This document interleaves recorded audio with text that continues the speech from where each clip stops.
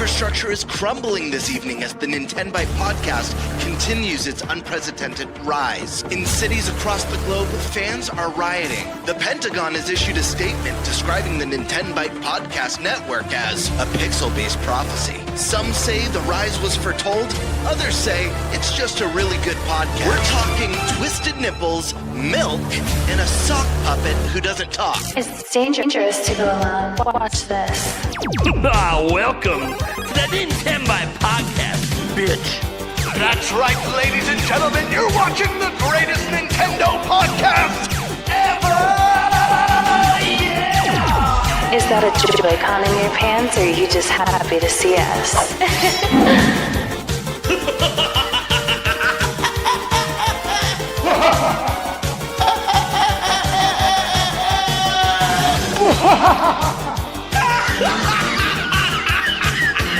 Shut up! Now feel the power. Everyone, do you feel that? Oh my god, I feel it! I feel it too, Gamer. What is it? It's the power of our podcast. I feel it! This is rad, NintenByte. So rad. Power.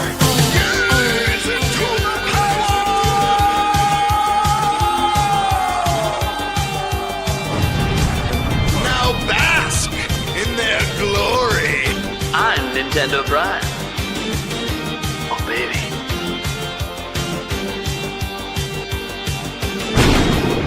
I'm Thunderstash.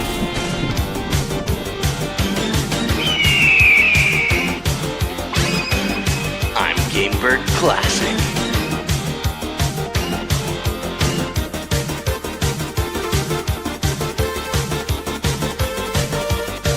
NintenByte rules. Let's rock.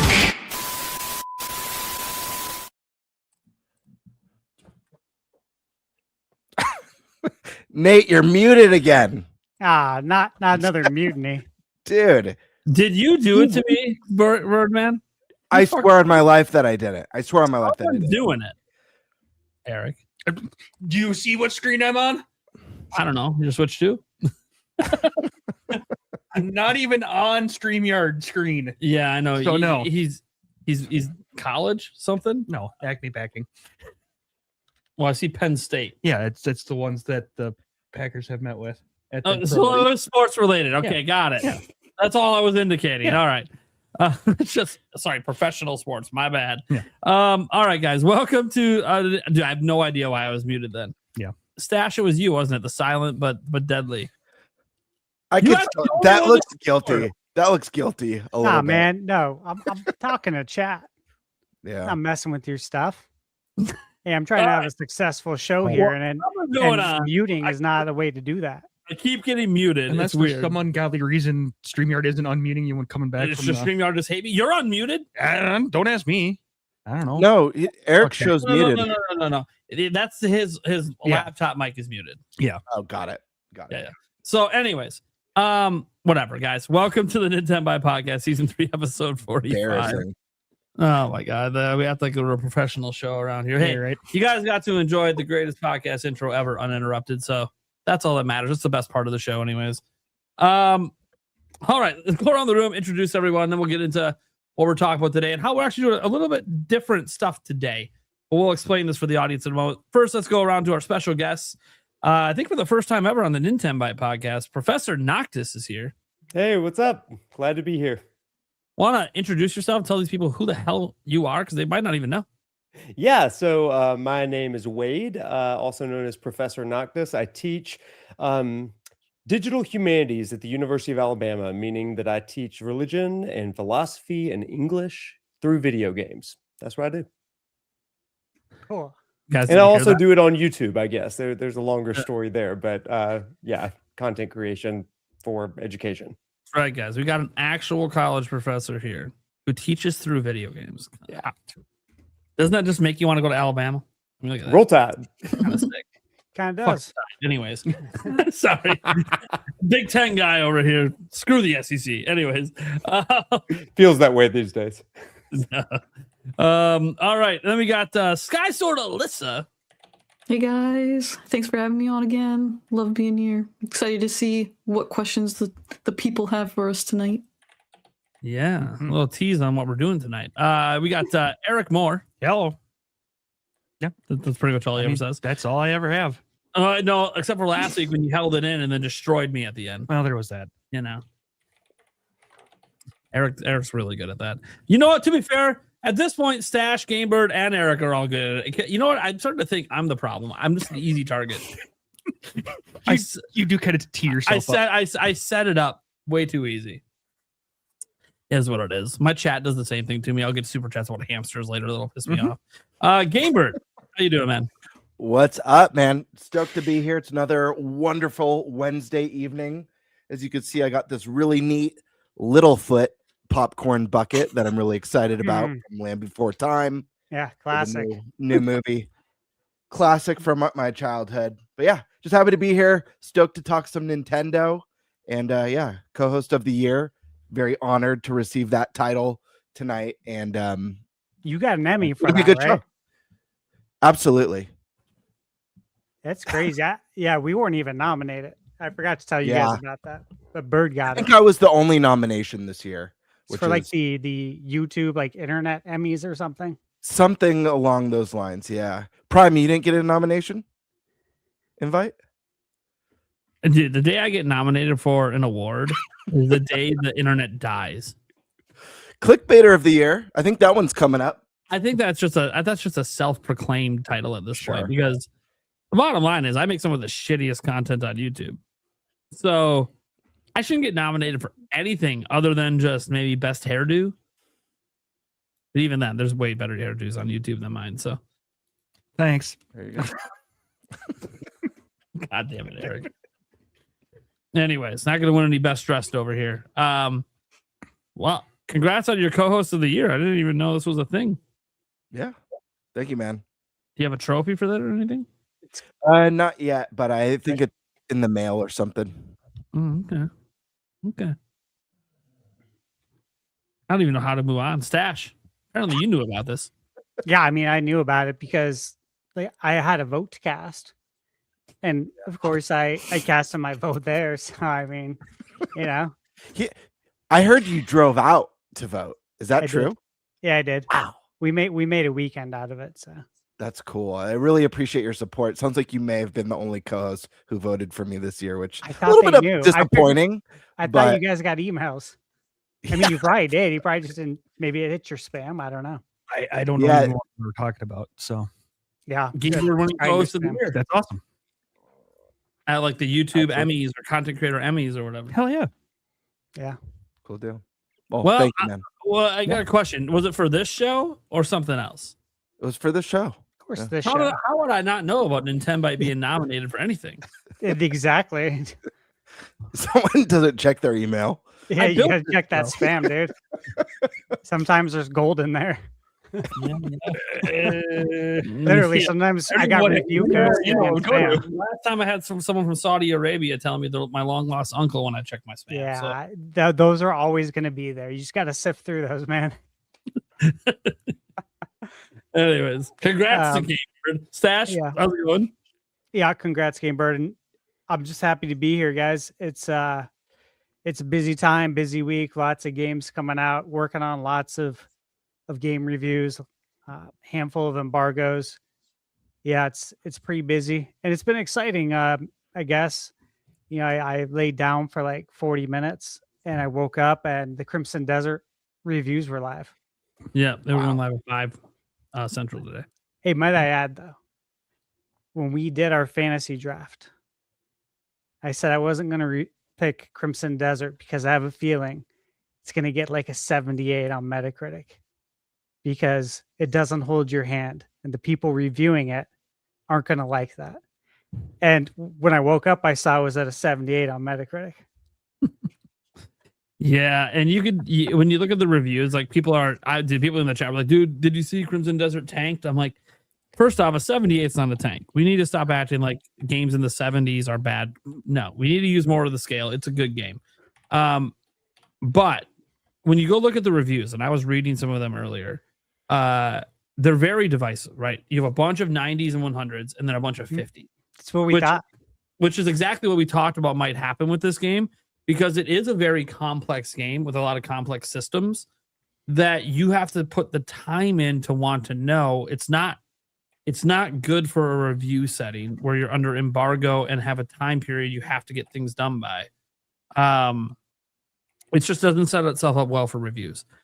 On top of it not setting up well for reviews, people have to like this kind of game to review it, because it is a very time-consuming game and it doesn't hold your hand when a lot of games today do. And you might go, well, that didn't stop Elden Ring and others from... Even Elden Ring is a bit quicker paced than this game is. And it's got a well-known combat system that people fell in love with from Dark Souls games. This combat system, you got guys, if some of you out there are getting Crimson Desert or playing it tomorrow, there's no other game that has this combat system.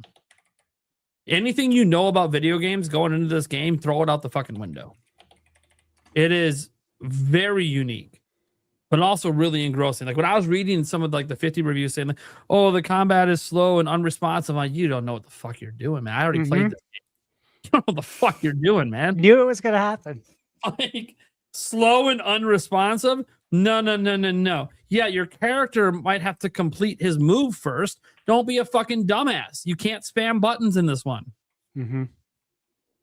But you're trying to move on to the next move before the last move is done. Don't do that. This is trying to give you a more realistic feel to fighting, which isn't spam button.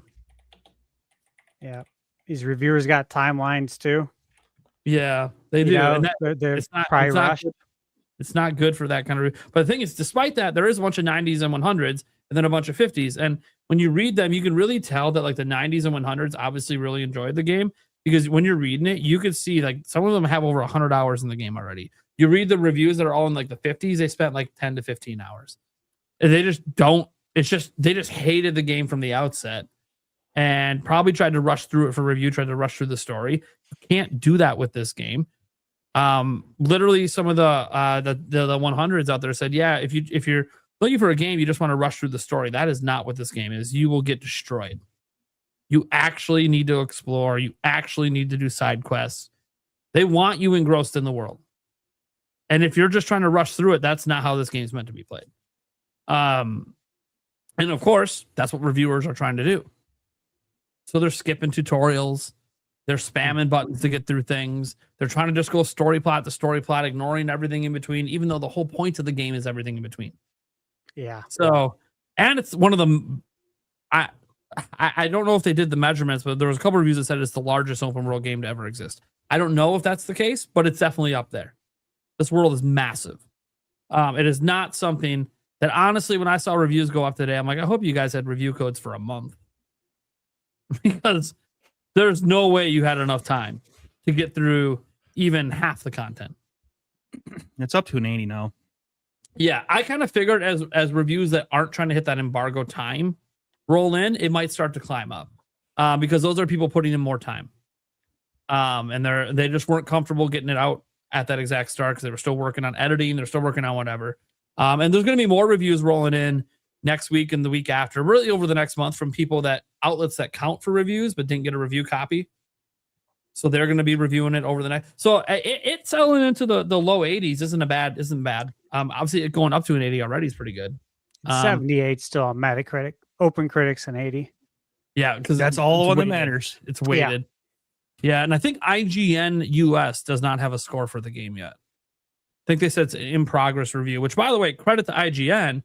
They met embargo and put up an in progress review, but they didn't drop a score because they're not done.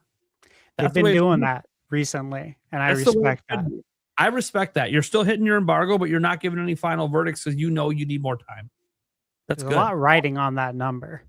Yeah, the IGN. A lot of careers, for the people who designed the game. The IGN. This is the reality, guys. Everyone knows IGN is one of the most weighted scores on Metacritic. So if that thing comes in at a 9 or above, you might see the Metacritic jump up to an 80 or above. Very important score for Metacritic because of them waiting. Now, OpenCritic doesn't wait. So you wonder why the difference is. Well, one of the outlets that reviewed low is weighted more on Metacritic. On OpenCritic, it's just a straight average, which is why for Fantasy Critic, they use OpenCritic because it's not weighted. But obviously, there's special cases where you might sub in a Metacritic because it's just not on OpenCritic. Shit happens. So yeah, it's very interesting what's happening with that game. I'm obviously curious what the user scores will be because I think the people that are looking and were hyped for this game, you should still be hyped for this game. Mm-hmm. And if the user scores end up, 85 plus, like it gives you a good idea that it's just the people who were reviewing it were the wrong people to be reviewing this kind of game. Because this is the thing, like every game out there is made for specific people. And if you're not the target audience, you're not going to review it well, right? Like if someone hands you Breath of the Wild, but you hate exploration open world games, you're going to rate the game as trash. But someone who likes that is probably going to love it. So yeah, it's really interesting. It's also why that game's divisive because Zelda hasn't been that way since like the first game. So maybe the second game, I suppose. But yeah, so a lot of linear Zelda lovers were like, what the fuck? And then Nintendo's like, yeah, what the fuck? 30 mil. Let's go. What? We used to sell 7? That was fun. That was cute. Now we're going to be open world forever. I'm sorry. Nintendo's word, open air. Open air. Anyways, guys, I'm Nintendo Prime. You know what's up. Today's episode is going to be a little different. We do technically have a couple of topics, including the headliner, guys. We got to talk about that Switch 2 operating system update. I got my Switch 2 right here. I'll be checking out some of the boost modes here in a moment.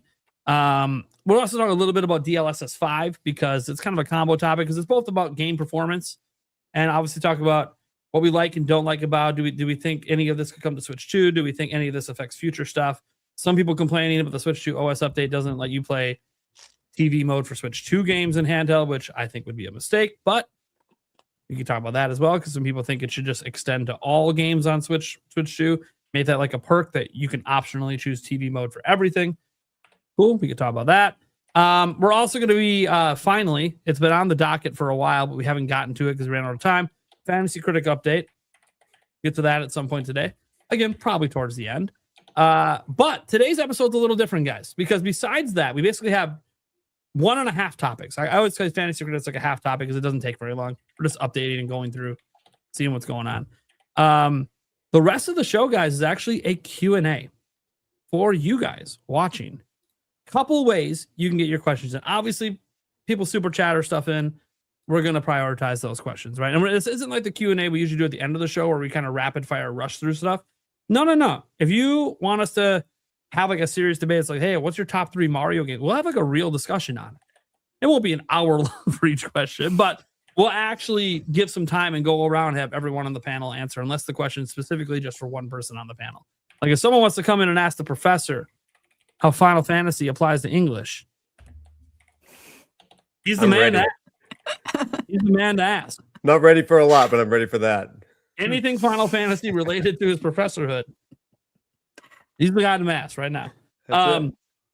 So I'm just saying, guys, it's going to be a really cool episode like that. We're going to see how this goes. We had talked behind the scenes about doing an episode like this.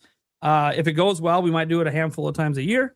It really helps, obviously, during slow news weeks as well. It also gives you guys a unique opportunity to my audience is used to doing Q&As with me, but you never get to do it really with everyone on a show.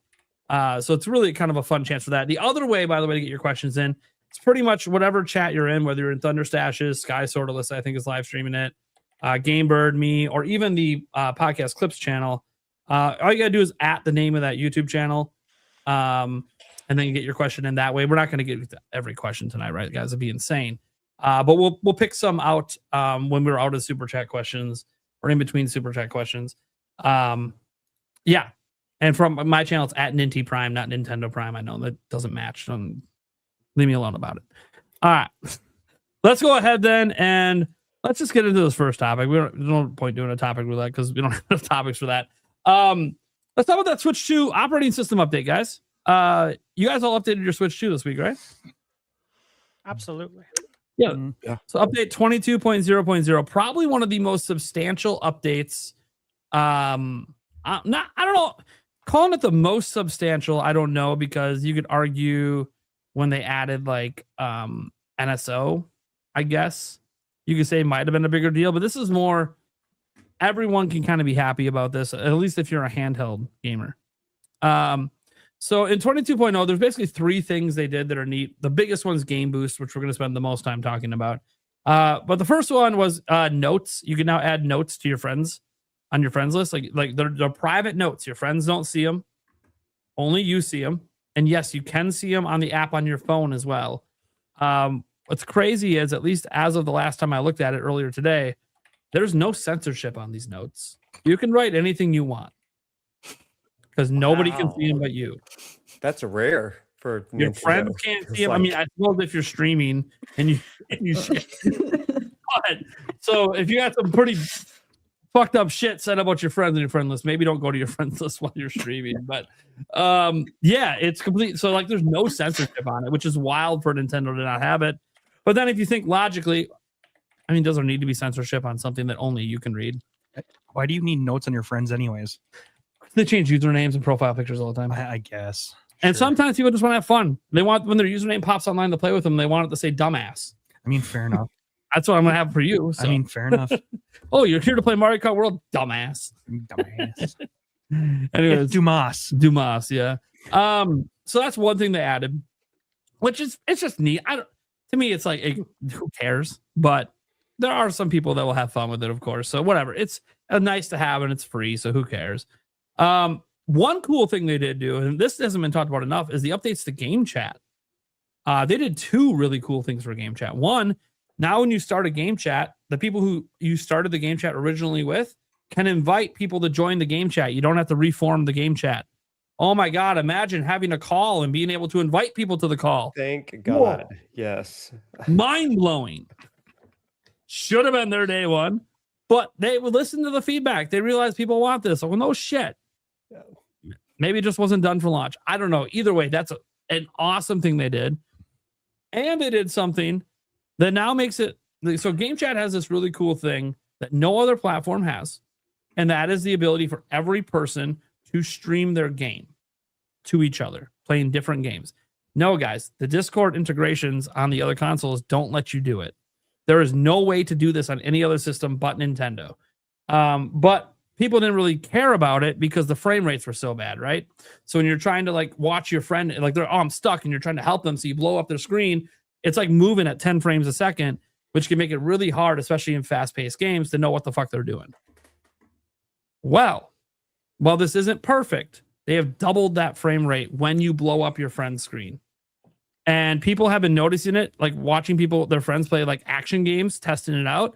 Even like fast-paced shooters and stuff, they can actually tell what's going on and now actually help people. Now making the fact that you can share your game useful to helping each other out while you're playing. That is an amazing addition.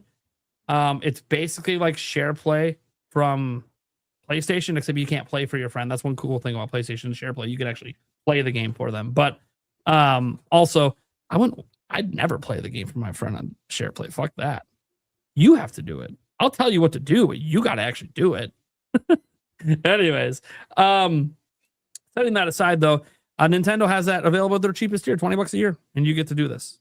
That's all it is. You don't have to be on the more expensive tier. So I think these are actually really cool updates. And then obviously the big thing, besides adding additional languages, and they mess with surround sound support and stuff. But the biggest thing was obviously the handheld boost mode. It's right here. To Nintendo Switch software handling in system. So you go down to system on your Switch 2, which is all the way at the bottom under settings, and then it's almost all the way at the bottom under the settings to get to the software handling. You turn it on, and when you turn it on, it tells you a couple of things. Some of it's explained here. It says handheld boost mode will cause compatible Switch software to run as if in TV mode, so certain functionality may be affected. Please see the on-device description for more. So. And they did a little update for airplane mode. They now added some quick settings, which should have been there the whole time for airplane mode, but whatever. All right, that's cool. Nobody really cares about the airplane mode stuff outside of the few instances you might use it.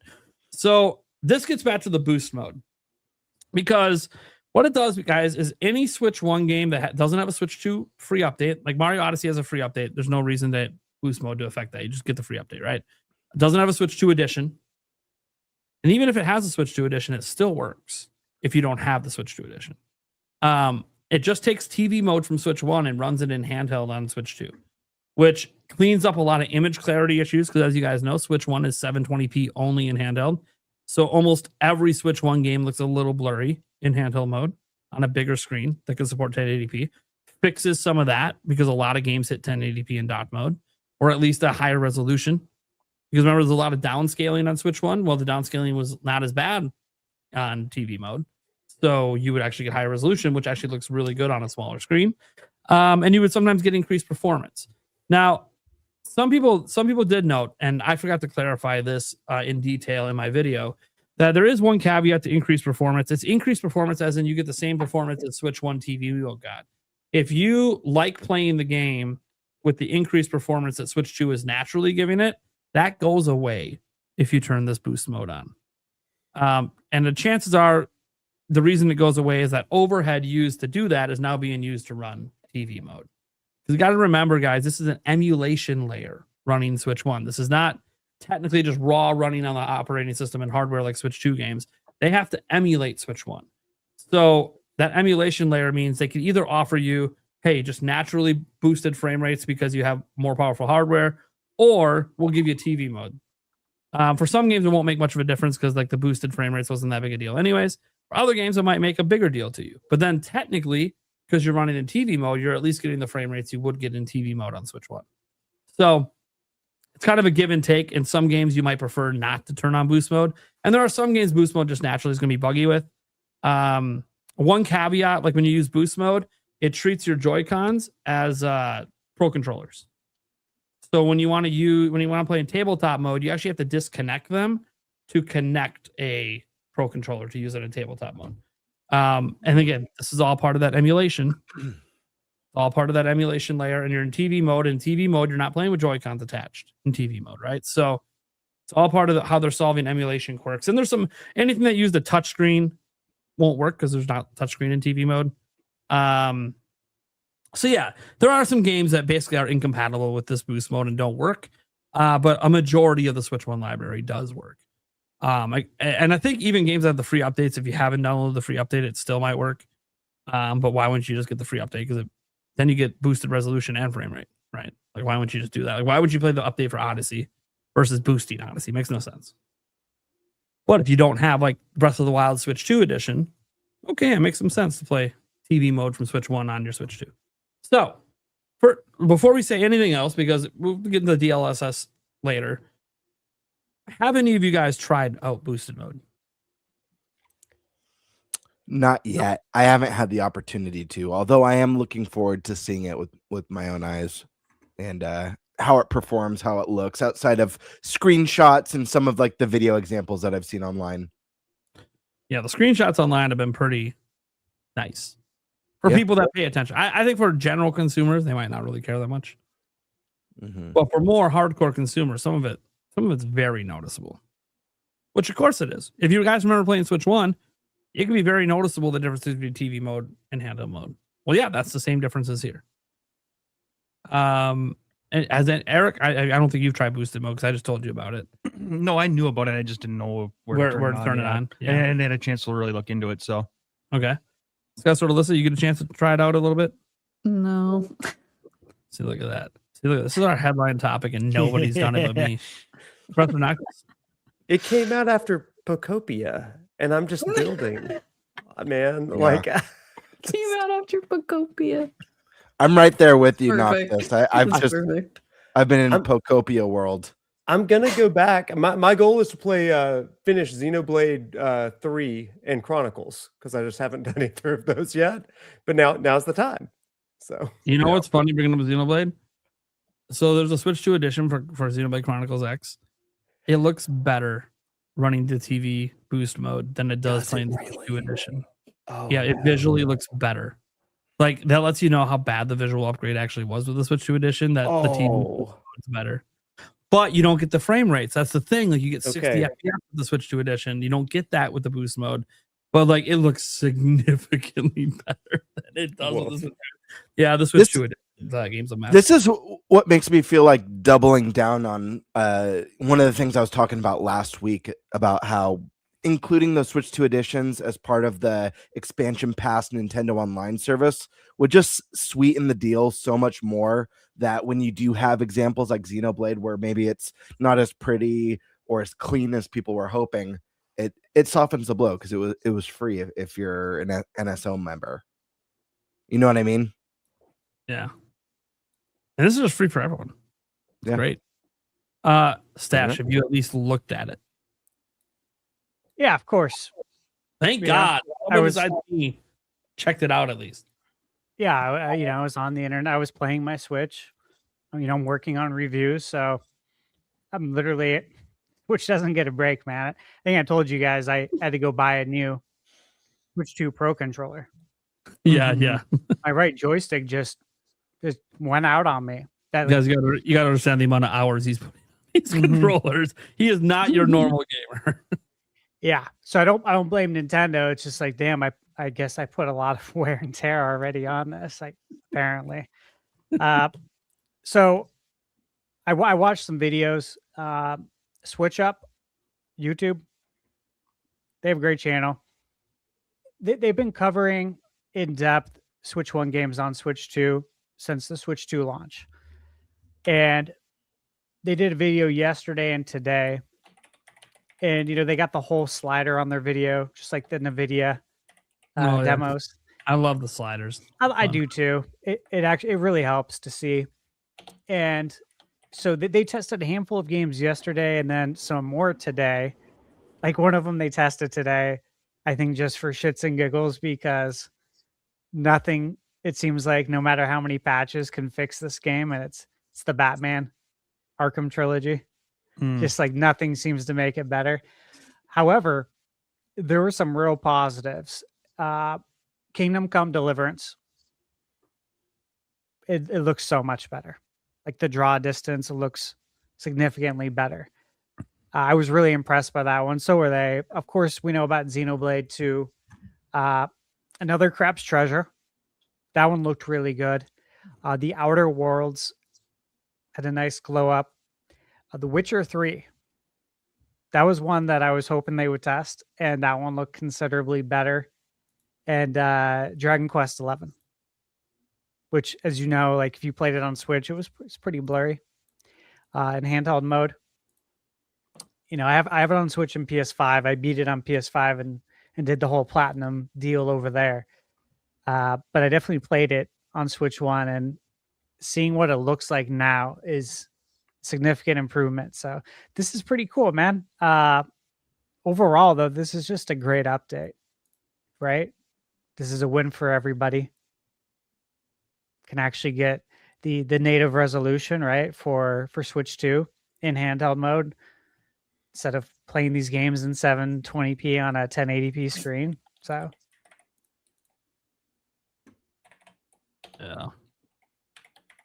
yeah, it's pretty cool. So I played a little bit of some stuff in person. The Witcher 3 was one I really wanted to check out. Definitely. What's really cool about this mode, guys, is you could turn it off and on while you're in the game. So you can literally just go back and forth and just see the difference and feel the difference. Witcher 3, it makes it a significantly better experience in handheld, which is no surprise. I mean, it was a pretty pared back game already on Switch 1, and then handheld was, I don't want to say unplayable, but it was not an enjoyable experience in handheld. It was passable in dot mode. Well, now it's fully enjoyable in handheld.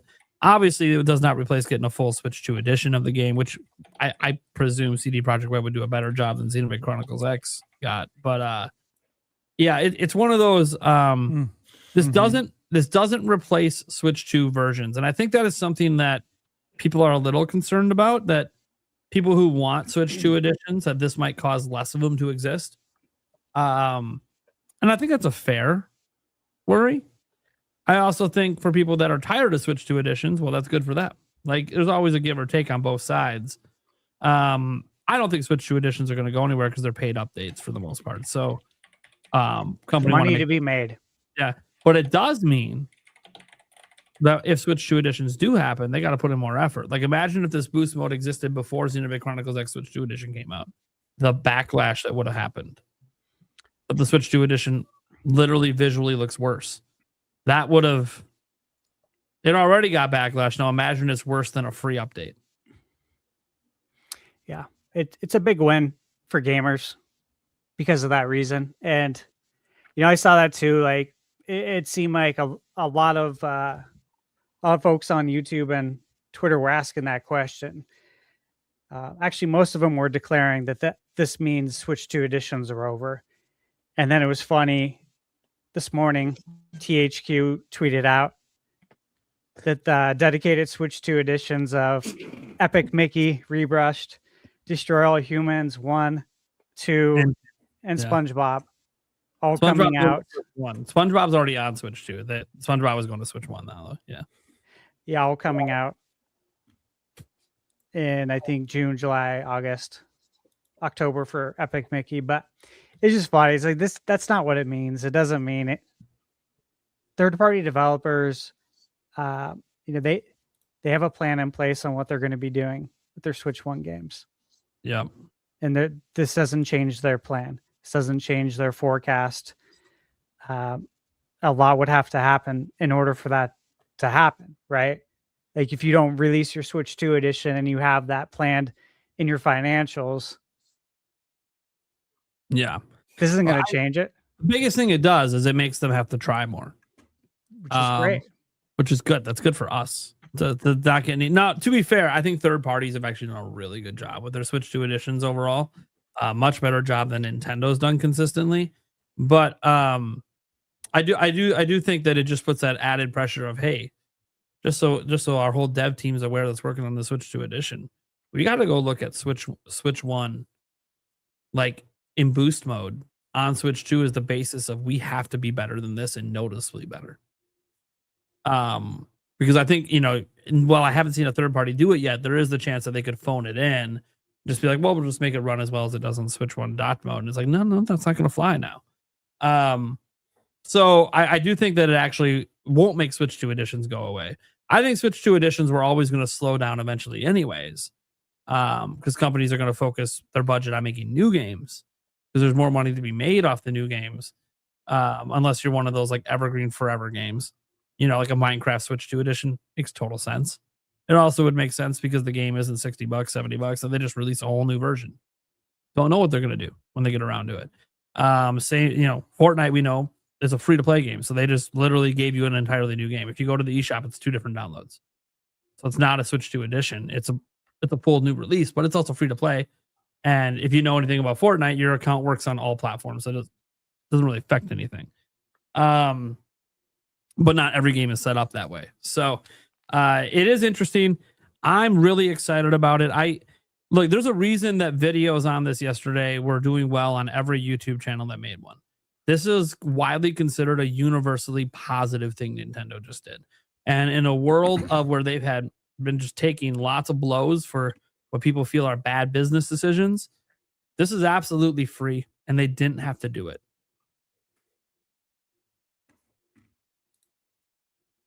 So it's hard to be mad about it. Now, obviously there's going to be some consumers that don't care. People that only play in dot mode, you don't care. But you're not going to complain that people that play in handheld now have this. Like, it doesn't hurt you, and it's free. And I know some of I wish those the people that work on the operating system aren't working on games. So they're always working. And I know you might want them to work on different features for the operating system, and maybe they are. We've seen patents out there for other concepts. They even had achievements in a patent once. Are we ever going to get that? I don't know. But I do like seeing what's there get improved. Game chat getting improved. Yeah, I think adding notes to friends is a little weird. I think you should be working more so on us being able to message our friends. But whatever. It's quirk. It probably was easy to do, so that's probably why it's there. Someone just came up with the idea, like, oh, how hard is it? And you coded it in the night, and you're like, oh, this works. This is kind of cool. But the game chat improvements were definitely welcome. And then you look at the Switch 2 boost mode, and I've tested it out now in 3 games, and it's made all 3 games look significantly better, just turning it off and on, off and on. Yeah, I literally just was playing Kingdom Battle, and it looks sharp. Yeah, it really does. Yeah. And so it's a big boost, especially because you are playing on a smaller screen, but still a relatively large screen for a handheld at 1080p. But now you're getting that 1080p in a lot of instances from the Switch 1 games that you weren't getting before. So it just looks sharper. And that's nothing but good. Now, obviously, that doesn't mean that everyone's going to think it looks better. I understand. No matter what, people will be like, well, the OLED screen has better colors. The Switch 1 screens have less latency. Cool. Most consumers don't care. Just pointing that out. Like, there's latency on Switch 1 on the screen, or Switch 2 on the screen. Like, worse than Switch. Like it's one of the worst latency modern day LCD panels. And as someone who plays in handheld a lot, I can tell you I haven't noticed and don't care. Yeah, I definitely noticed the colors not being as, like playing Resident Evil. It's not as black as, OLED. I mean, that's very obvious.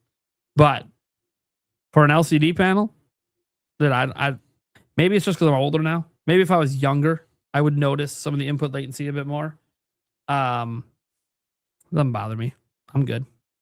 So I think the games literally just look better on Switch 2 than they do on Switch 1 and handheld.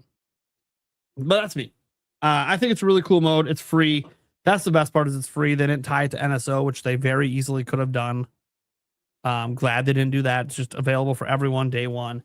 They know a large chunk of people that buy Switch 2s over the years are going to be Switch 1 owners.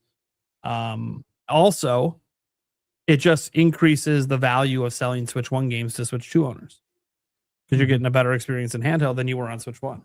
So it kind of increases that value as well and keeps those games evergreen on shelves. So I just think there's nothing negative you can really say about this. Even if you want to shit on the screen, like I've seen some people doing, that's fine. That still doesn't change that this is a good update. That's just bringing up an old talking point as if that matters today. Like, it can matter to you personally, but you were never playing Switch 2 anyways. People that complain about that. So I think when you guys are going to complain about the screen in the future, wait for a new model. We've been there. We've done that. The complaints are out there. We know. Nothing Nintendo can do about that right now until a new model comes out. So until then, them improving stuff like this is great. There's just no way. I've watched, I guess you call them grifters, haters, whatever you want to. I've watched them try to spin this, and the spin is backfiring because there's nothing. It's free. They didn't have to do it, and people love it. What, like? It's universally like, let's just say, in the month of March so far has been the month of Nintendo wins, man. Nate, what's the spin? What's even the spin? Is, example. Well, you can't do it with the Switch 2 game, so who cares? That's one of the spins. And it's like, well, to run Switch 2 games in TV mode and handheld, you can do it. And when people eventually hack the Switch 2 and modify it, they'll upclock it to run like that in handheld mode. But it's Nintendo's number one concern with their handheld mode has always been battery life. Battery. And when you start hitting that battery with 20 watts of demand on the small capacity it already is, and you're doing that in handheld, you're getting less than an hour. And to Nintendo, that probably just is a no-no. When you do the boosted Switch 1 mode for Switch 1 games, you're still getting your 2+ hours that they advertise.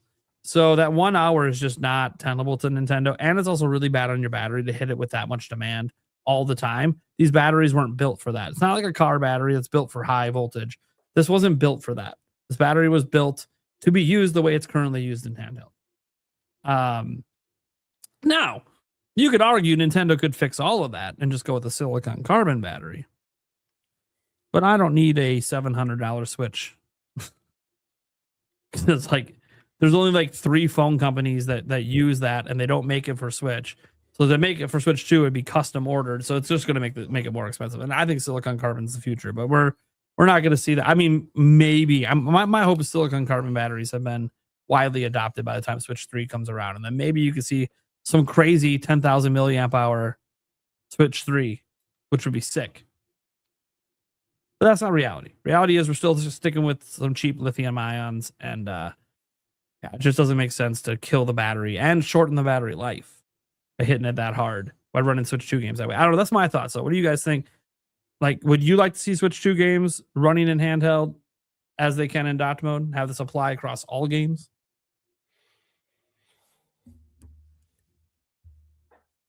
Don't everyone talk at once. I mean, obviously I would love to be in a scenario where it's peak performance across all ways of playing. Obviously battery is already limited on Switch 2, so the power issues are a real one, and obviously there's workarounds with that, with the power banks and and different alternatives like that. But I don't know. I don't see this as a big drawback. I think it would be an excellent plus. Maybe for a Switch 2 Pro. I don't know. That's able to pack a little bit more juice into it. Make sure the battery's still going to hold out strong, boosting Switch 2 games in handheld mode. But I don't know. I think the bigger deal is the Switch 1 games here.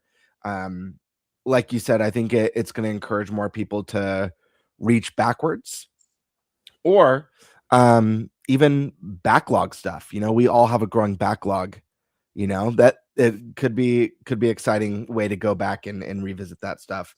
I don't know. I think it would be a good thing, but I don't think we're missing out right now at this stage.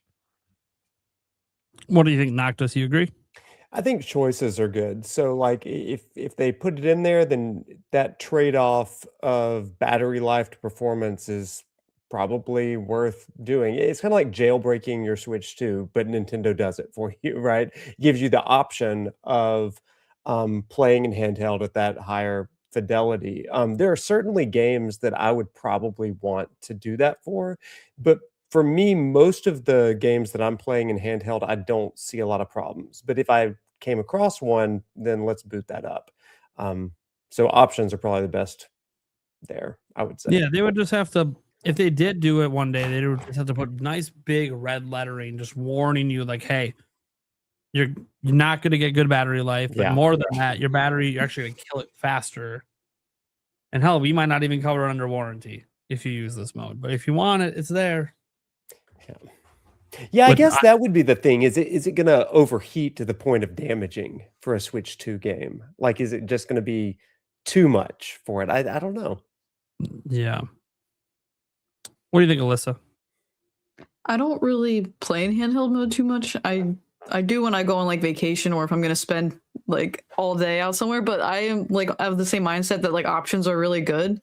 And I do like that you can do this for other games, but I would rather have more gameplay time than my battery draining. So I personally don't really mind that the Switch 2 games aren't getting this benefit. I think it's awesome that the Switch 1 games are, because graphics are nice and everything, but the quality and clarity of the video, it matters more to me than like the graphics itself, if that makes sense. Resolution. So like if you're, resolution. Yeah. So if you're going from like the 720 to 1080, like that is much better to me than the better graphics or anything like that. So I like that they added it. I also don't think there's anything to complain about. I'm one of those people that you mentioned like doesn't really play in handheld mode that often. I'm not complaining on the internet about it. I'm like, oh, that's awesome. And I did see it. I just didn't test it out. I want to clarify that. So I did see all of the coverage of it. I just haven't done it myself. Sure. So I like what I've seen. Cool. Eric, you want them to add this to Switch 2 games? Honestly, I don't think I've hooked my dock up yet for my Switch 2. So I play. He's total opposite. Yeah. So it's one of those that honestly, I was having fun with the games the way they are. My eyes can't really tell a difference unless I'm going back and forth. So I didn't know, with the Switch 1 games, yeah, sure, it looks better, but I don't think the Switch 2 games look all that bad. So at this point, I don't really care. I think they're performing just fine.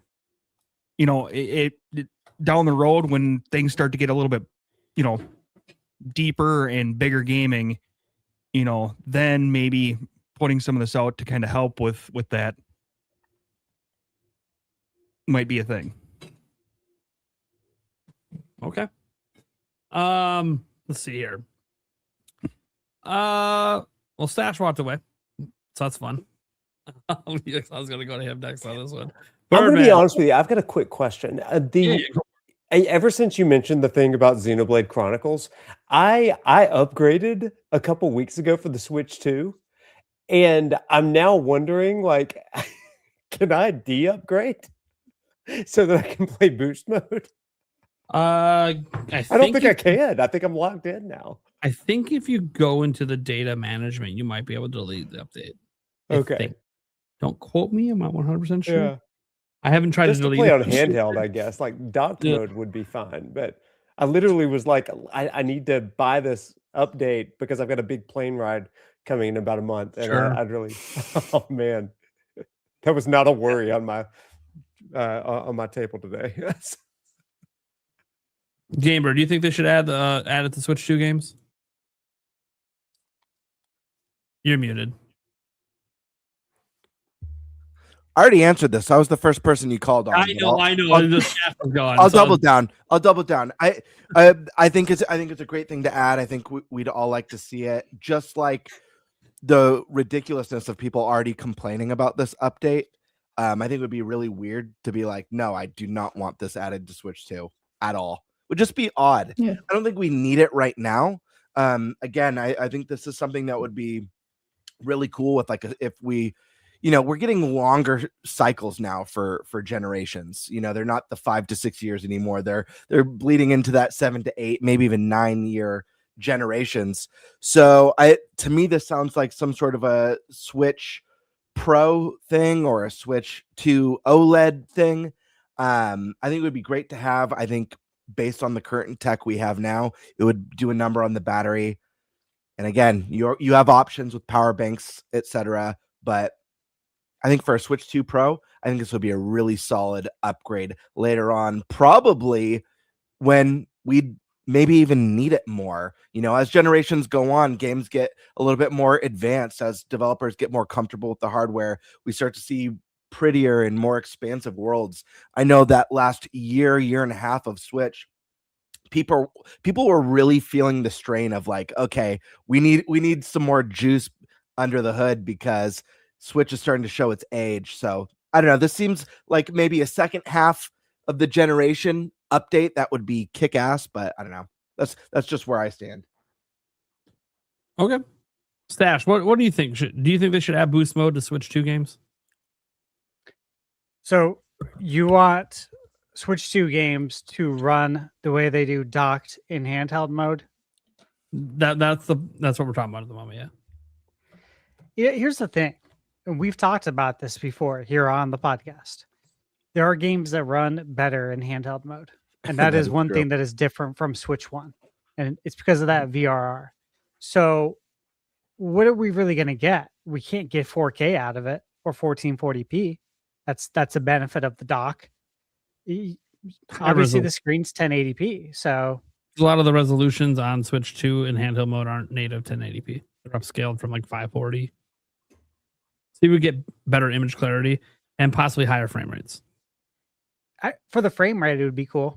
But again, there's some games that have better frame rate in handheld. Well, so VRR, but you can have that VRR now with the higher frame rate ceiling of of the TV mode. Because I agree that like the differences between handheld and dot mode don't seem as extreme as they did on Switch 1. And obviously because of VRR not being supported in dot mode, at times it feels better in handheld. Yeah. But I do see some benefits because look, bottom line is there are some games that are just crisper and smoother. Games that have 120 FPS that only have it in dot mode and don't have it in handheld mode. And we know the handheld can do 120. So now increasing that would give you that 120 option.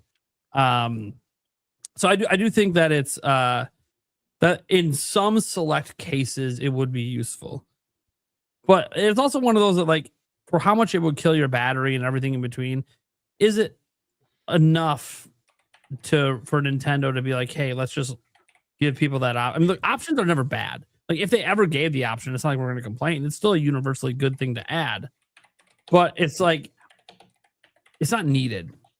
Like the Switch One boost mode feels it's still not needed, but more essential. In my mind. Look, options are good. They're always good.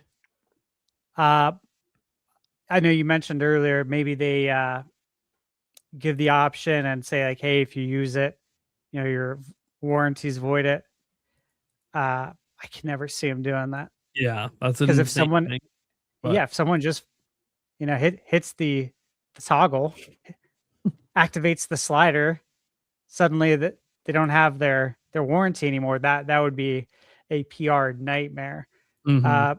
But I think if it's safe for the Switch 2, as far as overclocking's concerned, if there is any of that involved, then you can make it available and let the user decide if the juice is worth the squeeze.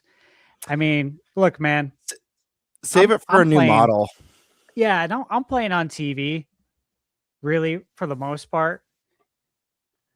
So I don't play a ton of handheld. When I do, it's like getting ready for bed. There's times, even recently, where I'll go to bed and we're both playing our Switch, and suddenly it's like 3 a.m. I'm still playing, but I have it plugged in next to my bed. You know what I mean? So like battery is not a concern here either. And, there's already a fix for the battery stuff. Obviously I made a video on it. Genki makes a product for it now, but yeah, you just get a power bank and use a magnetic ring and you're A-okay. Yeah. That's what I have for mine.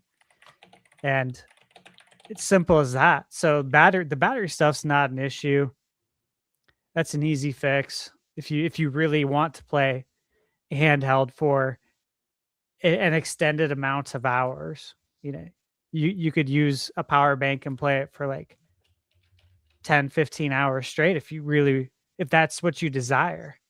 And if you're not next to a power outlet, if you're in the middle of the woods and you're out in nature, but you don't want to enjoy the nature and you just want to play Switch 2 for like 15 hours, I mean, you could. Again, these are the things that worry people. This was people's worry in the lead up. If you guys remember, to Switch 2, people were losing sleep over. It's like, why? This happens with all handhelds. All of them. No handheld has perfect battery life, and there's an easy fix. If you want to put those worries to rest, buy a power bank. They're not expensive.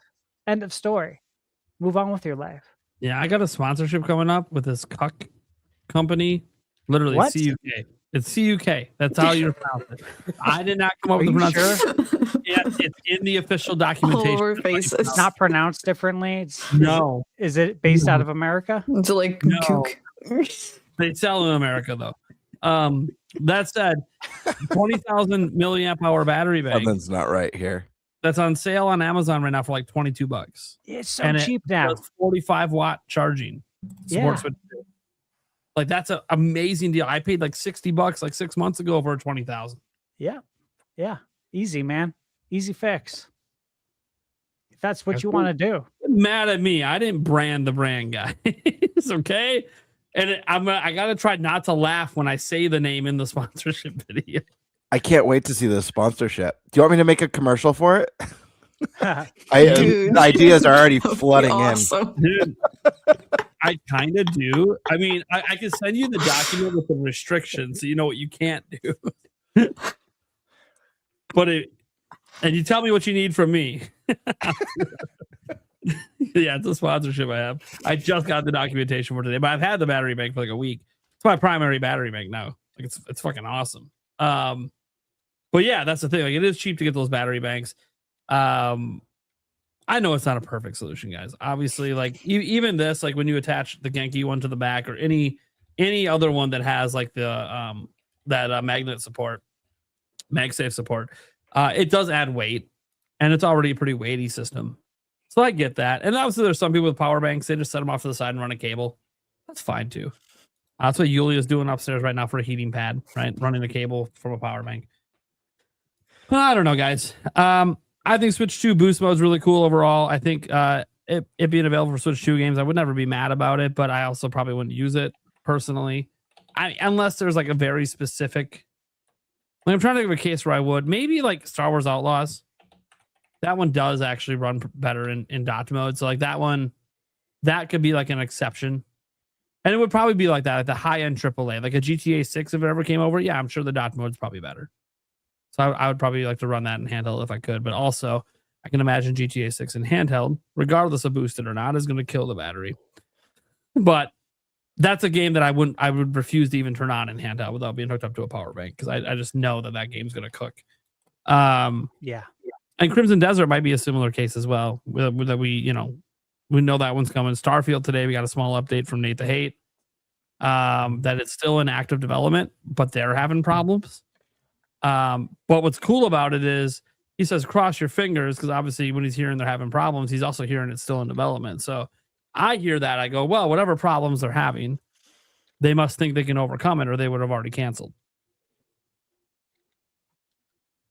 And to be fair, that game had performance issues at launch on every platform. So we'll see if it has performance issues when it launches on PS5.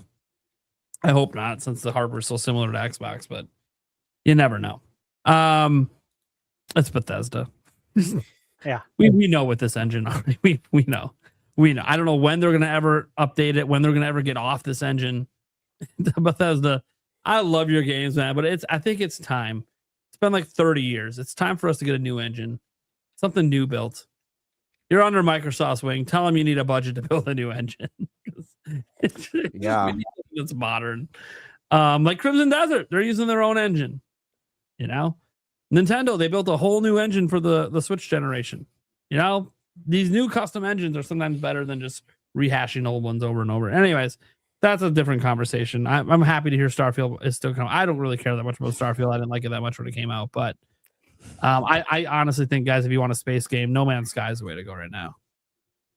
That game is very fleshed out with tons of content, and it's cheaper, and it also looks fantastic on Switch 2. But okay, so the second part of this topic, or really, I guess, topic 1.5, 1B, is DLSS 5, which is not a thing on Switch 2. Technically, nor is 4.5. There hasn't been any updates as far as we're aware to having a new version of DLSS on Switch 2. At least nothing that's been shared from the developer side yet. Now, to be fair, a lot of these things that get developed for the top end cards first, and to be fair, DLSS 5 isn't even out yet, right? Comes out this fall. They come down, trickle down the line, later. But I wanted to show DLSS 5 and just kind of get your guys' thoughts, because it basically only does one thing. One of those things is piss the people off. That's true. So let's just watch and so it does this thing. What do they call it officially? I had it in the notes here. What do they call it officially? They call it a real-time neural rendering model that infuses pixels with photoreal lighting and materials. Apparently, how this works is entirely in the hands of game devs. So if you don't like the way it looks in this video, the bit in the video is like, hey, it ain't our fault. This is what the game devs did with it, not us. I don't know. I honestly don't know if this was like super easy for the game. Yeah, I'm sure the game devs implemented it, but also did they barely touch it and it just did this on its own? I don't know. We need a game dev to actually talk about how this functions to understand how much was their decision and how much is just what it does on its own. And then what does it say? Apparently, it's in the hands of game devs. That's according to NVIDIA, and it does not include any improvements to upscaling and the like. So basically, this entire update's about this one feature. 4.5 had the improvements to upscaling. 5 is literally just about this and nothing else. And I find that interesting because you see things like this. Like Requiem's one that obvious to us as Switch 2 owners because we have it. And when I see this happen, this is just my personal take. When I see the update here, this does not look natural to me. This is a very low light setting in rain. And there's all these skin highlights that just wouldn't exist in natural lighting. in this type of light? So I don't know. Like, first off, just overall, do you guys even like what you're seeing here? Let's just start with that. Let's get a baseline on how we're feeling about DLSS 5. This has been a huge thing on the internet the last 24 hours. And we got to talk about it because guess what? There's always that small chance it comes to Switch 2. So let's start with the professor.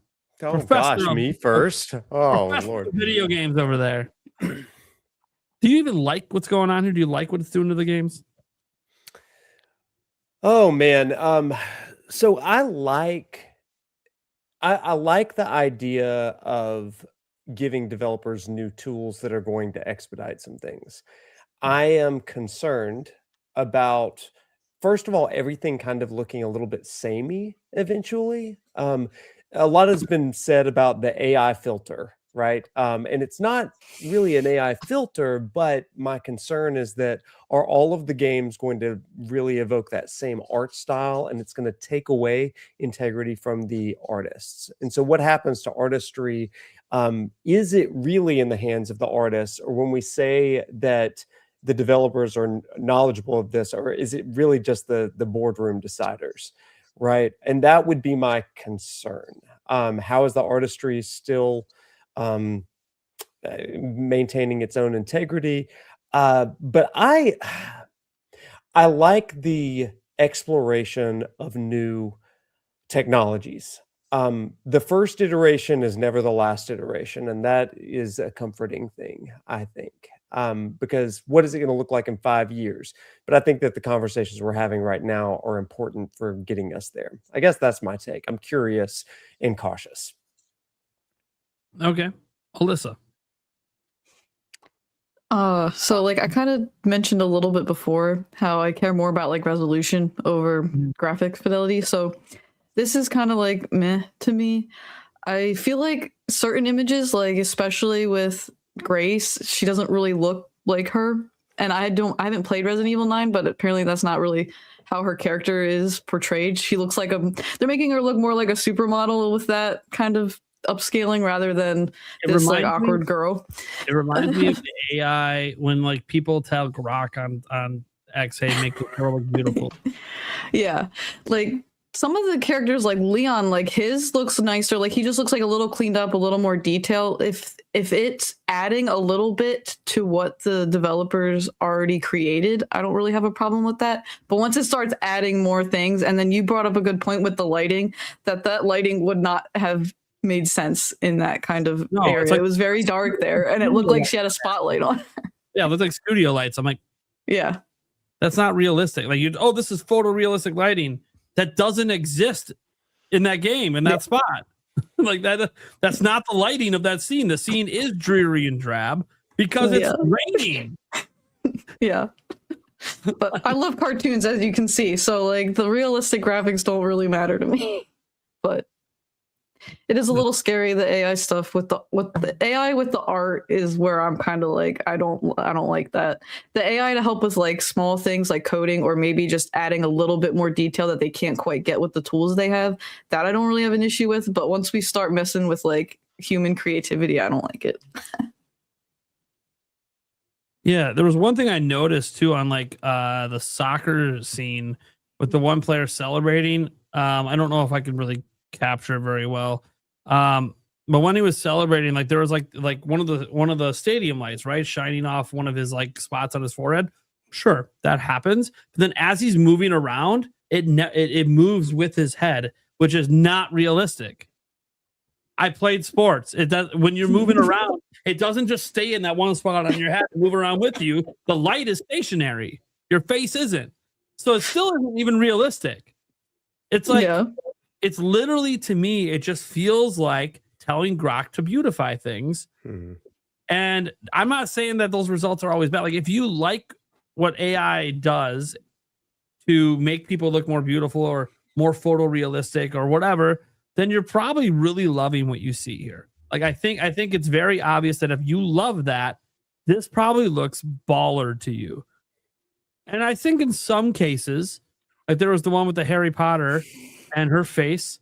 Obviously, it made her have more wrinkles. No, if you look, those wrinkles are there in the other one. But then why do you They see added it? like depth to it. It added depth, and it's because of the photorealistic lighting. But then again, look around the scene. Where the fuck is that light coming from? That's the problem. It's not photorealistic if that lighting doesn't exist in the game already.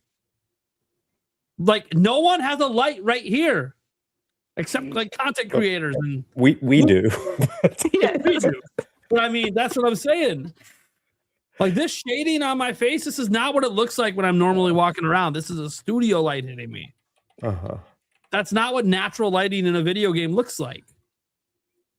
So it's very, very interesting. And then even like when it can look like that, that's when like you're glaring basically at the sun, dude. They're squinting. Then if you're gonna make that be a bright face because of the sun, then you better show them squinting or wearing sunglasses, because then that's also not realistic.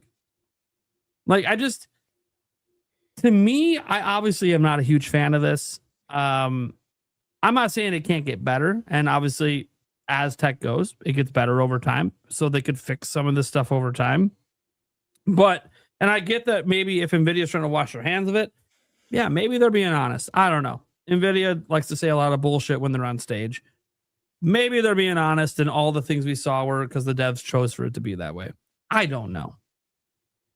But, and it's hard to get mad at the devs if they think this looks good and this is what they want their game to look like. Like, okay, I mean, they're the developers. If that's what they think the game should look like or what these characters should look like, cool. But I play, like, Resident Evil is the one that really gets me, because I played that and I'm putting time into that, and I'm like, dude, this like takes away from the feel of the game. And it makes all these things, all these games they showed, like they showed FIFA, they showed Harry Potter, they showed Resident Evil, and I know all these games they showed go for a more realistic art style, but even within those games there's a little nuance in the style of the game, and this just made them all look the same. I like took away the art style.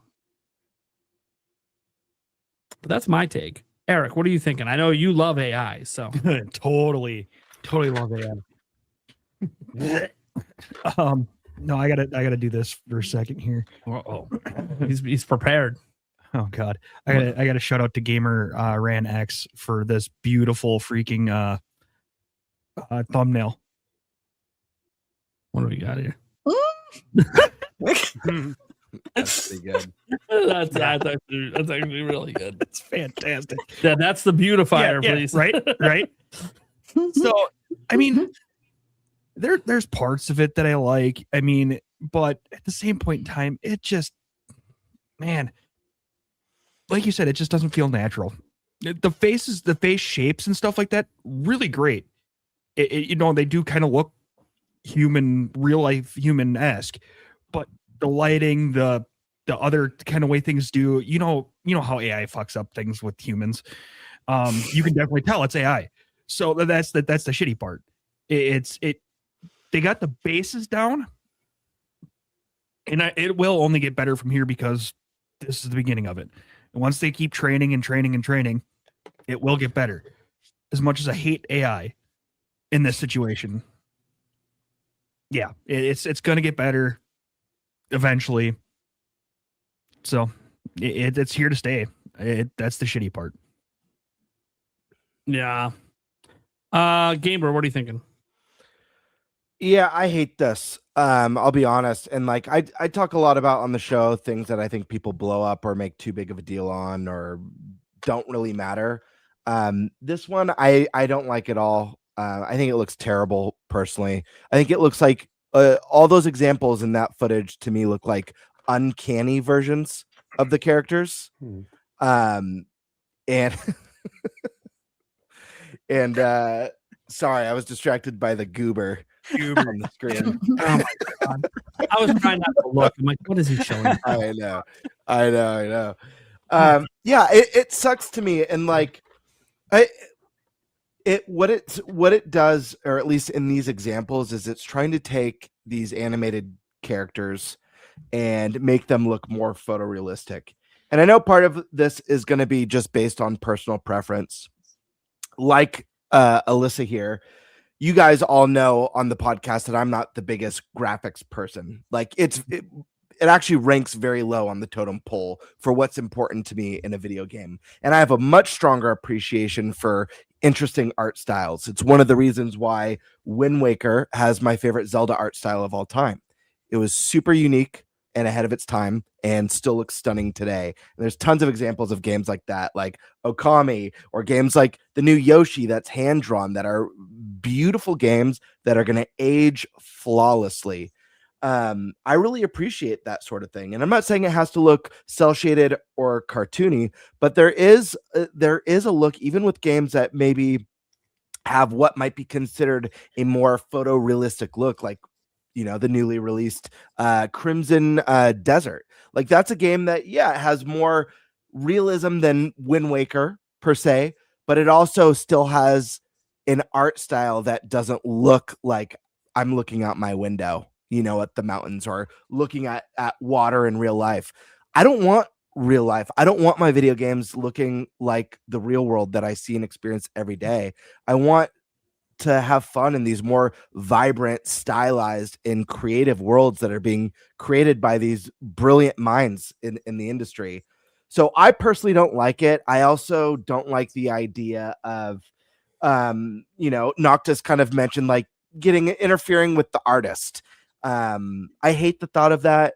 And obviously things are moving in that direction in a lot of ways. But when, you know, if you asked me 2 generations ago, let's say, you know, PS3, the Wii generation, ways that I thought AI would have benefited the industry, it was never in how to make games look more realistic or characters look more like living humans. It wasn't about how AI could write our scripts and write our dialogue for us. All the things that I don't like, it was, how can AI enhance NPC personalities and make them more immersed in the world and react to the things that you're doing in the game? And for me, that's a use of AI that I think could really help out devs a lot. You know, we talk about games, you know, we're talking about Bethesda, games where there's characters on schedules and stuff. And these worlds and cities, like in Cyberpunk or Fable that's coming up, ways that they can use artificial intelligence to enhance NPC interaction with the world and with you as a character. And, you know, we've been given the promise in the past of a narrative that changes based off of your actions and your decisions. This is a really cool way that I think AI can help developers as a tool. I don't want it looking like an uncanny photo that was generated on ChatGPT. It looks weird. And yeah, there's probably going to be people who think this looks way better, that it looks more realistic. But you got to ask yourself if at the end of the day, like, a full product, you know, being designed with this in mind, and knowing that the way AI works, at least right now, is that it pulls from sources. You know, you mentioned, Noctis, about everything kind of looking the same, not just, you know, going beyond just visuals. Like, what about, you know, using it in development and how games feel, how games play? Like, are we going to be getting a lot of like weird copyright infringement, everything pulling from the same sources? So I don't know. It's weird. It's unfortunate.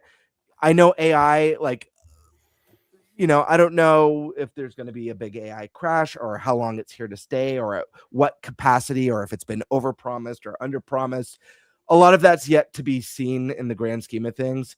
My hope is that this doesn't hurt the industry, and instead, you know, when things settle down, instead becomes just a tool to make game development stronger, maintaining that creative direction. And I hope we see a lot of beautiful, unique and original ideas, because I'll tell you right now, the things that Miyazaki from Software is creating, those designs, you're not going to see stuff at that level in lore at that level from AI, at least not in the next, you know, 10, 15, at least not the next couple generations, or what's ever left of console generations. So yeah, that's my thoughts. I don't like it. Gamebird, you brought up something really, really interesting as far as like the NPC behaviors and stuff. And it really strikes me, like, at Alabama, every professor has to have an AI usage policy to make sure that our students are actually doing the work Sure. and all that stuff. But part of what we are being encouraged to do is to help them not only learn the content of the class, but to learn how to intellectually, academically create prompts that are going to produce something unique and something of their own thing. And so it makes me curious. Is it possible? And I don't know enough about NVIDIA or about DLSS in general, but it makes me curious in the hands of developers and particularly artists, how much they can actually program into this to create prompts that are going to pull back something that's more integral to their artistic vision.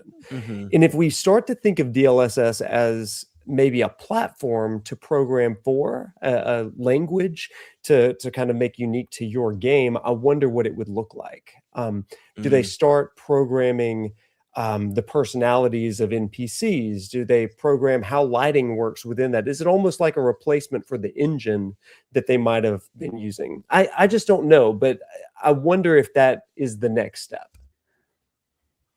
Yeah, I mean, I think having like a specific engine design, like an AI designed to work with a specific engine instead of just a generic across the board, definitely would probably be better. And we probably would see less of what we just saw that has that, well, in my opinion, uncanny kind of look to it. But yeah, I mean, that's an interesting question. It's an interesting point. Stash, what are you thinking? Well, first off, I think we all need to like remember that this is a demonstration, Sure.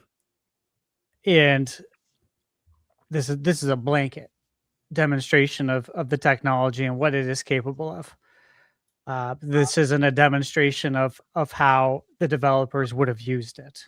Okay. I think everyone's not here on the podcast, just in general, has kind of failed to see that point. Is that Capcom didn't create this for them. This is just a blanket thing to show you what it could do. Going further into that, I know there's been a lot of discussion about having control over the lighting. There's more control there. I've read into this.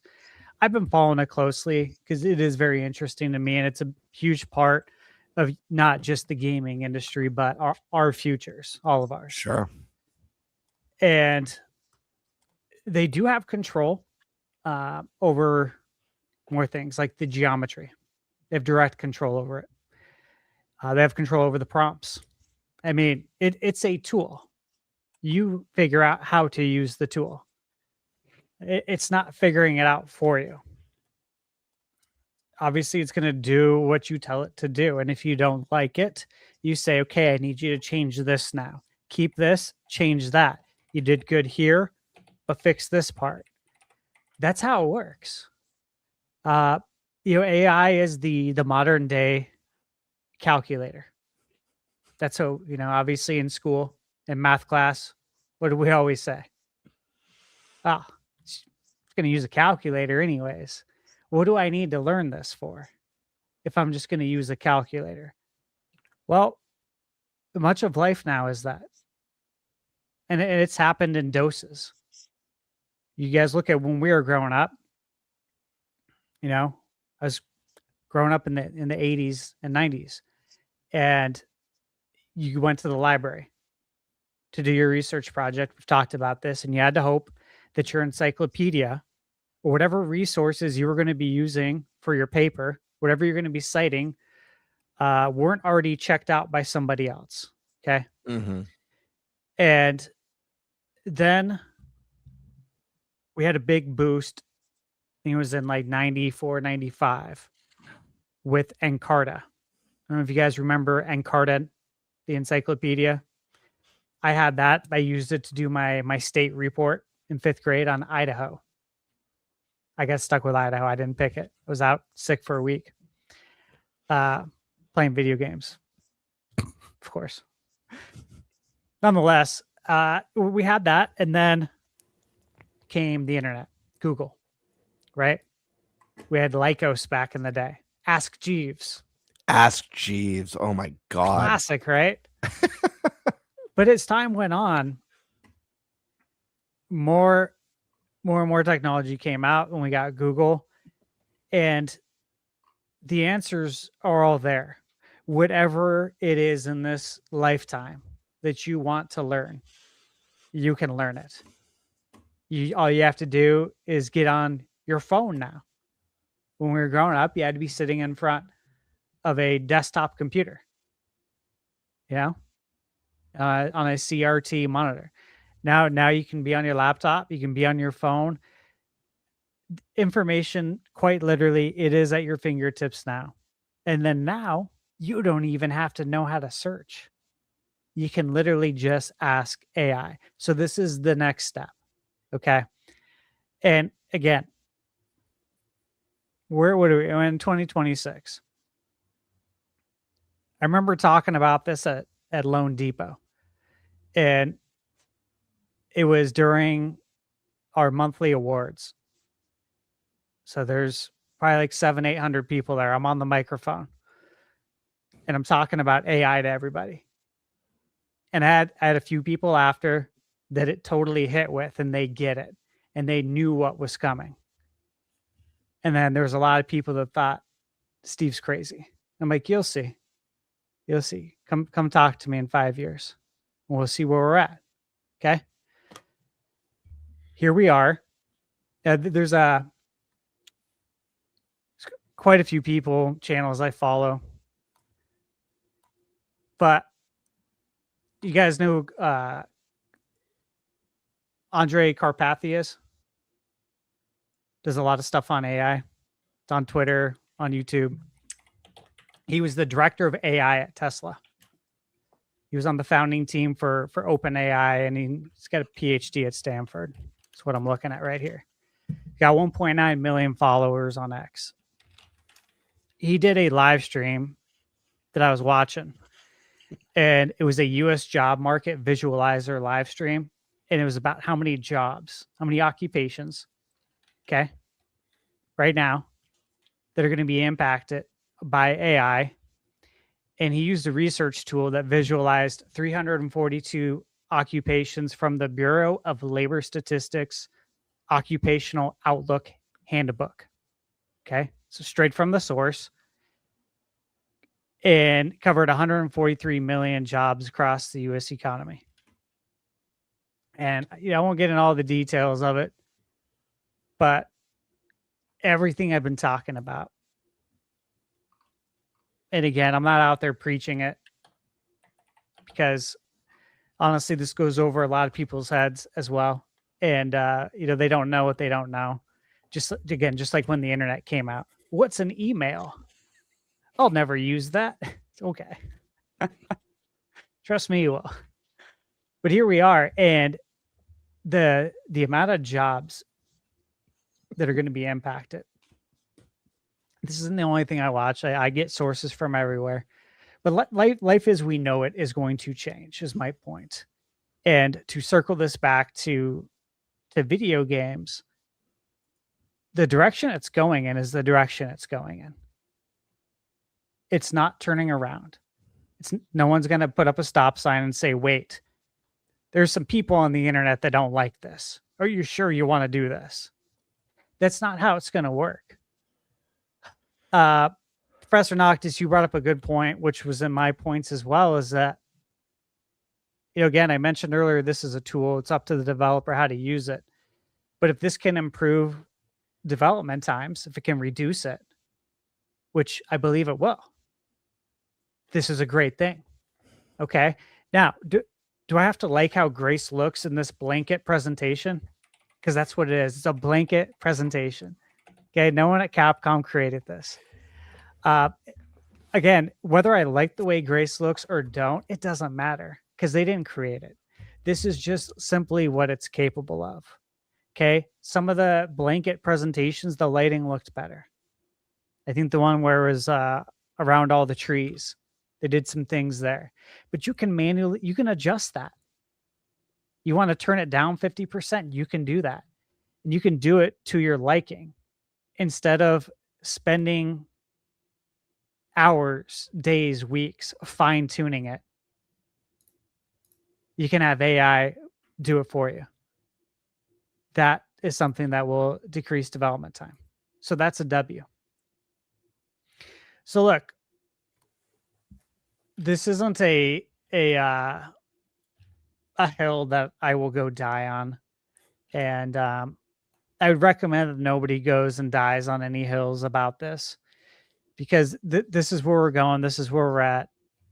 It's not going to change. Michaela, she works in mortgage. I worked in mortgage, and they're required to use AI. My cousin Jim works in mortgage at another company. He's required to use AI. My brother John, he works in mortgage. He was required to use AI.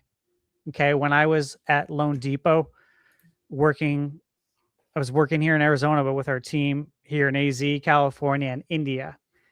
And a lot of the training materials and the guides that we were creating for the team in India to train them was then going to be used for AI. We knew that. Now, did I like that? Of course not. I don't like that. I don't like being a part of it. But if I don't do the job, somebody else is going to do it and collect my paycheck. That's the fact of the matter. This is how it is. And so I did it, obviously. And there's a lot of people that are faced with that every day. I think I read something recently. I forget which development studio it was, or if it was Microsoft. But all these people were basically working to have their job replaced. They were writing all the stuff for AI, and they were all laid off. So they trained their successor. There's a lot of companies that are doing that right now. But if you look at the big picture, though, from going to the library to getting Encarta to getting the internet, starting with Ask Jeeves, Lycos, all that stuff, to Google, where we are today, and now to AI. If you do any Google search, you get a Google AI rundown now. And I check it, right? Because I want to see too if it's right. Like, I'll go through it. Sometimes it's not perfect. Most of the time it's right. But it's only going to get better. This DLSS 5 is only going to get better when it gets in the hands of developers and they're actually creating games from the ground up using this tool. That's going to be a positive, because they're using it from the ground up and you're creating it exactly how you want it to look. It's going to be a new skill set, right? The developers are going to have to learn on how to talk to AI. It's no different than training an employee. It really isn't, if you look at it that way. And you're going to just have to learn how to do that. And then it's going to take so much time off of development. And it's going to start getting these numbers back in line. But again, this was 250-90s? Who's running 250-90s? What console is going to be running something like that? You know what I'm saying? How long is it going to take to get there? This is a glimpse into the future, because this is not a reality for most people.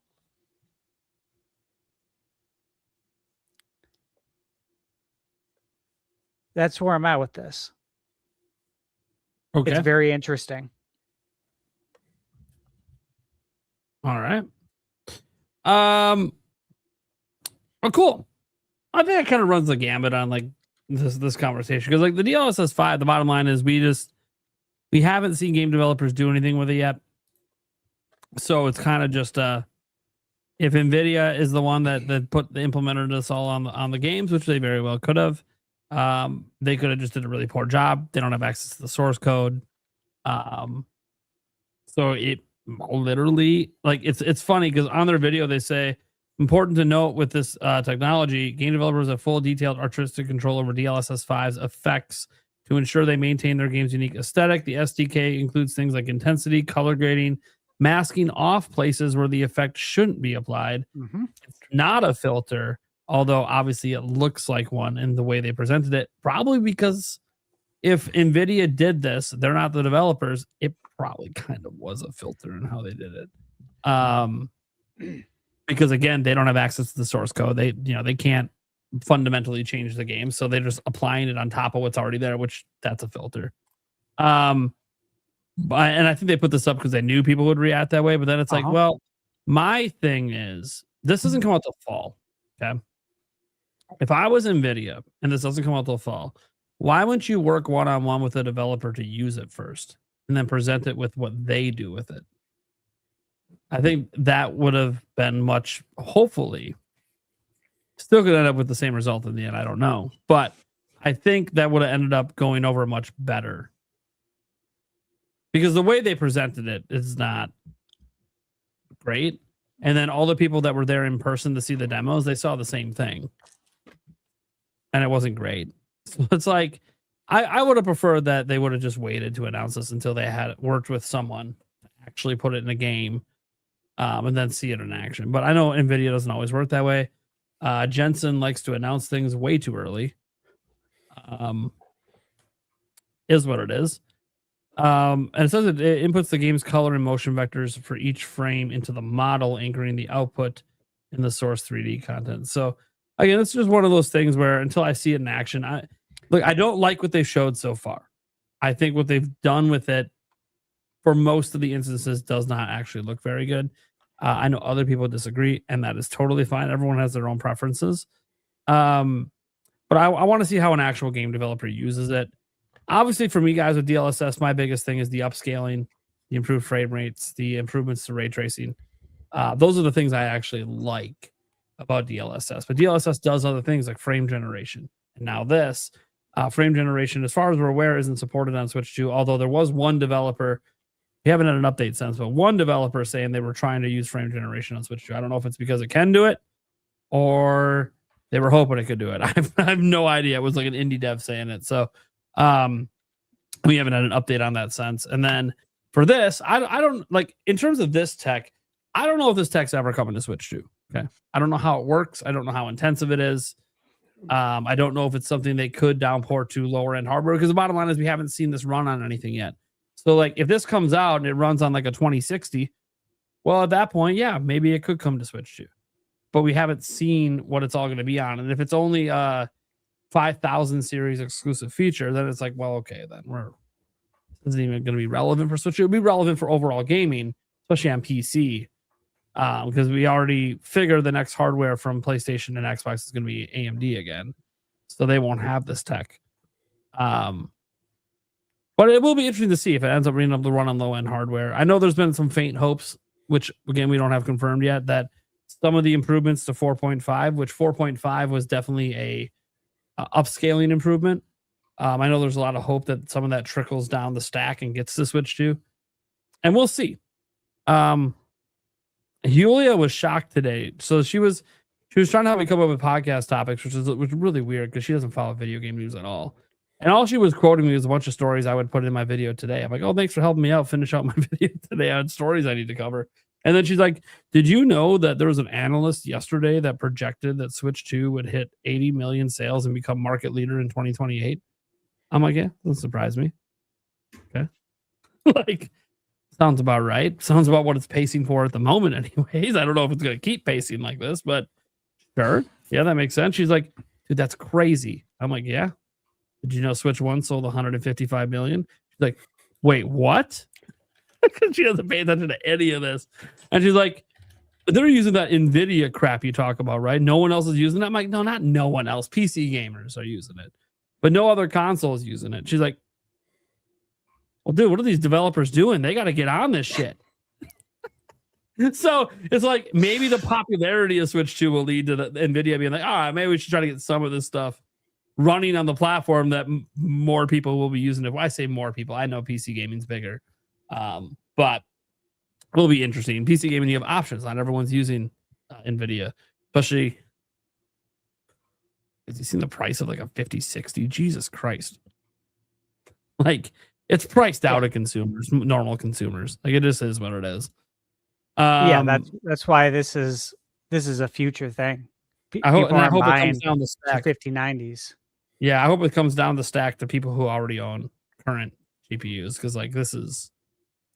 I don't know when the prices are going to get better thanks to AI. That's the funny thing is it's an AI thing that they need AI hardware or they need hardware to use. And then also we can't afford the hardware to use the fucking tool. You know what? At one point I wanted to make that I forgot. I wrote this down. It's with the Resident Evil presentation. I wrote that if Resident Evil Requiem came out right now and what we saw in the NVIDIA presentation was all we knew.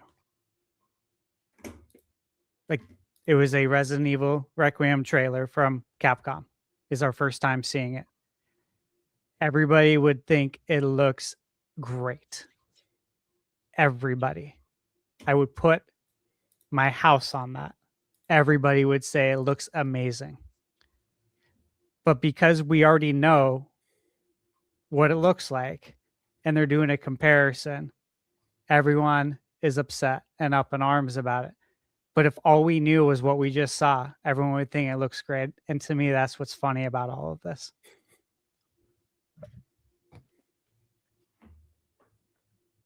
Okay. Cool. Well, we'll get to the Q&A stuff. We'll do the fantasy credit towards the end of the show. I don't know how long our guests are going to stay for, but I do know we have a question for Professor Noctis. I'm going to get this question out of the way. Oh.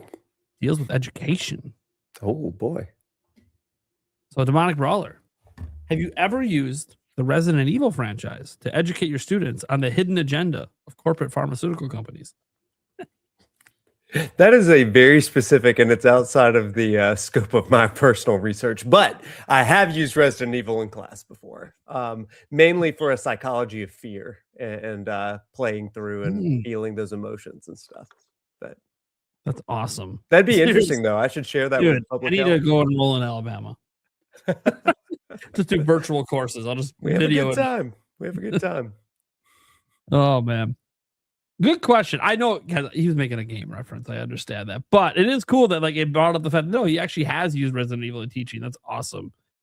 Daza does games. Said I'm working on a video of top 10 Switch 2 games I've missed. So that could be a topic. What's the one Switch 2 game you wish to have played so far, and why did you miss it? Ooh, that's a very good question, actually. Mm-hmm.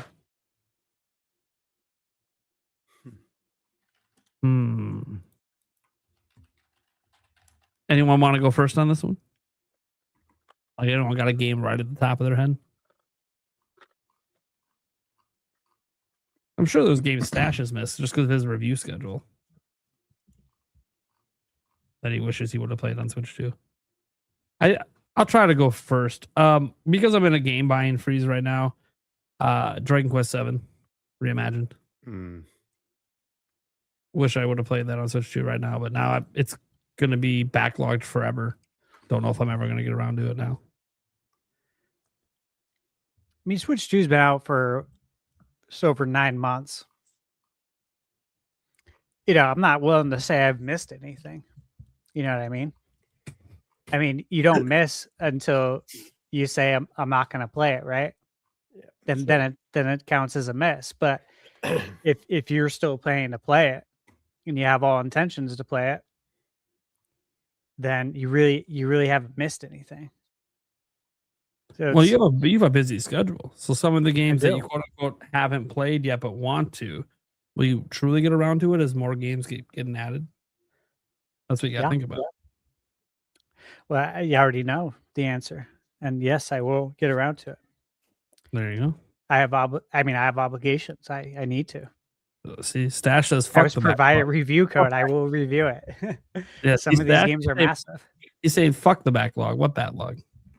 Playing it all. Yeah. Look, without getting into all of that, because that is how I view it. But if there's a game that's like released already that I still need to play. You could say Trails in the Sky. I was given a review code for that. I have it. That's a good pick. And obviously Second is coming out in the fall. So it's going to happen because I'll be playing that before Second comes out. So it'll be played soon in due time. But yeah, that would probably be one that there are times where there's just so much coming out and I can only do so much. Like I am slammed through like June, July. You say that. I think you're just always going to be slammed because more games are going to get announced. Like I just think because you're a game reviewer and you're doing it full time, like you literally will never not be slammed. Like if you were already dedicated to the show and I got a hold of you now to try to join the show, I don't even know if you'd have the time to do it.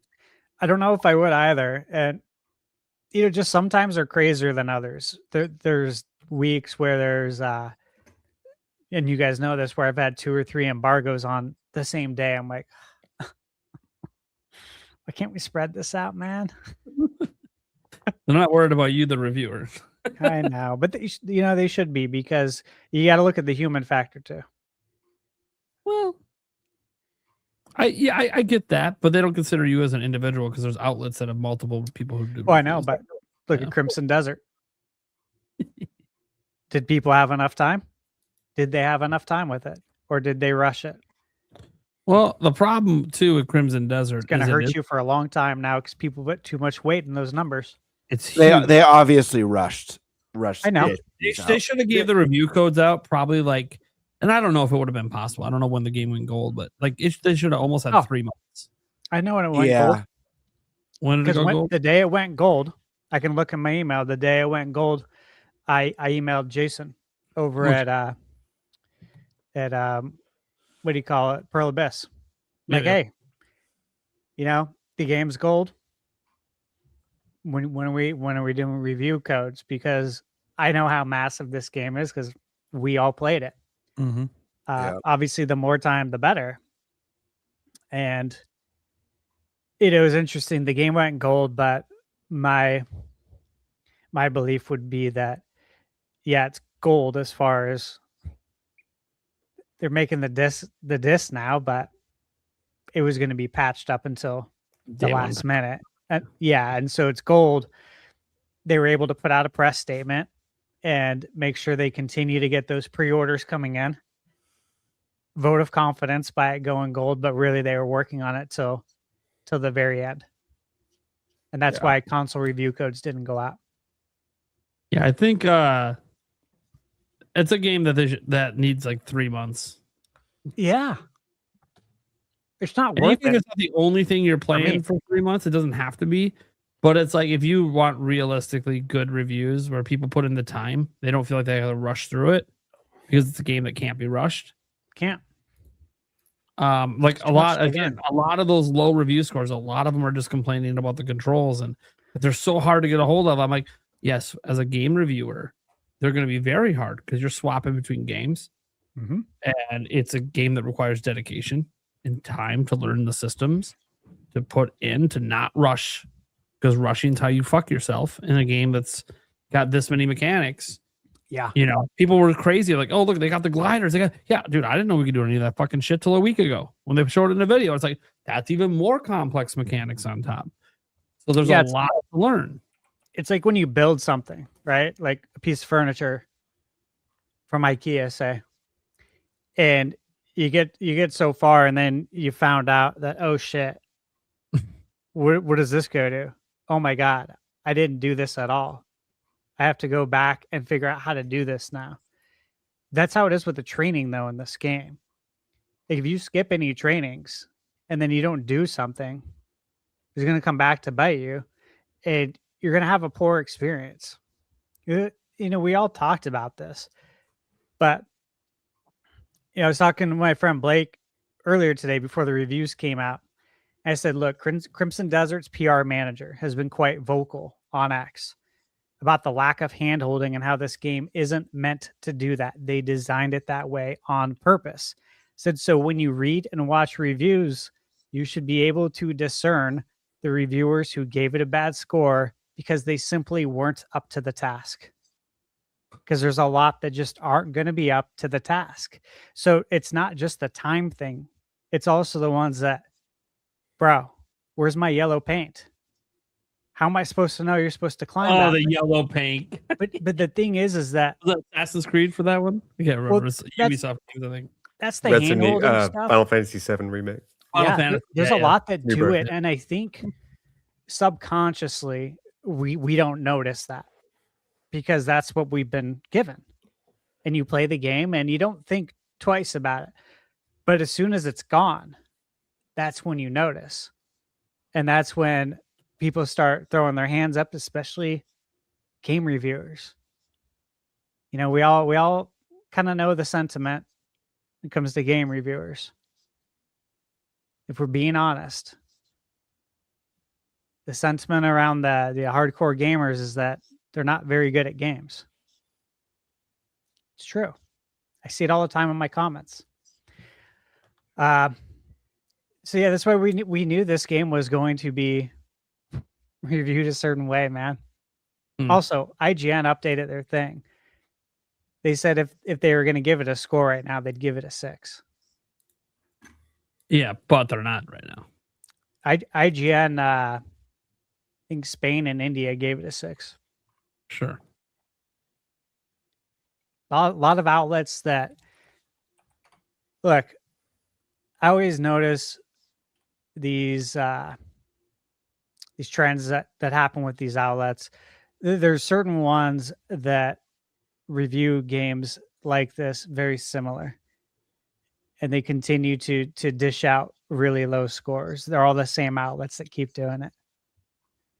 And so it was no surprise when I saw the scores. I'm like, oh man, yeah, these guys they're burnt out, man. They're burnt out on gaming. I retire. People are going to lose jobs, man, because you're tired.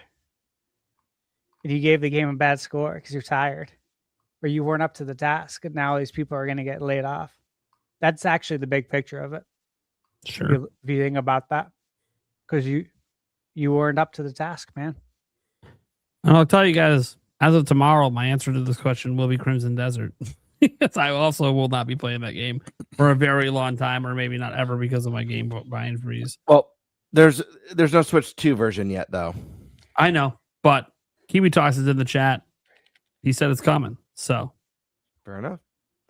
I don't have an answer to this question really, because kind of like Stash said, like we're so early in Switch 2's life cycle. I feel like I've played at least from like the Switch exclusive point, I've played everything. Not all the way through, but I've played everything. You know, your Mario Karts, your DK Bonanzas, your Kirby Air Riders, your Pokemons, all that good stuff. So if I had to say anything right now, I'd probably there's probably 2. Dragon Drive. They're both third party. I don't feel like I missed the boat on that one.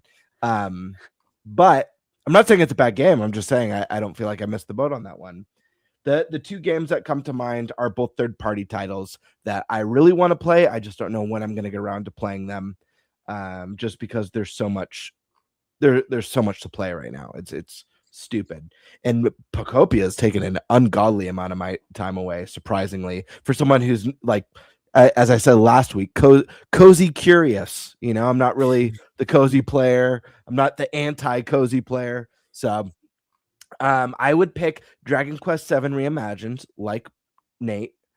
And then as a secondary game, one that I really want to get around to, I just don't know when, that I feel like I've missed for the time being, would be Monster Hunter Stories 3. Both those games. And they're both big games. Yay. We need more 20-hour games, guys. We need more of those. More Resident Evils. Yeah. When I see some people bummed that RE9, I think people were clocking anywhere from like 8 to 12 hours on that game, and they were bummed about it. Like I feel just like a sense of relief and like, thank God. Same. And I miss the age of like the average game being anywhere between 8 and 25 hours. I miss that age. and like a 30-hour wonderful RPG with no fat and a killer storyline, great combat system, I'm here for it. I'm ready. I know Stash, who's living in review mania, is probably ready for some more epics within that ballpark range. So Yeah, those are the two I've missed so far, and I just don't know when I'm going to get to them. Eric, you got one? Yeah. Oh God. Kirby Air Raiders. I played the demo. A lot of fun. Just backlog and trying to catch up with games like that. That's the reason why I haven't bought it. Okay. Alyssa. I'm in the same boat as Gamebird and Stash, where it's like I didn't necessarily miss it yet. I'm gonna get to it. There's just so many games to play. But if I had to pick two, they're both third-party games and they've both been out for like years now. Assassin's Creed Shadows and Final Fantasy VII Remake. Good pick. Do you see it's on sale? Or do you already Final have it? Fantasy? Yeah, I posted both. on X thing yesterday. It's on sale on the eShop for like I think $23.99. Oh, okay. I saw it's on sale for $30 on Walmart's website. When I was looking at games real quick, I'm like, what are all the games that are out? Because I know I'm going to get to them eventually. just trying to look real quick. 30 for the key card. And then, 20, I think $23.99 it was. I was like, damn, that is really good. But, they need you to buy that. So you are compelled to buy Rebirth here in June, so it makes sense. Yeah. Rebirth does look more interesting to me personally, just because it doesn't look like it takes place in the city as much, amazing. Or at least, the environments look way more diverse and I don't know. I'm more excited for that one, but I feel like I have to play Final Fantasy. I get them mixed up. Is it Remake is out now and Rebirth is what's coming? Okay, all right. I spent over 200 hours on Rebirth on PS5, and I loved literally every minute of it. Yeah, the gameplay, the characters, the story, the soundtrack is just so the mini good. games. Don't forget the mini games that a lot of people games. complained about. Guys, Queen's Blood deserves so good. You know how Gwent exploded and got its own game? Queen's Blood needs that. Am I right? That's the mobile game that Square Enix should be putting out. Absolutely. We would all be playing it. Queen's Blood. Yes. They need it. That's one mini game, right? That I never wanted to end. I was hoping there would be more to it. I mean, it's going to be in part 3. That's been confirmed, which is great. Thank God. Yeah, dude. I literally remember telling Michaela about it, and she knows too. You know, like she's seen me play mini games like Assassin's Creed Shadows. You know, there's like button pressing mini games. Sure. Assassin's Creed has always had a lot of these mini games too. I think it was Valhalla had some sort of dice game. I forget what it was, but it was actually really fun. But man, I was telling her, I was like, babe, I would literally buy a full game if it was just this, which is so weird, but I totally would. It's that good.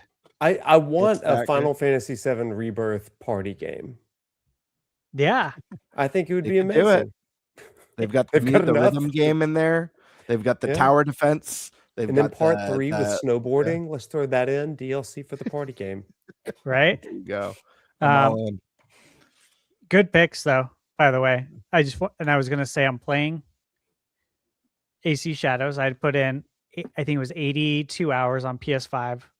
I held on to that review because I'd said it's coming to Switch too. And it did. And then transfer that save over. I've been chipping away at it at night.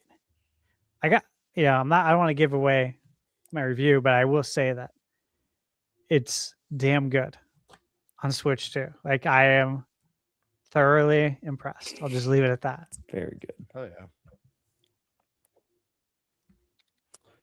Okay. Professor, did you give it one? So first of all, everybody should play Dragon Quest VII Reimagined. It's really good. So, I know. Really so but for me, I'm kind of the same boat as everybody. I haven't really missed anything as far as exclusives are concerned. But one thing that is on my backlog is the DLC for Donkey Kong Bonanza. And I just, when I finished, when I rolled credits on that, I was like, let me take a break. There are other games, let me go. But that, I always want to go back. And I was listening to Nintendo music the other day, and the DK Bonanza soundtrack came on. I was like, man, I got to get back in that world. So Emerald Isle or whatever may be the reason I go back. Okay. Well, yeah. All right, let's get to our next stuff here. Just we had a quick 5 gifted here from Demonic Brawler over on Thunderstash channel. Thank you so much for that. Demonic Brawler also wanted to make sure he congratulated co-host of the year, Gamebird. I don't know. See, I don't know why Stash just went like this. Like he won co-host of the year. Nah, I'm cheersing to him. Oh, okay. Well, no one else cheers him. It looked like you were tipping the bottle to Demonic. I mean, I did help make sure he won because I made sure to cast my vote. So my vote did count. Wasn't even aware there was a vote. So and I had to drive out to California to do it. Sorry, I didn't support you, Gamebird. My bad. It's all good. There's always next year, right? Yep. Always next year. You're gonna Gamebird getting some more love over here. Gifted a member over on Gamebird's channel as well. Demonic Brawler doing his thing. Resist NWO 1984 has a question here, kind of an old topic. Would you rather have a compressed game on a real cartridge or a game key card with the entire game? That's why I don't mind game key card. Anyone want to go first on this, since I usually go first? Yeah, I'll go. Key card. I don't want the game compressed. Simple answer. There you go. Professor, what do you think? Your eyes getting wide. I get almost all my games digitally, so key card for me. There it is. Look at that. I don't know if you guys because it doesn't matter to me. Look at that. You guys realize you're on a podcast. This is why Nintendo loves this show. It's pro key card around here. Not for me, which is why they don't invite me to shit.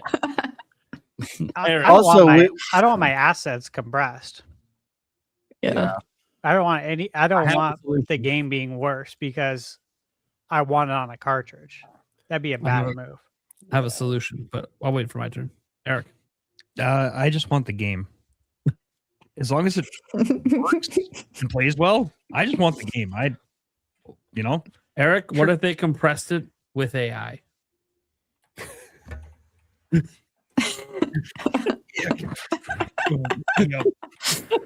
night, everybody. I don't want that game anymore. I know. I had to just say something after last week. Gamebird. Key card. Yeah. I mean, guys, I'm not the tech guy. I wouldn't want to compress game either. It sounds like Nate knows of some sort of workaround that makes it maybe negates that. I have no idea. Just based off the question, I'd say key card. But I don't know. I don't really care. I'd buy digital over either, honestly, at this point. And yeah. So I got 2 solutions. Real cartridge is my answer. But you don't have to compress. I mean, you should within reason. All games should be compressed within reason. There should always be some form of compression to keep game file sizes. Like, I don't want an uncompressed 300 gigabyte Pokemon game. Like, no, games should have a reasonable amount of compression. Nintendo's been maestros of that for a long time. Where their game file sizes look so stupidly small compared to everyone else, because they're just really good at compressing things in their own engines. That said, that's compression without seemingly sacrifice that we're aware of. That's not always true for these AAA games. Sometimes the compression does lead to sacrifices. But I have a solution here. And one of them already exists and is already done frequently. Have it on a real cartridge, but just have like some of the game on it and download the rest. We've been doing that with NBA 2K this entire time on Switch. But just all you gotta do is split it up. Like the multiplayer, make that download. Single player, put it on the cartridge. That's solution number 1. And literally games already do that and have been doing that this entire time on Switch. That's solution number 1. Because that already exists and is being used. We haven't seen it really on Switch 2 yet. They're just all opting for key cards. But it's still a solution that was used on Switch 1 and has been used on other like disc games on other platforms. So It's a bad solution. I mean, it's the best of both worlds. If you can get a No. playable portion of the game on cartridge and then we'll say multiplayer's download. No, How? If I don't need internet to play single player, how is that a bad thing? because you have to pay more for the cartridge. Why would I be paying more? They be paying more. No, you would. Why would I? The prices Games on are cartridge cost more money. That's not been the case here in the United States. Yes, it has. What game's cheaper for the 82. consumer? Who? 82 is more expensive on cart. That's one. There's a That's ton. indie. I could literally go to Best Buy's website right now. Tell me a AAA game. I follow all of it. You Tell me a should know AAA this. game at launch. I'm talking about at launch. I'm not talking about discounts over time.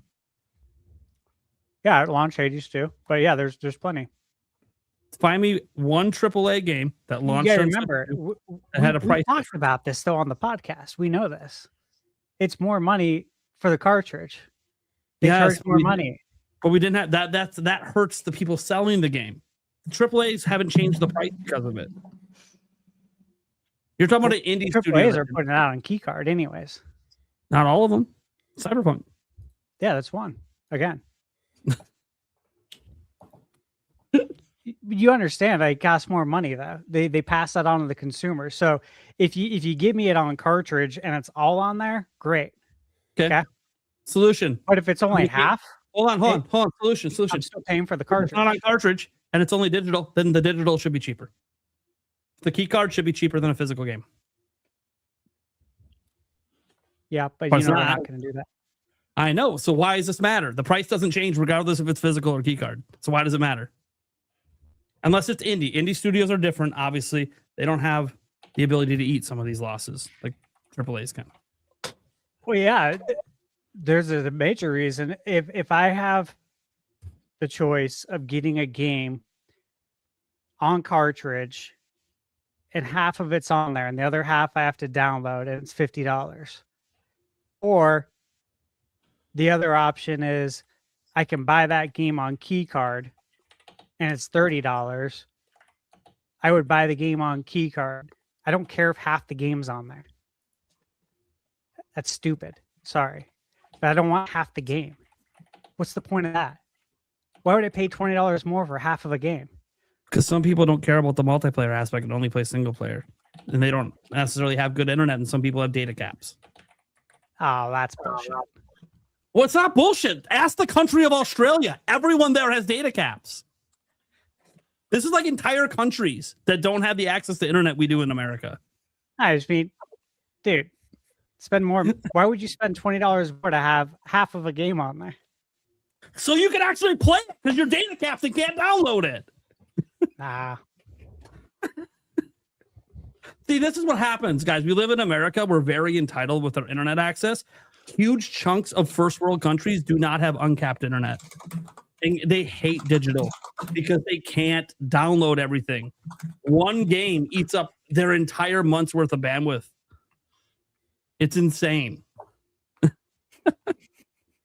Now, I'm not saying every internet provider is that way in every country. There's obviously always internet providers that will eventually offer the uncapped.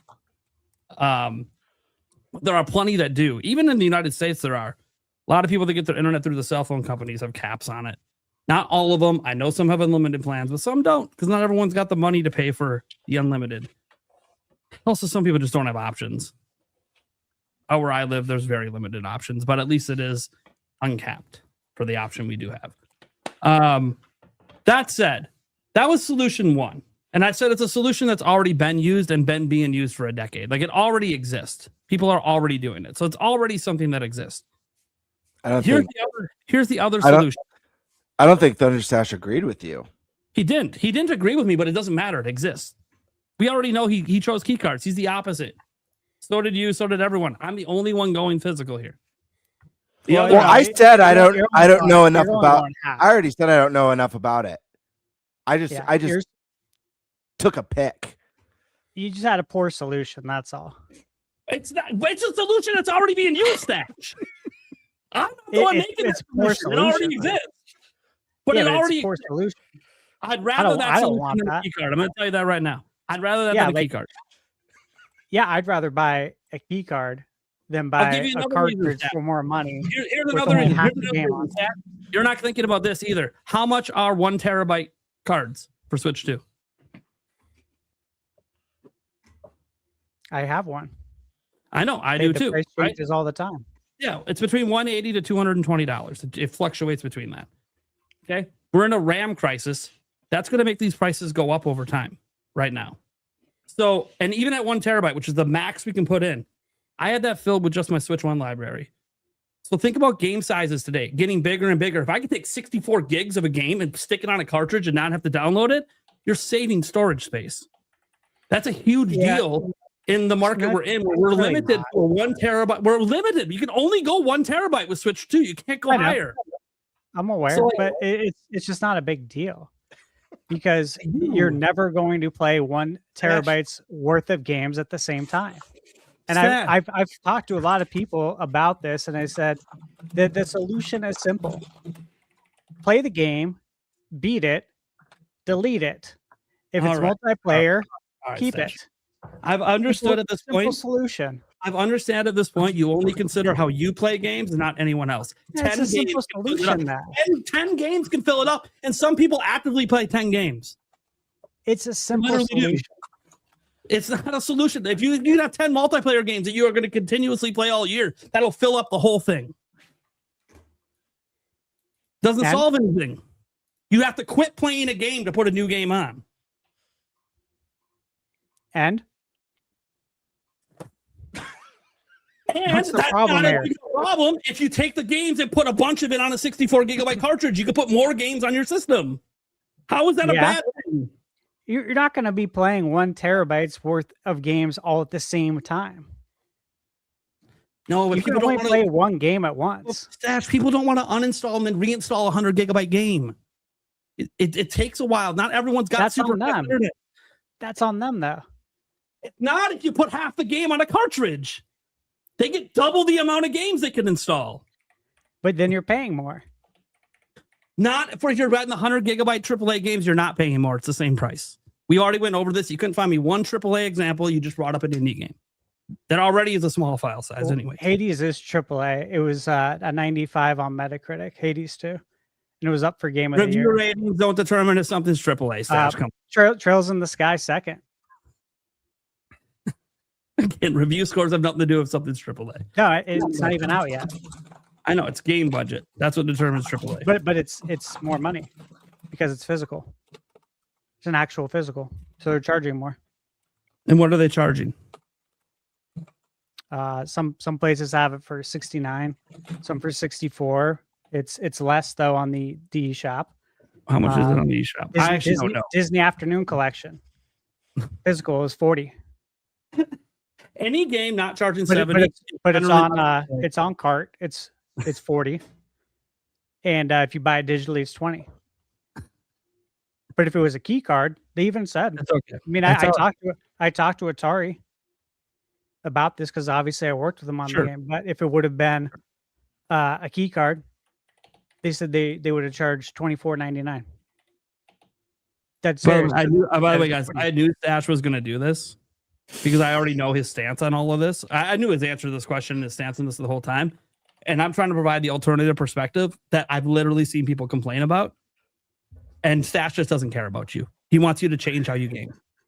Yeah, I think there's a better way to do it.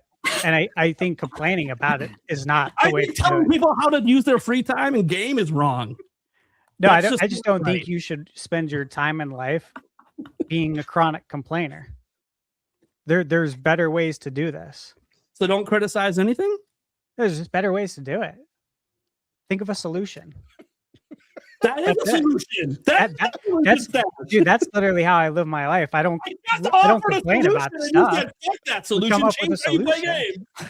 game. That's a solution. A solution's also put some of the game on the cartridge.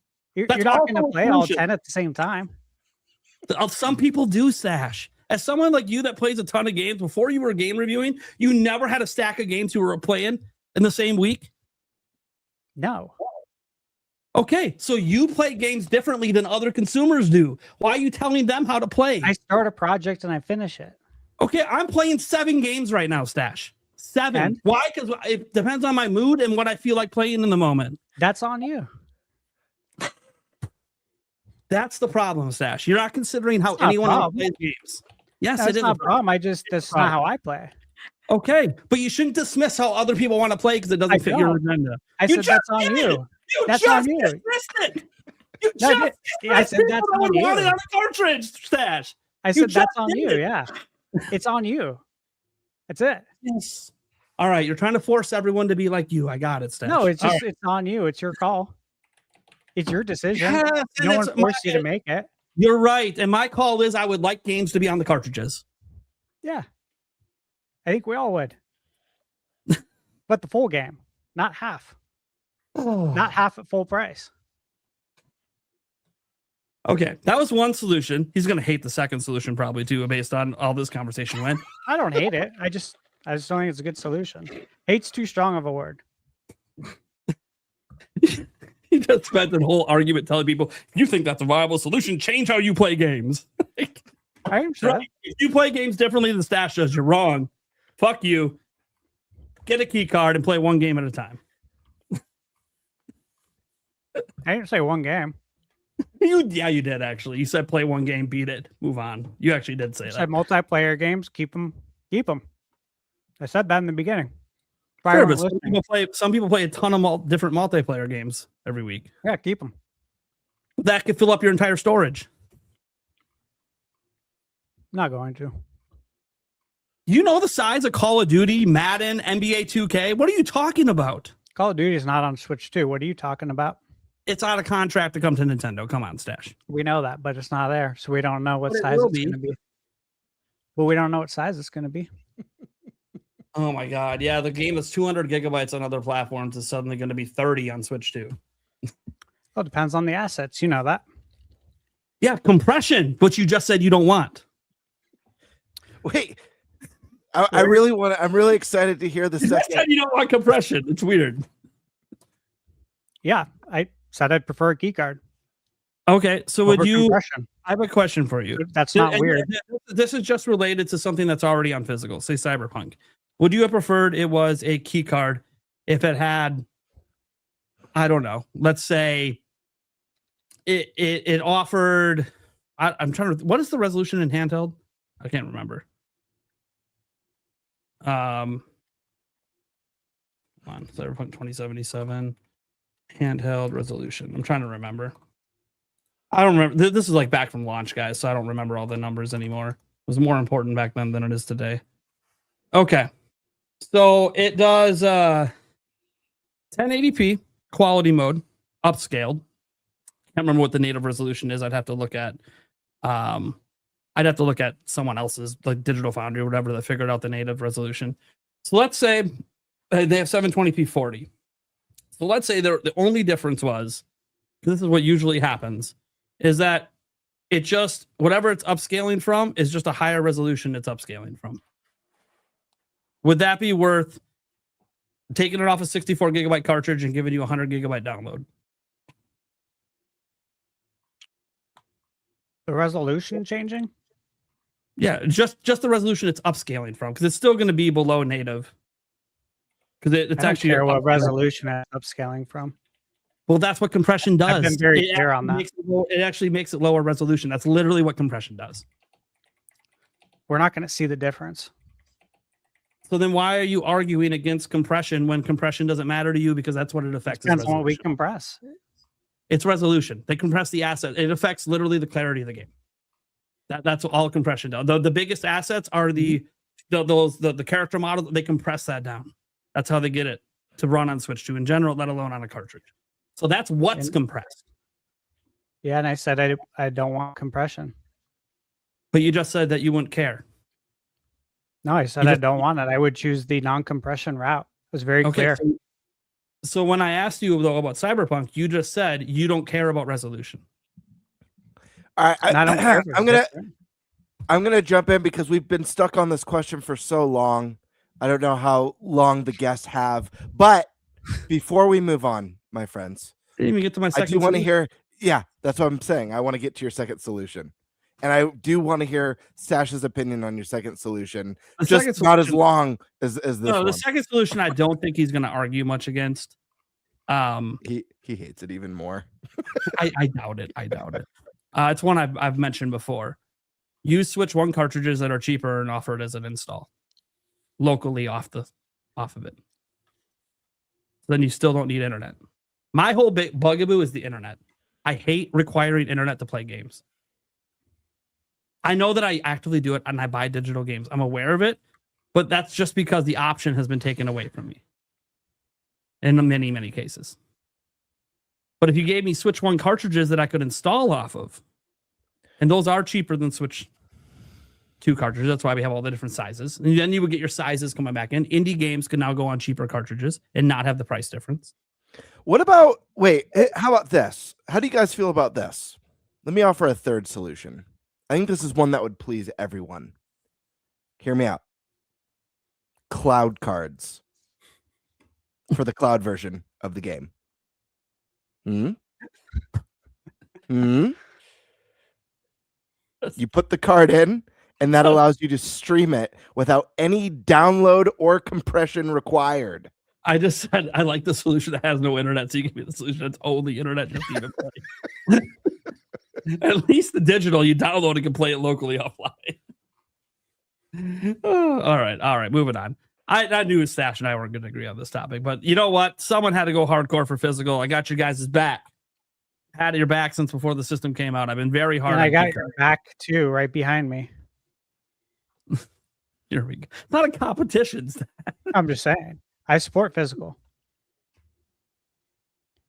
But in the way you framed the question, I don't want half. I don't want half the game. I don't want a half game.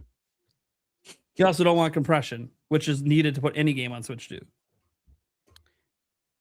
Well, you said if there was no compression, would you choose a key card? I said, yeah, I would choose the key card.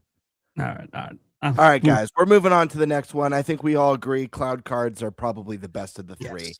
Moving on. I feel like we need like a huge debate, just me and Stash for a stream once. I'll moderate. We disagree on some stuff. That, by the way, there's no love lost here. We're not mad at each other. This is nothing. It's all fun. It's all fun, friendly band.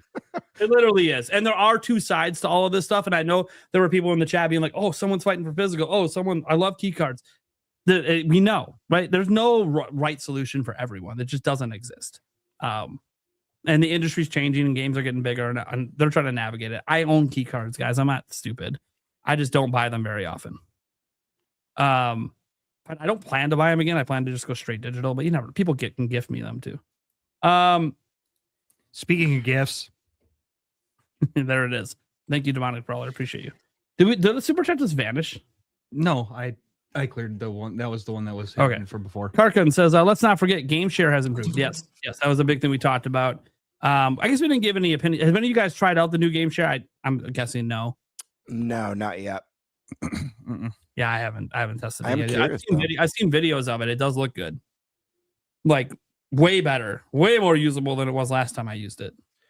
I feel like, never mind. Sorry. Proceed. I used game chat 2 days ago with a few buddies playing Poptopia. And after this update, I'm absolutely going to. Because we just like showing each other what we're doing with those stupid rubbish towers. Yeah, I literally was thinking about like the game chat and like sharing your screen. And I think that unfortunately, like Poptopia has it's kind of lame, the spectator mode where you visit a friend's island and you can't interact with anything. And I almost feel like this sharing your stream of your screen of your game and just chatting with your friends as you're both working on your own islands is a lot more interesting than that basic level multiplayer. It's a great way to hang out with your friends and like also get tips on how to clean up your garbage island. I'm in the skyscraper area, Skyland place right now. It's just rubbish blocks everywhere. I've cleaned up a lot. I haven't gone past the second zone. Only I say that loosely because when you first get to leave the first area, there's the option of 2 places you can go. I was able to open 2 doors. Mm. I went to the the little coastal town one, yeah. but I've spent so much time in just the first area just because it's hard to say goodbye to it when it's like not even close to what I want it to be. Oh, my friend, I go back every day. Yeah. See, it's like I'm a real estate property manager across 5 different islands right now. It's insane. All right, cool. Let's see here. Dodie Koo says, I don't have a question. Tell Stash I like his shirt. Thank You you. know, Stash loves water so much. Our group text on our phones, I changed the background to water. Just because Stash loves water, man. But it's real water, I think. I should probably check if it's a real photo or not. Let's see here. The classic, of course. Bring back NFL Blitz, Hell yeah. NBA Jam, NHL hits. Always going to bring that up every week. Not a question, guys. It's just a factual statement. It needs to come back. Period. So Karka, try number 2. Game chat and video feed has improved a ton. Yeah, we did bring it up. We brought up that it doubled in frame rate. And obviously the ability to invite people once a chat is started is just basic.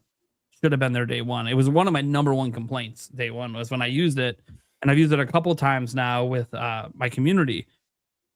I actually think the audio quality on the microphones is fine. I think it does pretty good with noise rejection and pretty good with the voice clarity. I mean, you could tell it's not the same as like we're talking in professional studio mics and I hear it all day, but it sounds better than I remember gaming back on the Xbox 360 online. I'll tell you that. So the mic sounds better than those mics. So I think it does a pretty good job with that. So game chat's actually always been fairly decent to me, but dude, the frame rate on the game made it like we would never share our games because like it just looks so bad and would run so slow. And then you couldn't invite anyone, which would always suck to have to end the group and then get on Discord and all chat to each other and be like, hey, who are we inviting in now this time? Instead of we could just be talking in voice and being like, hey, this guy wants to jump in with us. You guys cool? Yeah, invite him in. So I'm very happy with the game chat. I think it is being under talked about because people aren't going to view it as big a deal as the game boost, but it is nice. I think it's also because it's only a small subset of users uses game chat versus the amount of people that will use game boost. But yeah, improvements to it are great. I hope one day my hope is one day they can get it up to 30 FPS. That would be very nice if they can find a way to optimize to get to that. This one's from Logan. This is for Thunderstash. Specifically, do you think 3D Mario will release this year? So, Logan, I've been on record. I have it on my bingo card for the beginning of the year as well that I think we'll see 3D Mario this year. As far as if it will release, maybe it's the holiday title. But I do think we will see it this year. I will tell you this. I think it'll be out before 2028.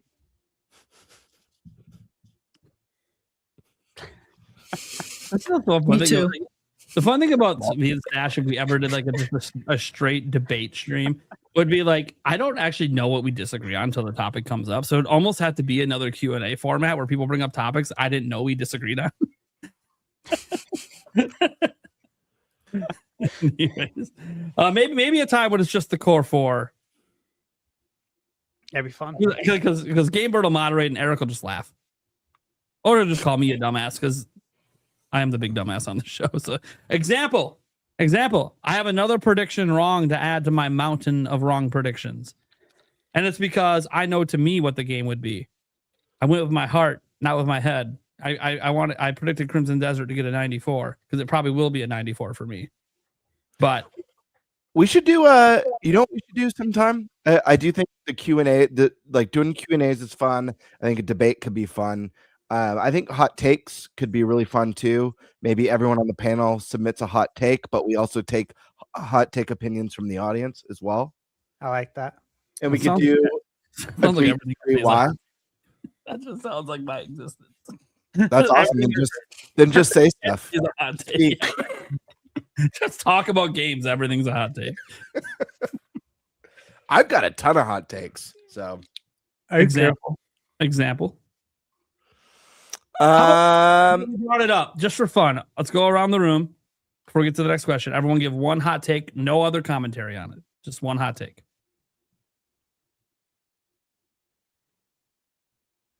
Game key cards are fine. Wait, what did you say? I said game key cards are fine. Game key cards are fine. That's our hot take. I can't think of anything else. I mean, I have tons. Grand Theft Auto is overrated, and Sleeping Dogs was better. Whoa, that's a hot take. What do you got, Eric? You got one hot take for us? No. All right, Professor. I mean, I was going to go game key cards, but I would say Final Fantasy 15 was finished at launch. That's a take. That's a very hot take. I don't think anyone on the internet agrees with that take. That's great. Love it. It was my dissertation, and I earned it. So, and right? Stash, you got a hot take? I mean, I don't think it's a hot take. It's just fact that gamers spend far too much time on the internet complaining about inconsequential things when they could actually be playing video games or anything productive in life outside of going on the internet and complaining to strangers about video games. I gotta remind myself I said no commentary. Because I have a response to that, but nope. That's one for a debate. There's nothing to debate there. There is, because life, Eric, write this one down. We're planning a debate at some point. I didn't think this was a hot take. I thought this was common sense. It's a hot take because it comes with a lot of presumptions, but we'll get to that later. Okay. That's again no commentary, so I'm not going to dive into it right now. My hot take. This is one a lot of people know, but maybe the podcast audience doesn't. At this exact time, Zelda 2 is the third best Zelda game ever made. Could I give a Zelda hot take? Well, I said one. I'll give you 1.5. I want one more. Yeah, one more. Breath of the Wild is overrated. Fuck off. Okay, moving on. I said no commentary, Nate. God damn it. I said no commentary. I'm the one that the rule exists for me. I'm the one that breaks it. All right. Winter Van, could this update open the door to themes and achievements in a future update? Nate would be pissed if that happened. I wouldn't be mad about it. No. Just kidding. Because I wouldn't use it doesn't mean that I would be mad about it. I love the idea of this coming down the road. So I really hope so. Wink. For me, as long as I can turn off achievements. Like, you can still have me earn them, but I don't want to see them. I don't want to have them pop up while I'm playing. I hate when it pops up when I'm playing. It just takes me out of the game. I'm not playing the game for achievements. I'm playing it for the game. Yeah. But I'm not saying that it won't be cool when I'm done playing a game, going back and seeing, oh, what did I do? That's fine after the fact. But and by the way, the PlayStation and Xbox do offer the ability to turn them off. So like it's like is a standard. So yeah, but do you expect Nintendo to follow a standard? No, they'll be like, oh, do you want it to be the talking flower or Toad telling you? That's your option. We're bringing back Lippy. Is it the sound that bothers you, or is it seeing it that bothers you, or is it both? Interesting. Okay.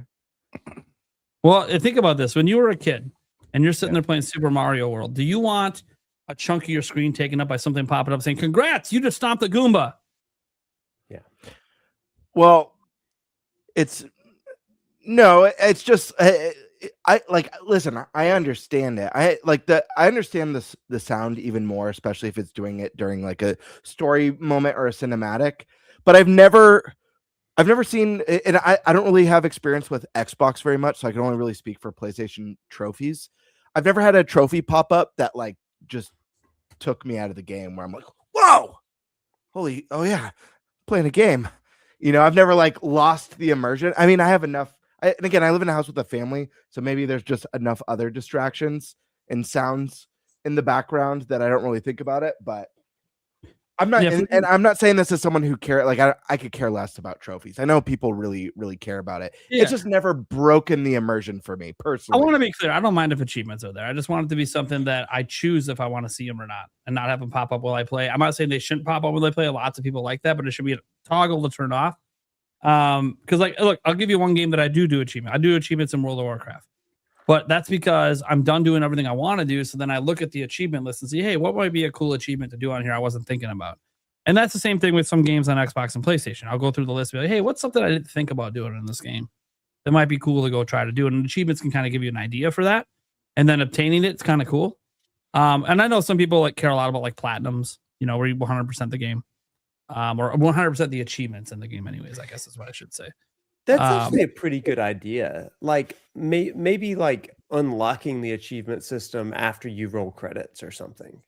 That would be a very Nintendo way of doing it. Enjoy it the way you want the first time, and then if you want to extend it, here's some checklists. The thing about achievements, and I've said this before, and I know Stash knows people like this too, is that there's people who care about it so much that they will purposefully choose a PlayStation or Xbox version of a game solely because, like, I have a friend who loves the From Software Dark Souls games just like me, and I had so much fun with Dark Souls 3's DLC, the Ringed City. I loved it, but that DLC has no trophies in it. There was no trophies for it, and so my buddy dipped out. He's like, yeah, I don't know. He's like, for some reason I lost interest because there was no trophies. And A lot of people did. yeah, and like I might not be able to necessarily wrap my head around that, but the fact of the matter is that there's so many people that do. It's only going to help having it there because I think some people some people I think what trophies do, and this is just, you know, I understand like there's a corporate side to it where it's actually like kind of a data collection thing, but for the end user it's kind of like social media. It's about trying to give you that dopamine hit. Yep. And if you don't get that constant dopamine hit, it makes you not want to continue playing. It's just not why I play games. So that's why I'll never get it, because I never played a game because it has achievements. And I'm playing crying out loud, right? There is no achievements for most of the games. People also really like the carrot on the stick stuff in gaming as well. Yeah. And I don't know if, again, I'm not as familiar with like the achievement side on Xbox, so I don't know if there's an equivalent, but PlayStation obviously has the platinum. It's usually, you know, if you get every trophy or if, you know, you hit some goal, it's like the big end all be all carrot on the stick. And people like that. And I think the one positive, even as someone who doesn't really care about it, is if there are systems or mechanics, regardless of how you feel about it, that keep people in your worlds and your games longer. Like, for example, if Switch 2 had an achievement system and there was a bunch of great like open world achievements with like some sort of a platinum star that you know, what do they call them, stars or whatever, Nintendo bursts or stamps or whatever. But if there's like an ultimate star and an ultimate stamp for, you know, completing everything, you know, maybe people would have a lot more engagement in that open world of Mario Kart. I don't know. I'm just saying it keeps people in your worlds for longer. It keeps people trying things that they wouldn't normally try, you know? Gets people playing on difficulties that they might not normally try. Brings out competitive people too. Yeah, it's me wishing and hoping for achievements on a Nintendo platform has nothing to do with my own personal interests. It only has to do of like, what are ways that I think Nintendo could reach a wider audience and improve the love for the platform. And I think both achievements and themes are answers to that. Because again, I like themes. I do like themes. I would love to be able to personalize, whether it's with an awesome sound effects, you know, Zelda sound effects as I go between the different menu icons or switch between games, or Mario sound effects, or a jingle at boot up, or, you know, a theme song that plays in the background with a cool backdrop, that sort of stuff. Like, I like that, but you don't like that, Nate, or you don't care about that, Nate, at the very least. But I think you understand the fact that like there's a lot of people who would be really interested in that, whether or not they're free, whether or not they sell them for $1.99. People do it on their Android phones all the time. And I really love the idea of Nintendo doing something unique with achievements or trophies. And we've gotten this before on PlayStation. When Persona 5 came out on PS4, if you platinumed the game, you got a PS4 theme with the background and music and sound effects and all that stuff. That's really cool. I love the idea of hitting milestones and actually rewarding you. Maybe whether it's in-game rewards or just a console-based reward like that. Really cool to me. But I don't know. Those are my thoughts. I think what's interesting is I'm not opposed to this. I want to be very clear about that. I'm cool if achievements and themes come. It doesn't matter if I care about it. I recognize it. And you guys see this on my channel and even on the podcast. Like, I'm all about what people want, even if it's not something I care that much about. Like even like the physical option I was arguing against Stasha for. It's like, well, it's because they get dismissed so quickly by people, and I see that, and it's like, well, no, they have a point for what they're saying, so I'm going to defend that point. Even though personally, I obviously buy digital games. I have key cards on my shelf. I don't plan to buy many key cards. I'm not a huge supporter of them. I've never liked them, but it's not like it's going to prevent me from playing the game. I'll never not play a game because I have to buy a key card to play it. But I can understand the perspective of the physical, so I can make the argument. The thing about this is I've been jaded on achievements for a long time, and it's the internet's fault for the most part, a few in real life encounters as well. And because, as it's like Stashes, achievements bring out competitiveness, right? Well, I think competitiveness is great, especially when you have two friends racing for achievements or trying to get bragging rights over. I think that's cool, right? Like, I've definitely done that with achievements on Xbox before. I've tried to race with Eric and be like, oh man, did you get the trophy here? Did you get this achievement? Did you get this gamer score on this game? Blah, blah, blah. But my problem is the general public and people on the internet. Anytime you talk about video games, the first thing they say to me is, yeah, show me your gamer score profile. Now, I don't have to care about that, but it's like, no, I don't like being judged off how many achievements I have, because it's not why I play. Now, it's obviously why they play, because they're the one challenging me on it. So you can see if I beat a game or not. I don't care about that. I don't care if I chased every achievement in a game or played it on the hardest difficulty. But if you see that, which I've had people look at like my Xbox profile, but oh yeah, you beat that game, but you did it on standard mode. Everyone knows you got to play that on the hardest difficulty, otherwise it's not a challenge. I'm like, okay, and I had a fantastic time. I say, just who cares what anyone else thinks? Play I know. That's what I say too. If I play a game on easy mode, it. Who cares? I chose to play it on easy. But don't have this debate in the first place. Well, spend less time online, more time playing. Less time talking to strangers on internet. And it's not that easy when my life depends. Impolite. My life depends on the conversations. Well, yeah, but not debating with people about stupid shit. Actually, that leads to the entertainment on my live streams, which lead to me making more money. So actually, it does. Well, like on Twitter, debating with people. Oh yeah, on Twitter, yeah. No, the only thing on Twitter, yeah, the only thing on my feed all the time. I only go back and forth with people when they're just factually wrong, and I'm just laughing the whole time. It's just entertaining. It's taking me a few seconds. It's nothing. The world's factually wrong, though. You spend a lot of time doing that. Yeah, I know, but it's entertaining to me. I will admit, I get a smile out of it. But and technically, I guess I make money on X now. Guys, I went from 20 to 70 a month. I can almost buy a game. Just need enough for taxes. Anyway, I got to pay taxes on it, so I still can't buy a game off it, but whatever. Twitter's a weird place. You can waste a lot of time there doing a lot of stupid shit. That's true of any social media platform, though. I stay interactive on there. You guys know I like to interact with the community. I think it brings us closer together. I just want to say one last thing for that question for this question. Yeah.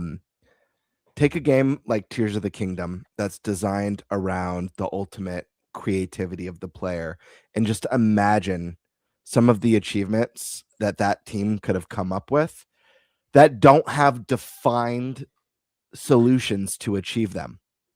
I haven't messed with the Switch 2 update much, but didn't they add achievements through the app?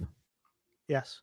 Yeah, and I'm not sure like the degree of that, but like I'm thinking at like built-in like Switch 2 achievements. Yeah, I know. Some of the creative stuff, like My launch number a- one complaint is that the achievements are on the app and not on the Switch. Yeah. Launch a Korok with a carrot, 3,000 feet from Look, Elden Mountain All I need is the big dong with achievement, shorts and I'll on. go for that. Don't ask me what that achievement's for. Don't ask me. That's Nintendo.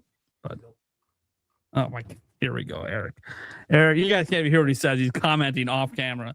Demonic Brawler, I appreciate Nintendo continuing to improve on features on Switch 2. I hope handheld boost helps with system sales. But I play in dock mode only. Yeah, for dock mode, that update doesn't matter much. Game chat still might matter. If you like putting notes on your friends, which sometimes I do, like because some of the people on my friends list, guys, and some of you guys know this, are just members on my channel because it's one of the perks you get. Even though technically I can't friend everyone, thankfully not everyone friends me, so it's not a problem. But sometimes I have to put notes because like their username on Switch 2 does not match their username they use on my channel, so I don't know who the hell it is. So the notes feature actually kind of helps for that. I did that for one person. Thank you, by the way, to people like Tall Show, where your username's like just the same across the board, so I don't have to worry about it. But not everyone does that, and I get it. I got different, like when I play World of Warcraft, my username's usually Airall, and I don't use that anywhere else. It's the only place I use it. So I get it. Like Lancelot, I think is my Lancelot 203 or 205 or whatever. That's my username on Steam. Don't use that anywhere else. So I get it. Sometimes you can't even get your username. Although I think on Switch it's different because you can use any username you want because it's all friend codes. But people like to use different ones than they use on Discord and everywhere else it happens. H-Mom, is Resident Evil season? Oh, it's Resident Evil season. Yes. Professor Noctis could totally pull off a sick Wesker cosplay. Also, you guys think RE9 will make it to the GOTY final? First off, what's your thoughts on the Wesker cosplay? Weirdly enough, this is not the first time somebody's told me to cosplay as Wesker. But class is in session, maybe. I'll walk into class dressed like Wesker. They're gonna be like, first of all, who are you? Second of all, I don't even know. If anyone does recognize you, be like, bonus points today. A for participation today. Extra credit. Extra credit. Nice. Also, it says, do you think Resident Evil 9 will make it into the GOTY finals? So basically, will it be nominated for a GOTY at Jeff Keighley's awards? Everyone's nodding their head. For the audio people, everyone seems to be saying yes. Yes, and DLC will be coming. Yeah. I find it an interesting conversation. I think it will because it's the highest rated one since what, 4? Mm-hmm. I believe. Because that was like a 94, I think, or a 95, and this one's 89. And some people think it's better than 4. There's always going to be debates back and forth. There was less reviews back then. I think that it probably will, but it brings up an interesting counter question. You guys think Poptopia will be nominated for GOTY? It's the same rating. Absolutely, I do. Okay. I mean, it should, but if Resident Evil is, why wouldn't Poptopia be nominated?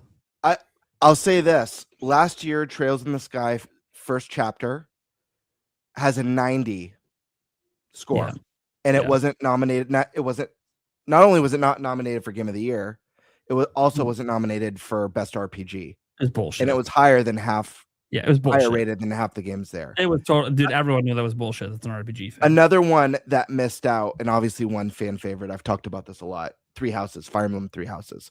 So while I do think it should be there, and it probably will, I wouldn't be surprised if it didn't. Like I wouldn't be like, what the heck? Why is that not there? I could just see it not being there.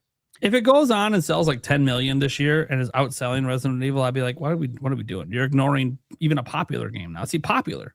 It's not even just high rated. It's popular. But obviously, guys, this depends on what else happens. Obviously, Crimson Desert is not going to be nominated. Everyone assumes GTA 6 is probably going to run away with it if it actually releases this year. And it's just like what else is coming out this year that could end up. Well, I think that's the thing. Like everybody, all the devs are kind of concerned about GTA 6 eating their lunch, right? And so I think that there's been a lot of repositioning of game releases this year, and Poptopia has kind of slipped in. Nobody expected it to be this big, or this good. I'm unlike whoever said it earlier.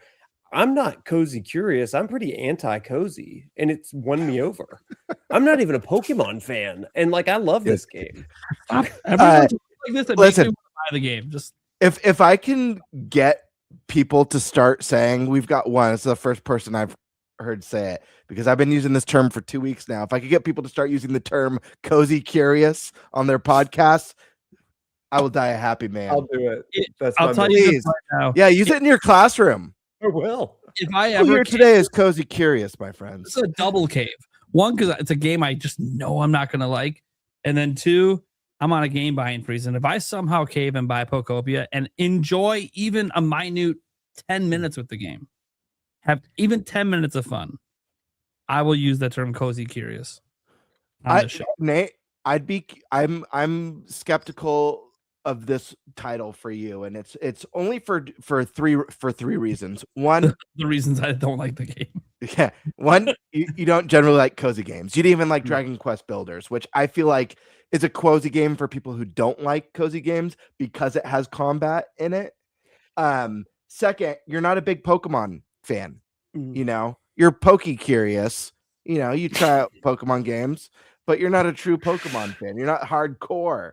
Three, as much as I love Poptopia, that first hour does have a lot of expedition, and it's very slow to kind of introduce you to the world and the mechanics and the abilities. Feel like you've got to get through that first hour to feel, because even me, like as someone who's cozy curious, like I was like, I don't know, like I love the Pokemon side of it because I'm a big Pokemon fan, but maybe this one's not for me because it's not going to have the combat like Fantasy Life or Dragon Quest Builders did. And you know, within 2 hours, I was like, I don't know, I think I'm hooked. I think it sunk its talons into me. But you know, I was thinking about when those Pokemon Charmander looks at you though, like it just melts you. Like I only know like 3 Pokemon. I've only ever played Let's Go Pikachu and Pokemon Go, and I was like Squirtle. I know him, and I want to. I'm a Squirtle. I'm a Squirtle guy. Yeah, you like to do that. I got all 3 starters living in my mansion in the grasslands. With me. Yeah. Well, here's the thing too. Like, it's funny because I'm not like a huge Pokemon fan, yet I bought every single Pokemon game on Switch except for Sword and Shield. And the only reason I didn't buy that is I got to play it in person at E3 to know I wouldn't like it. Oh. And Brilliant Diamond, to be fair, the only reason I own it is because of the chat. They forced me to play it and beat it on stream. And then people got mad at me because like 3/4 of the way through, I was so frustrated because I already didn't like the original releases, and I really don't like these remaster, remakes, whatever they call it. I'm like, this game is so trash. What are we doing? This is a terrible remake and remaster. They didn't improve jack shit about anything I didn't like about the original. This is just bad. Dude, one person got so like, man, he really hates this. We got to make this easy. He came and traded me a bunch of level 100s to just smash my way through the end of it. And people in the chat were like, this is cheating. I'm like, is it not part of the game? Can you not trade with friends? Sorry, but I am not going to. I'm not going to be mad about it. I'm just going to do my thing. But no, I don't know if I'm going to like it or not. Resident Evil 9 is probably going to get nominated. I think we're all kind of in agreement on that. Yeah. But we'll see. Only the version with DLSS. It'd be interesting to revisit this in October, before they get announced, and just see because we'll have a grander landscape of all the games that came out besides GTA at that point that will probably be nominated. This is my one of my big problems with GTA this year. I feel like in a way GTA is kind of ruining 2026 a little bit. And I'm not saying that because I said earlier as one of my hot takes is that Grand Theft Auto is overrated. I'm saying that because everyone is like, the alarm has been sounded. We have so many games now that are 2026, but no concrete release date. And everyone's waiting on the sidelines to see when Grand Theft Auto drops. And it's affecting how I think, even with Fantasy Critic. We might talk about that later. But yeah, everyone, I feel like everyone is at the mercy of Grand Theft Auto right now. Maybe not necessarily like Nintendo first party, like big stuff like Mario or Pokemon or anything like that. But the majority of the industry is kind of like on the sidelines. Like, do we give a release date? Like, do we not? When's Grand Theft Auto coming? Is that going to get delayed? So, I don't know. Pokemon fan loves the popcorn bucket. Want to hold it up again? I'll put you full screen quick. Absolutely. We got the beautiful precious. Littlefoot from Land Before Time. He's nice and textured. Opens here. Let me see. Yeah, that's where the popcorn goes. Oh, look at that. You see, it goes all the way back to the ass. But I don't want to put popcorn in it. Is that dumb? Is that lame of me? I just want to put it on one of my shelves over here as a nice collectible. I want to put popcorn in it unless they're forced to at the theater. The thought of mints. I like that better. Yeah, I like that better. Pre-bagged ones, you know, so then you don't dirty it. Want to get it like guests will love it. I don't want to get it buttery. That's the thing. You know what I mean? Yeah. It looks like it'd be difficult to fully wash out. Yeah, that's what concerns me. The butter in there. The egg part will be easy to wash, but all the ridges and stuff on the back part of Yoshi, it'd be a pain in the ass. I still say you should drill a hole in the backside and put raisinets in it. Shake it around. It looks like it. By the way, if I can't get mine until actually at the theater, they're probably going to put the popcorn in it, and I'll just be like, whatever. Yeah, right. I'll hose it out. It'll be fine. Right. I do feel like the Luma buckets are going to be a lot easier to get. They're cute. They're not as detailed as the Yoshi, you know. Luma itself is not as detailed as Yoshi. Yeah, I believe there was 4 Lumas. There was like a blue, red, green, and yellow. Don't do this to me. Well, it's gonna be $50 a pop. I'm gonna spend. There's no way the Lumas are 50. I guarantee those ones are probably $30. Dude, this game is all the buy Lumas. Worst case scenario, they have a tin too. That's like the Mario Galaxy movie poster. By the way, guys, there's options. Considering buying this Mario stuff, if it wasn't for the fact that if I don't get it, it's going to be stupidly expensive to buy it on eBay. So no game buying freeze, but games will be available later. I can buy them later. I can't buy this later for MSRP. That's true. Yeah, it's terrifying. I spoke to Stash on the phone. You know, I gave him a call right after I got it to, you know, just give some tips because he was curious about where I got it and stuff. And he mentioned the Zelda popcorn bucket. And I got for the moment he's like, "Oh, what do you think they're gonna do for Zelda?" Like, I got instant anxiety. It's like, nervous as I was about getting my hands on this one. If I don't get the Zelda one, I'm gonna freak. I'm gonna be devastated. It's gonna be a Korok. I was thinking, and Stash thought it was a good prediction. I was thinking a Triforce popcorn bucket, and they've done, by the way, popcorn buckets that light up or glow. They have the bat signal one that they did, and it's actual bat signal that lights up. I could see them do a light up Triforce. I think that would be really, really cool. Mm-hmm. Good. Well, we'll see. We haven't even seen the trailer. I think I'll have a better idea after we see the trailer for the Zelda movie, what they may base it on. Tingle. Yeah, like it was obvious they would probably do a Yoshi one, and the Lumas look like they play a bigger role thanks to Rosalina, so it makes sense. Dude, if we get a Star Fox movie and we get a giant R-Wing bucket, Monty Brawler. Have any of you ever played and beat a very popular game back in the day, yet somehow forgot the ending of that game? That'd be weird. No, I can't say that I have. Yeah, that'd be lame too if you did, right? Something wrong with you if you forgot the ending.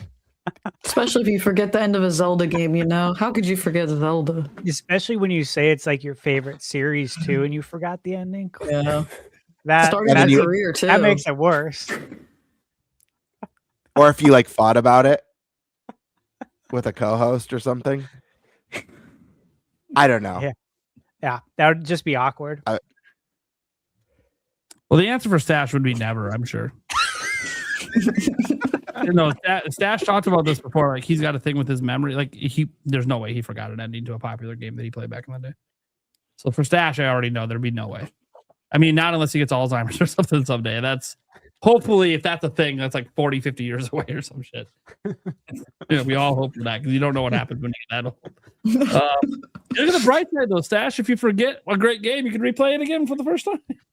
That is a positive. That's a positive. Yeah. So nobody else besides, obviously, everyone knows about me, guys. It's Ocarina of Time. And I guarantee it's not the only game I probably forgot the ending to. My memory's not like Stash.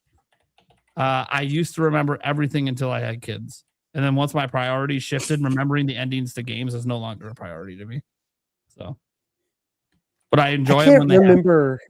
I can't remember the end to Earthbound. But I know I beat it. I couldn't tell you the end of it either, actually, right now. But would that be considered really popular? I mean, it's like like Smash. Well, so is Rob the robot, and he wasn't exactly. And he's also in the Galaxy movie, apparently. Yeah. So popular. Everyone knows who he is. Just no one owned the thing. Well, I shouldn't say no one. Most people didn't own. That's fair. Rob. Like people know about the Power Glove, and most people didn't own a Power Glove. Oh. Yeah, it's interesting. So at least someone's forgotten it into a game besides me. That may not be the most popular game, but it's a cult classic series. Yeah. So no one else forgot an ending ever? I don't remember what I had for lunch yesterday, so I probably forgot everything. If I did, I forgot that. I forgot. Yeah, I'm trying to think of games I know you beat back in the day. Like, did you forget the ending of Conquer? No. Did you forget the ending of Mario 64? That would be really weird if you did that. Uh-huh. I'm trying to think of really popular games you beat back then. Halo 1? You ever beat the campaign? Yeah, I think so. You remember the ending? There you go. I mean, there's one. There's one. Hey, good news for you. It's coming back out this year. Yeah, right. The Halo 1 campaign. Okay. Let's see. So, and Alyssa, did you ever forget anything?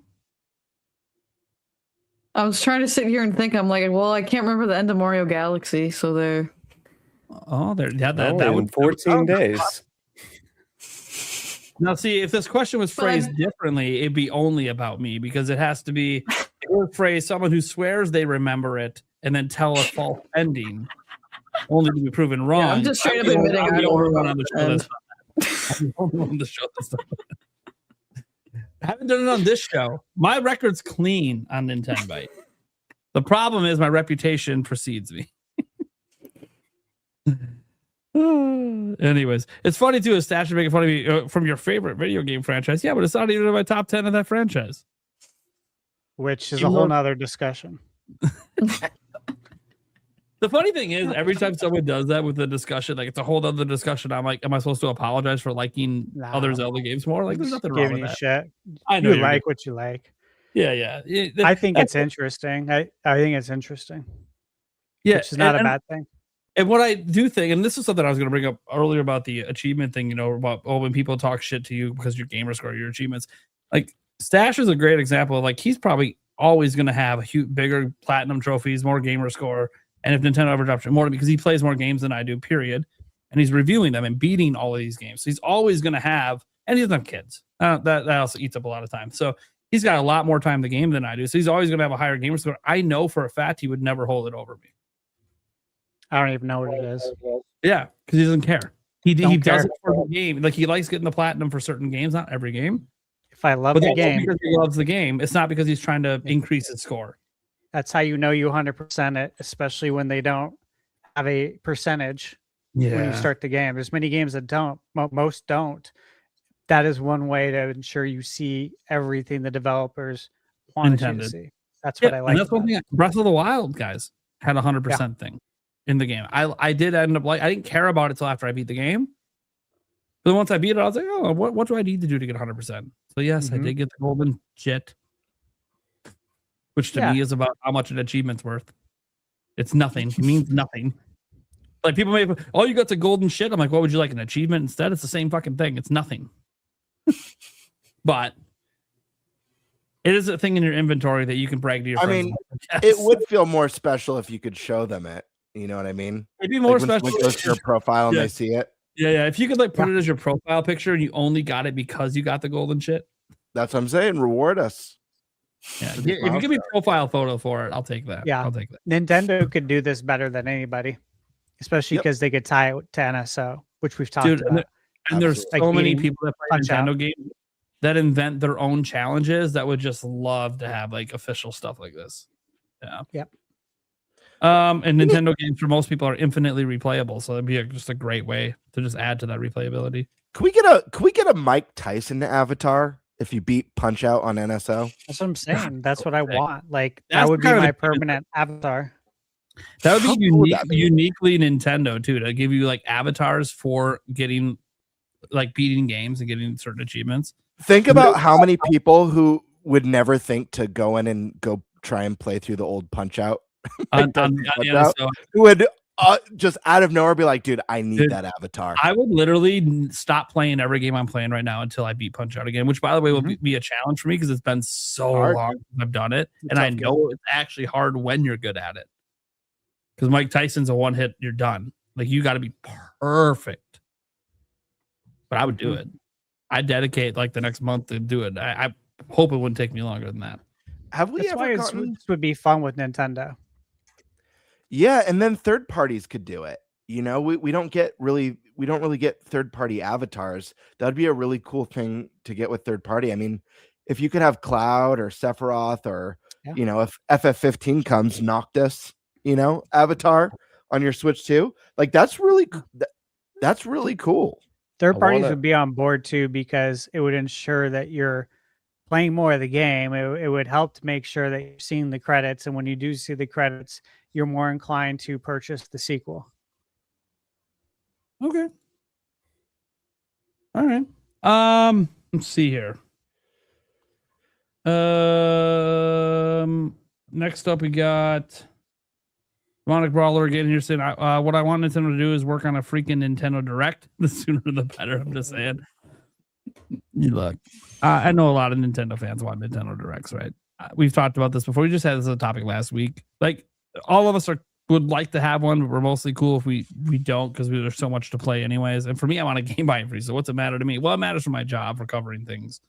But yeah, I know. I talked about this last week about people being on edge and wanting a Direct.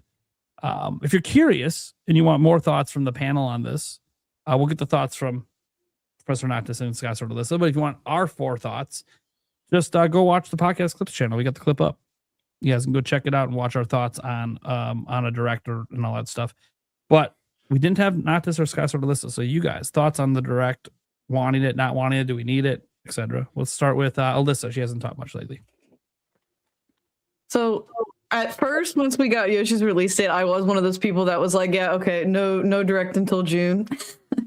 I listened to the podcast from last week and I really liked all of your different perspectives.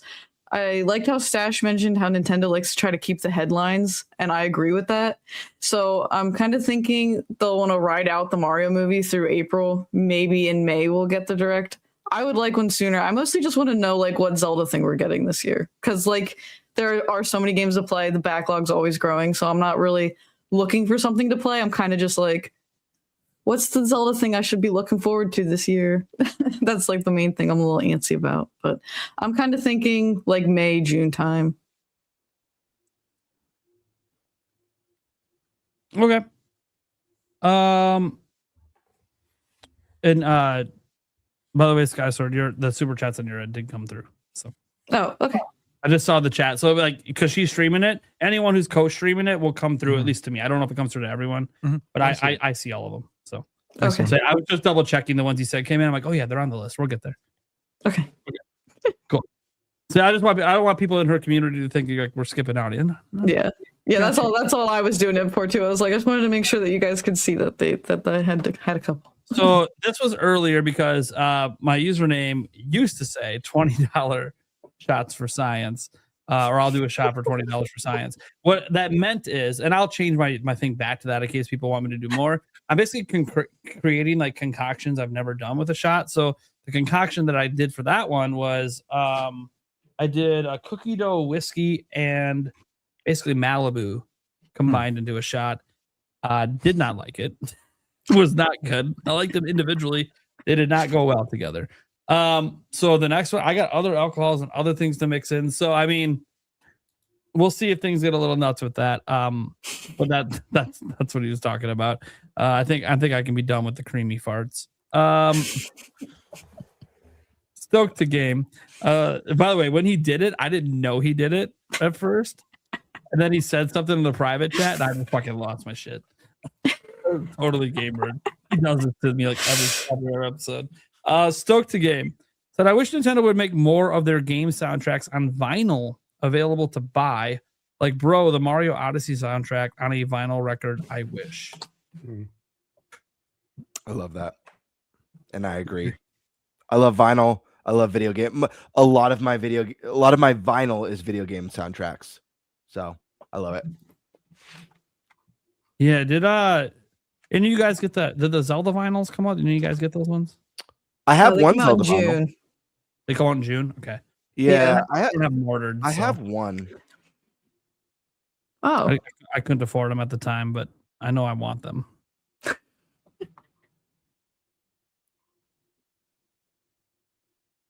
It's gamer just vanishes. I think he's going to find it. Okay, well, we can come back to that when Gamer gets back to show off the one that he claims he has.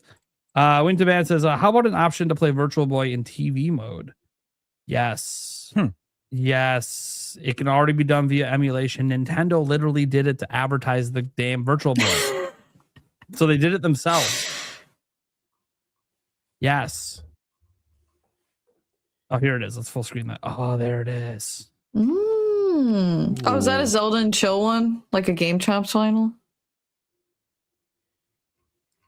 You're muted. Oh, he's muted. Yeah, he muted himself. I'll unmute him. I got you. It's all music from Ocarina of Time, fully Oh, okay. orchestrated. Yeah, It's as I a said, full I recognize the album. that plays, and it has really beautiful. I love this stuff. So the first disc is like Kokiri Forest. Ooh. It's got Did they put any art all the on the big vinyl itself? No, but it's like this one's a beautiful like green and a white. Yep. And then the other one is the Elden area with like Death Mountain, and the soundtrack is, I forget the name of this vinyl. It was on it's from I Am 8-Bit. I forget what it's called. You could find it on their website though. But it's beautiful, and in fact, I did an unboxing of it when I got it, and I played part of the opening track on it. That's just like stunning for Zelda fans. So if you guys have vinyl players or ever hope to like in the future to get one, I Am 8-Bit does amazing video game vinyls. They do restocks usually for people who like moist cream, but I'll kill you, Prime. I just noticed that. There we go. For showing vinyls. Oh, that one is so epic. beautiful. Vinyl. Look at that. Ooh. Yeah, it's the whole like collection thing. I don't want to take them all out because we'll be here for like 10 minutes, but I'll just take like one else. Yeah, did they do anything cool on the disc? They're double-sided. They're double-sided. They're all different colors, but like yeah, this one's like all marbled. Okay, sure, yeah. They went like the marble style. Cool. Yeah. With like white, ivory, gray, blue, green. I wanted to get into vinyls, but I'm scared to add another thing to collect. Yeah. I got a- bought these and didn't yeah. have a vinyl player. I was like, I guess I'm gonna get one now. Nintendo to make their music just available to buy in the US would be nice in general, even just digital. Like they're so bad about offering ways to get their music officially. Just put it on Yeah. Nintendo Music, and they can't even do that. Nintendo Music is a really nice thing, but it's like, yeah, but sometimes I want to buy the thing, not be relying on a sub to access it.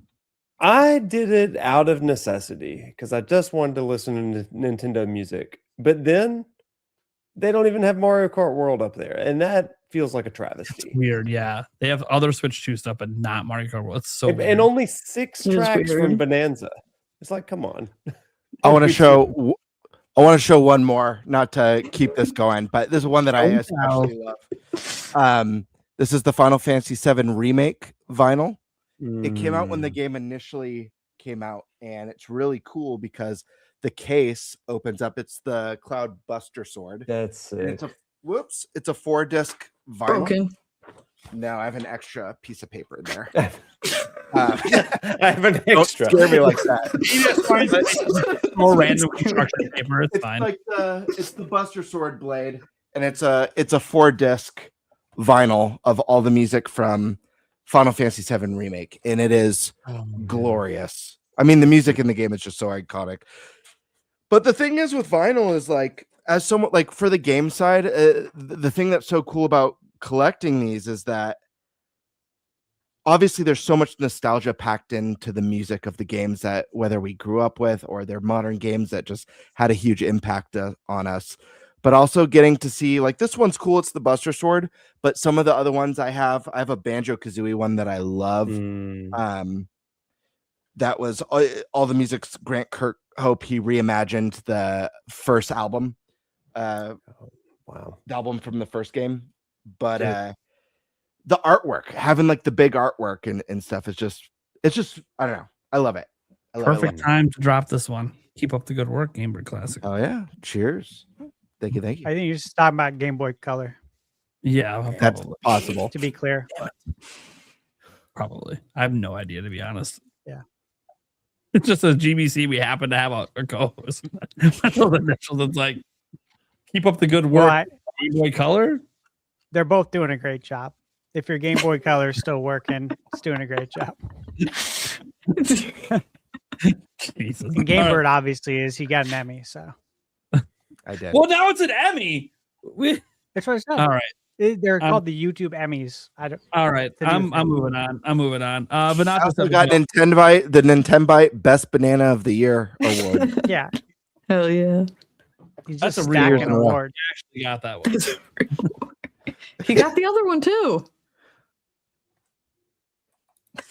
Look, I would be so proud if anyone on this show gets nominated for the actual like internet ones they do for creators. But none of us are even close.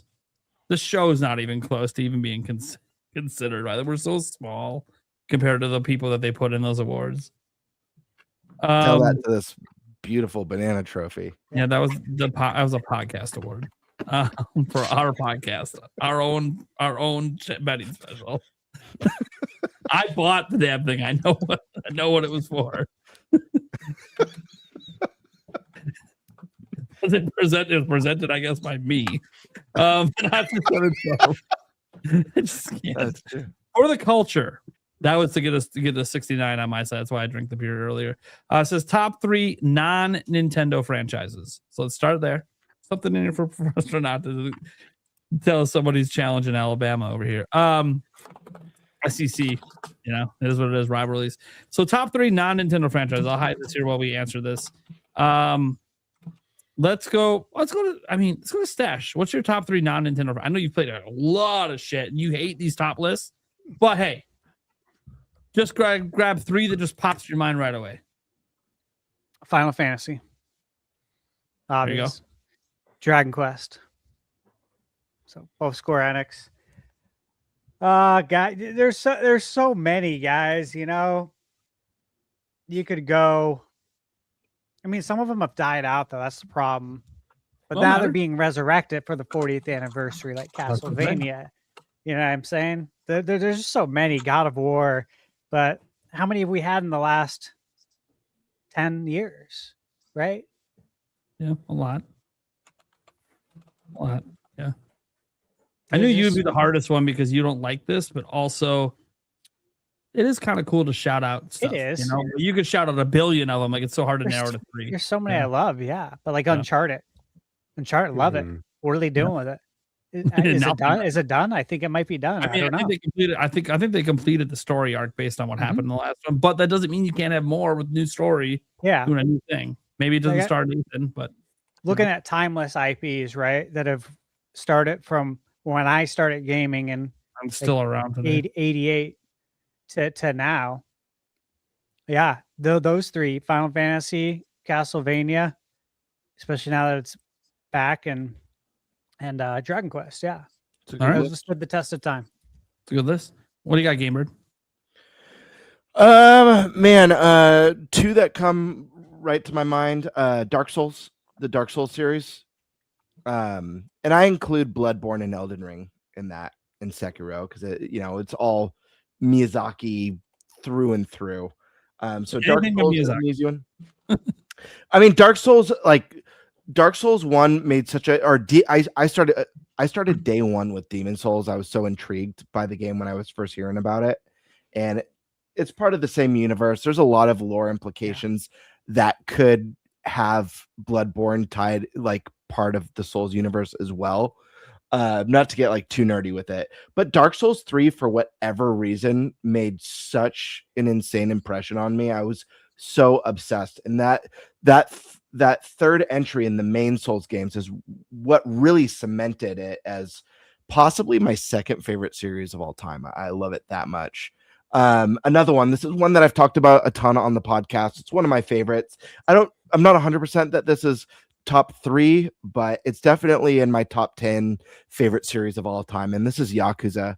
The series is just amazing. It's the unbelievable storytelling and character development and fun beat 'em up gameplay, and it's a series that's grown and evolved from a beat 'em up brawler to a turn-based RPG that has the most recent that has a Pokemon part of the game. Not actually Pokemon, but there's Pokemon mechanics, Animal Crossing, all the amazing stuff in there. So Yakuza, I'd put as number 2. And then 3, man, I'm wondering if I go with something more current. Or you know what? I'm going to pick one. It was one of my favorite series way back in the PS2 age. And this was a series that was dormant, and it's one that I've literally been praying to the video game gods year after year for this series to come back. And last year, or not last year, the year before, or was it last year? I don't know. Either last year or the year before at the Game Awards, a dream came true of mine for Onimusha. Onimusha was just such a special series for me. If you guys, it's funny seeing the trailer for the new one and they're like, oh, it's a new Souls-like. Like Onimusha was a samurai game that kind of has the soul, like you collect souls from the enemies you kill to level up your weapons and gear and earn new abilities and enhance your weapons to evolve them into new forms.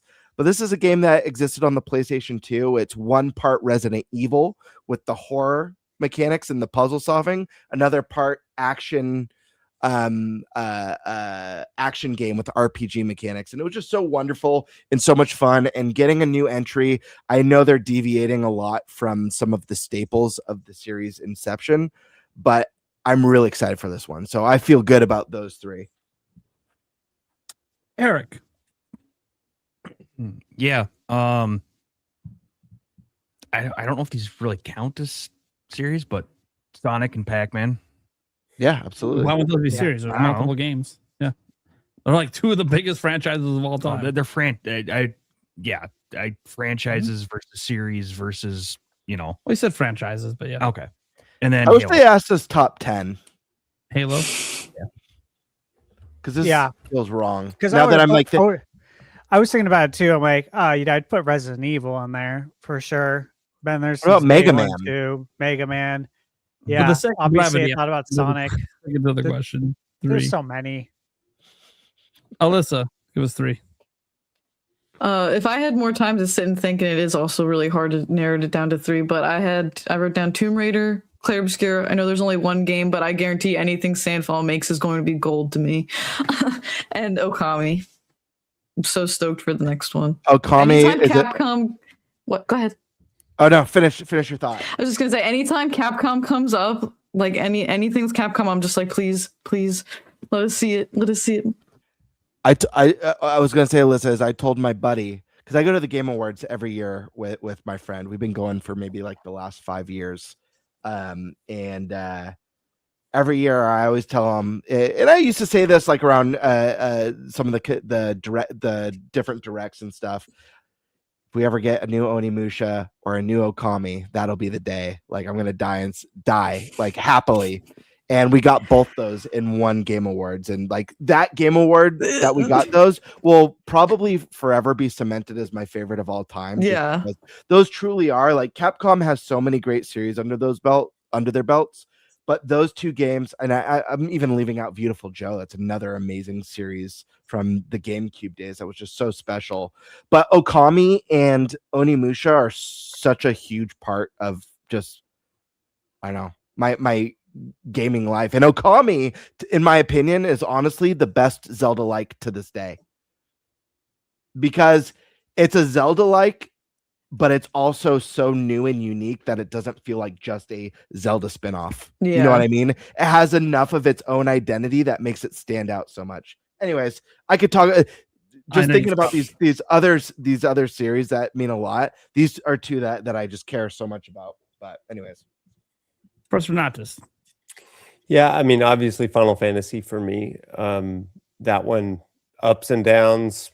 Even the worst Final Fantasy is a good day for me. So that one, I would have to go with Uncharted. I get hyped anytime an Uncharted comes out. So like from the first one all the way to the fourth, I just love them. So that is the thing that if there was an announcement, I would pop the most for. And then finally, Halo. Gosh, I love Halo. Mm-hmm. Those are even Infinite. I love them. Okay. For me, guys, it's Age of Empires. Ooh, I like that. Warcraft. The RTSs and the MMO. All one franchise. How's that new expansion, by the way? It's pretty good so far. Pretty good. And we'll see. Apparently, the second half of leveling is better than the first half, and I just entered the second half of leveling, so we'll see what happens. I was thinking about dipping in. If I do, I'll hit you up to play, Nate. Yeah, I'm very WoW literally casual Yeah, or me WoW too. curious. I'm not sure. Yeah.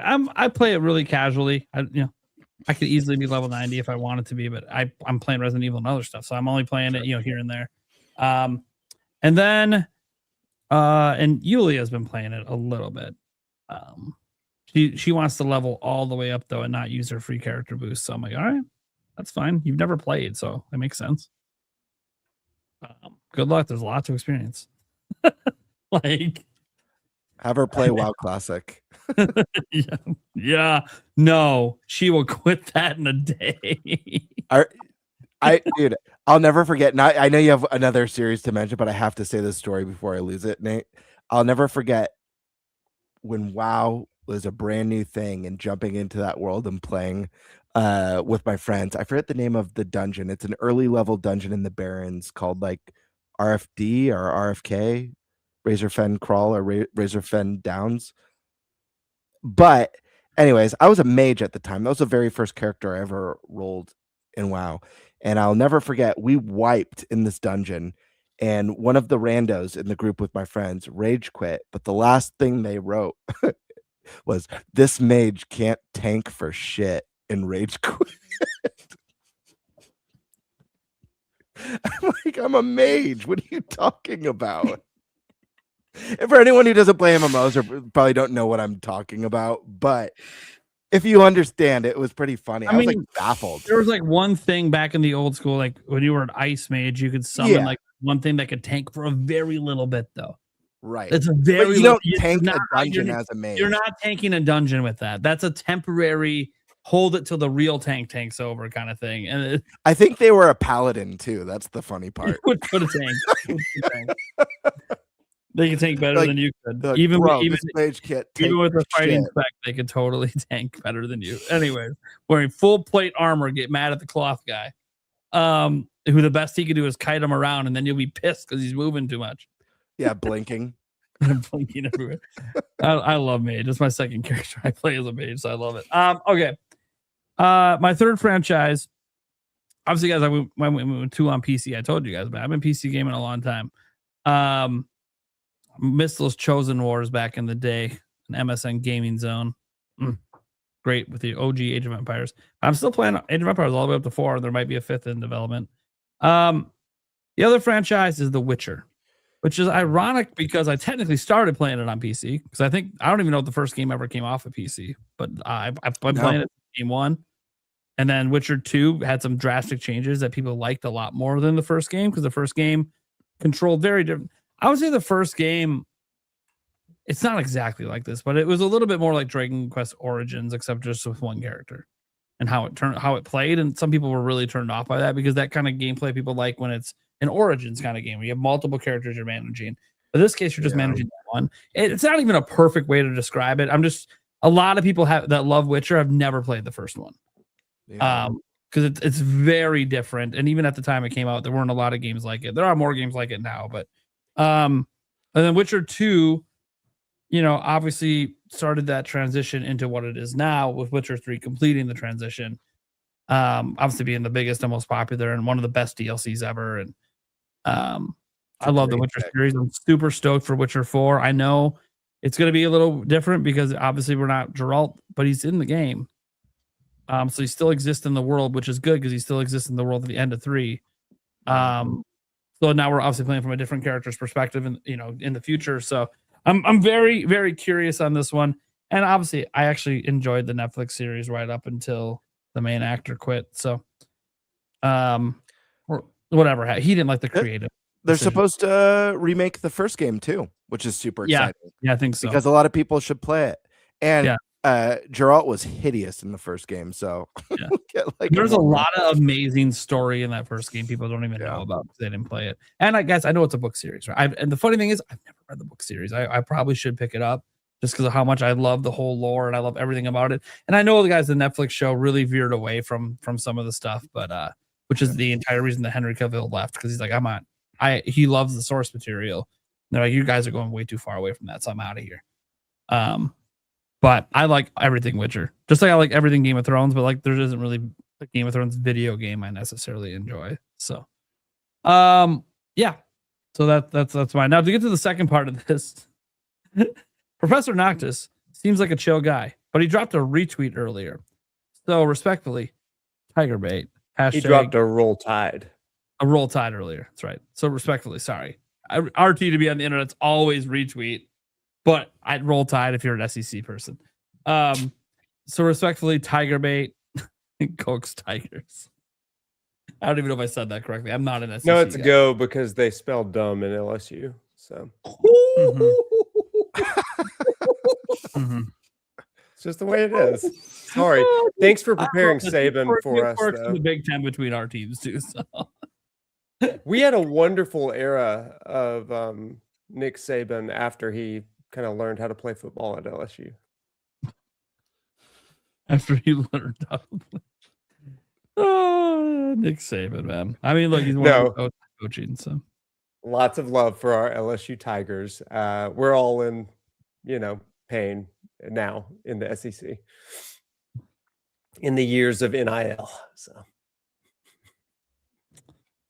Demonic Brawler. I think instead of handheld boosts for Switch 2 games, they should just update the dock to allow VRR to work on supported TVs. Okay, look, we all want VRR, right? Like, I don't think any of us don't want it. Even though a lot of TVs don't support it, there are some that do, and most monitors support it. We all want it. And there's a lot of modern TVs that are starting to support it too, because it's a pretty common feature on all game consoles. But man, I don't think it needs to be an either or. It should just be both. And it sucks because Nintendo originally advertised Switch 2 as having VRR in dot mode. So to me, I think it's like they are probably working on it. And whatever the issue is, and we've talked about whether it has to do with the version of HDMI they're using, which technically can still support VRR. So, but like there's caveats with that. And if they can find a workaround for it, like we don't really know what the true reason is because Nintendo has never answered the question about it. But yeah, obviously we want VRR and dot mode. I don't think there's any debate on that, is there? Like, does somebody not want it? Yeah, say crickets. Who doesn't want games to be better when you play them when the frame rates are dropping all over the place? Who doesn't want that? It's just a good tech. Karkun says if Dev builds games with DLSS 5, how'd it look without it? Most people would probably play without it because not everyone has an NVIDIA GPU. And consoles don't, besides Nintendo. I mean, it looked like how they look now, I would assume, right? Like, we already know games right now don't use it. So I want it to just be the way it looks now. I mean, I guess I don't know for PS6 and beyond, you know. This is a question I have for you guys. Do you guys think we've kind of hit not the uncanny valley, but just the point where graphics really aren't that big a deal anymore? Like we're at a point where it's just good, and no matter what happens in the future, it's like not going to be like a jump over anything we have today that's significant. Yeah, I think we hit that last gen. Yep, me too. PlayStation 4, we hit it. We're already trending there for a long time. Yeah, that's why like everyone gets so worked up about like power and graphics, and it's like the most the most pointless thing to debate with video games because it matters less than any other aspect of gaming. Yeah, like, this 10x zoom on their face bullshit. Bro, I don't care. I hate that shit so much. I don't care. I have to zoom How I in play because the the game. hair's a little frayed here. I'm like, dude, do you play the game that way too? Yeah, I'll play the game with a magnifying glass. What the hell's wrong with you? Why are people watching unless you need trifocals because you can't see. Yeah, these are some of the things though that I'm mystified by. I never understood the zoom in. Like, I get it if you're like Digital Foundry and it's your job and you're doing tech comparisons. I get. That's different. They're not trying to judge the game if it's good or not. They're trying to tell you from a tech perspective what the differences are. There's That's people fine. showing up to dinner. You got to feed them. You know, that's the thing is people want it, so I they get want it. it. But what I But don't why they want it, understand- I don't get. Yeah. Well, if you're a multi-platform owner, I get it from a small perspective of just wanting the best version. Fine, but sure. But you should outside of that. I mean, I will say this.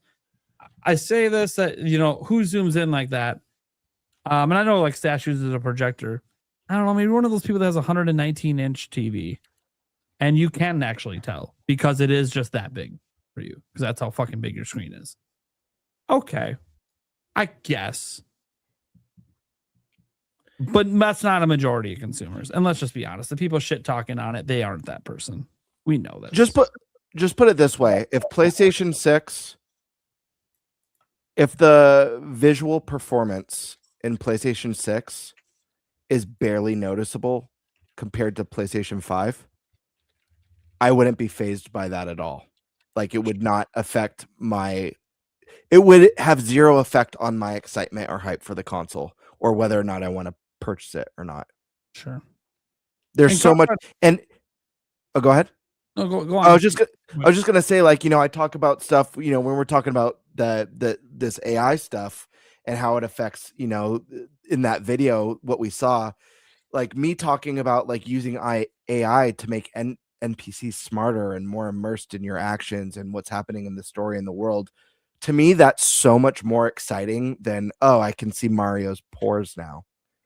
Because after the mysticism of that reveal of seeing Mario's nose hairs for the first time in a Mario game, after the 5-minute mysticism of that, when I'm 20 hours into the game, I'm not thinking about his nose hairs at all. No. I actually forgot about that. Oh yeah, he's got nose hairs in this. Until now. Yeah. So it's like a mustache. What? I think like graphics are really cool for the sake of like a tech demo purpose, but in the age where like we've reached the point that we've reached, games look amazing. Like who has an issue with the way PlayStation 5 games look, or PC games look? They look phenomenal. Why do we need better? The only thing I want, and I'm tired and so tired of companies just being like, oh, we just need more powerful hardware. Dude, we've been through this over and over and over again. Start prioritizing game performance over your visuals. Please. 100%. I'm so tired of chasing the high end and then it's all 30 FPS with drops. Or prioritizing releasing finished games instead of. Well, I mean, that's a whole other. That's right? a whole. Or games that work. Like these are all things that are really important that I think a lot of companies have lost sight of. A lot of this the hot shots of the chase triple for X. They visual. keep releasing broken shit. I'm just saying, like, really think about what's important in a game, and it's so weird to me that the hill that so many people like to die on, especially when it comes to art, like lame console warring arguments about why Nintendo consoles suck. 90% from what I see comes down to, and I'm leaving out the key card stuff. I'm just talking about like over the last few generations combined. Like so much of it is like what has better graphics. And it's, to me, it's like the lamest. It's just the lamest thing. I also wanted to make sure I added to what Karkin said here because they said something in the chat. I think it would damage the artistic direction. I'm sorry. Well, we talked about this earlier when we talked about DLSS 5, and Stash made a really good point on this. We haven't actually seen game devs use it yet.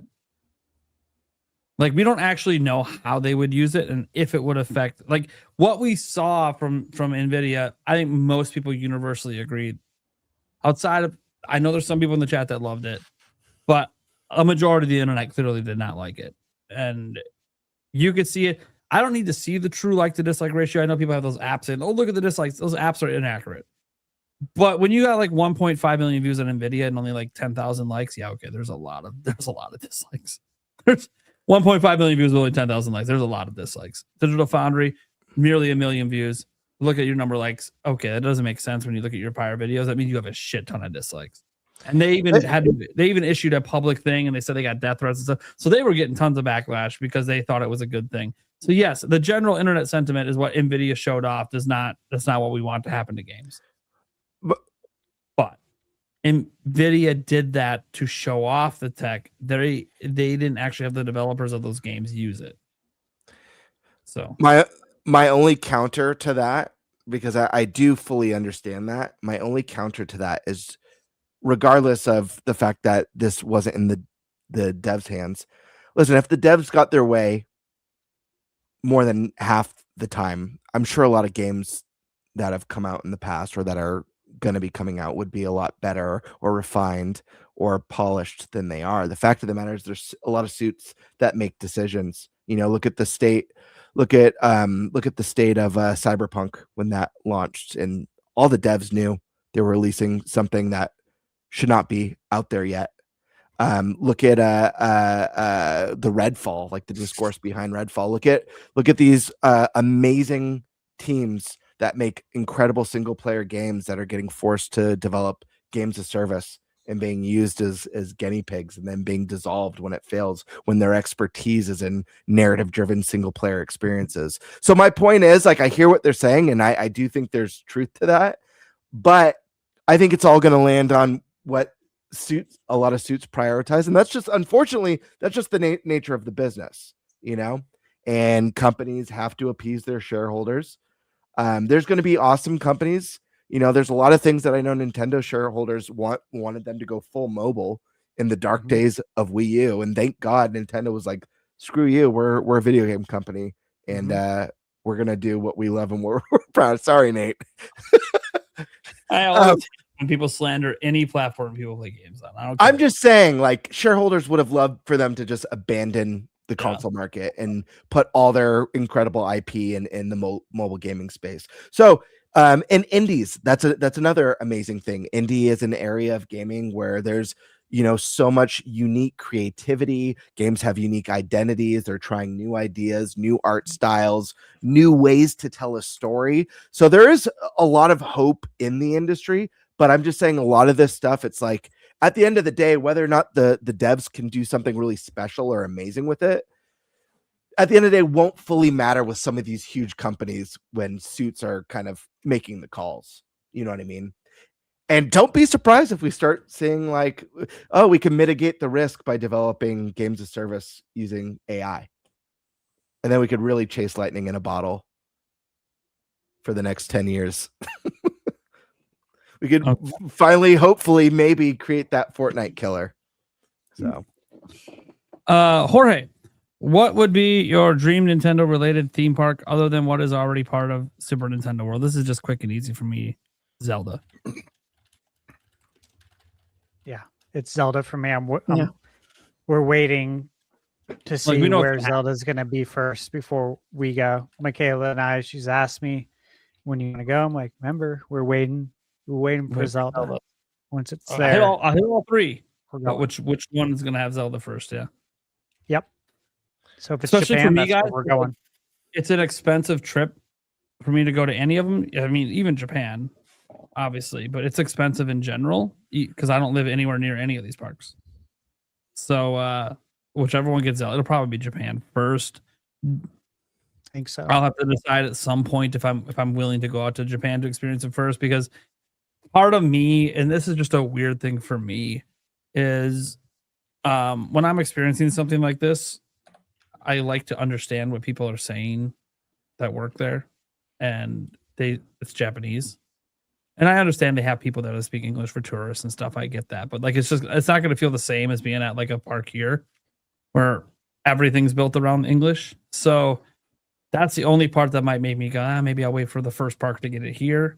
But I think it also just depends how long is that wait. Like if it's a 2-year gap, then it's like, okay, maybe at some point I do plan to just go to Japan, try to hit the Nintendo Museum, come back. But we'll see. And the Nintendo Museum is really hard to get into. You got to buy that stuff like way ahead of time.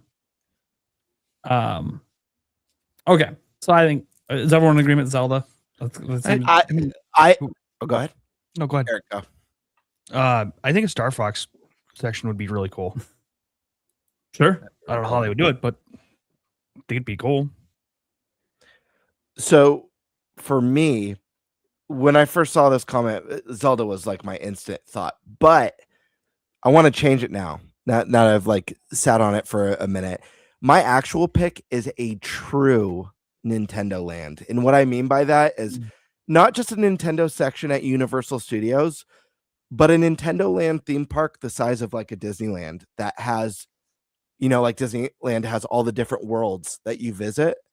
Having the Zelda world, the Mario world, the Pokemon world, the Star Fox world, all the different IP, you know what I mean? And being able to see all the characters, seeing the ice climbers walking around and having a Metroid world and all that good stuff, and a Luigi's Mansion that's like kind of the haunted attraction that's there all year round. So for me, it would be an actual theme park that's strictly a Nintendo Land theme park with all Nintendo's iconic IP, not just a section at Universal Studios. That's my pick.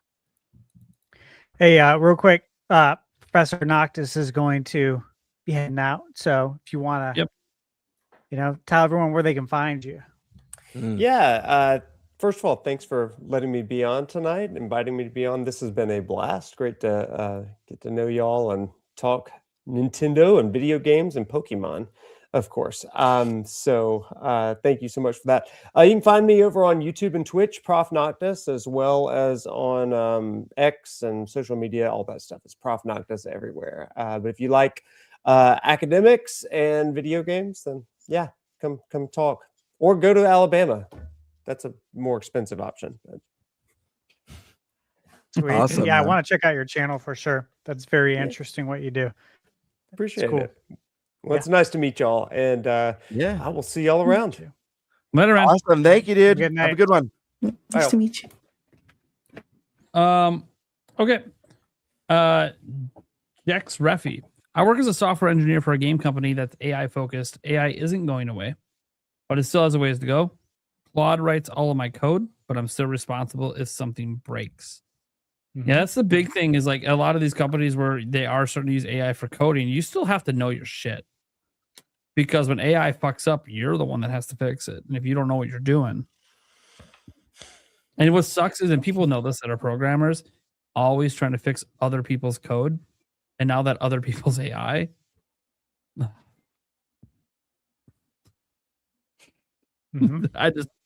I know, and my dad's a programmer. Like, I know he hates AI because he thinks the code is actually not very good. Like, it functions, but it's sloppy. And it might get better over time, I'm assuming, I hope. But yeah, I mean, look, regardless of Eric and everyone else that hates AI, it ain't going anywhere. it's just going to keep, I mean, I guess, quote unquote, getting better. It will.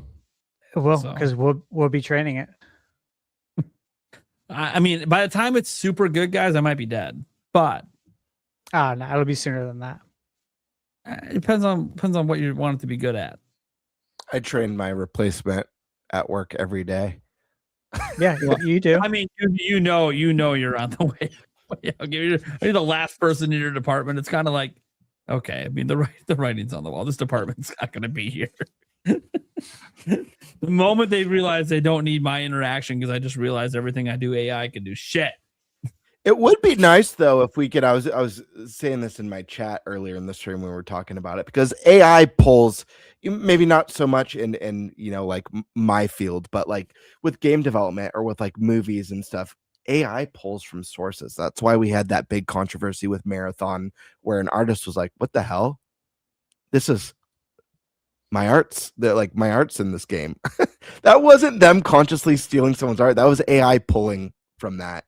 And so it would be nice if that if AI is sourcing from other people's creations, if there was something in place that was anytime AI pulled from someone's work, that person got compensated for it. It's not going to happen, but it would be nice. That'll never happen.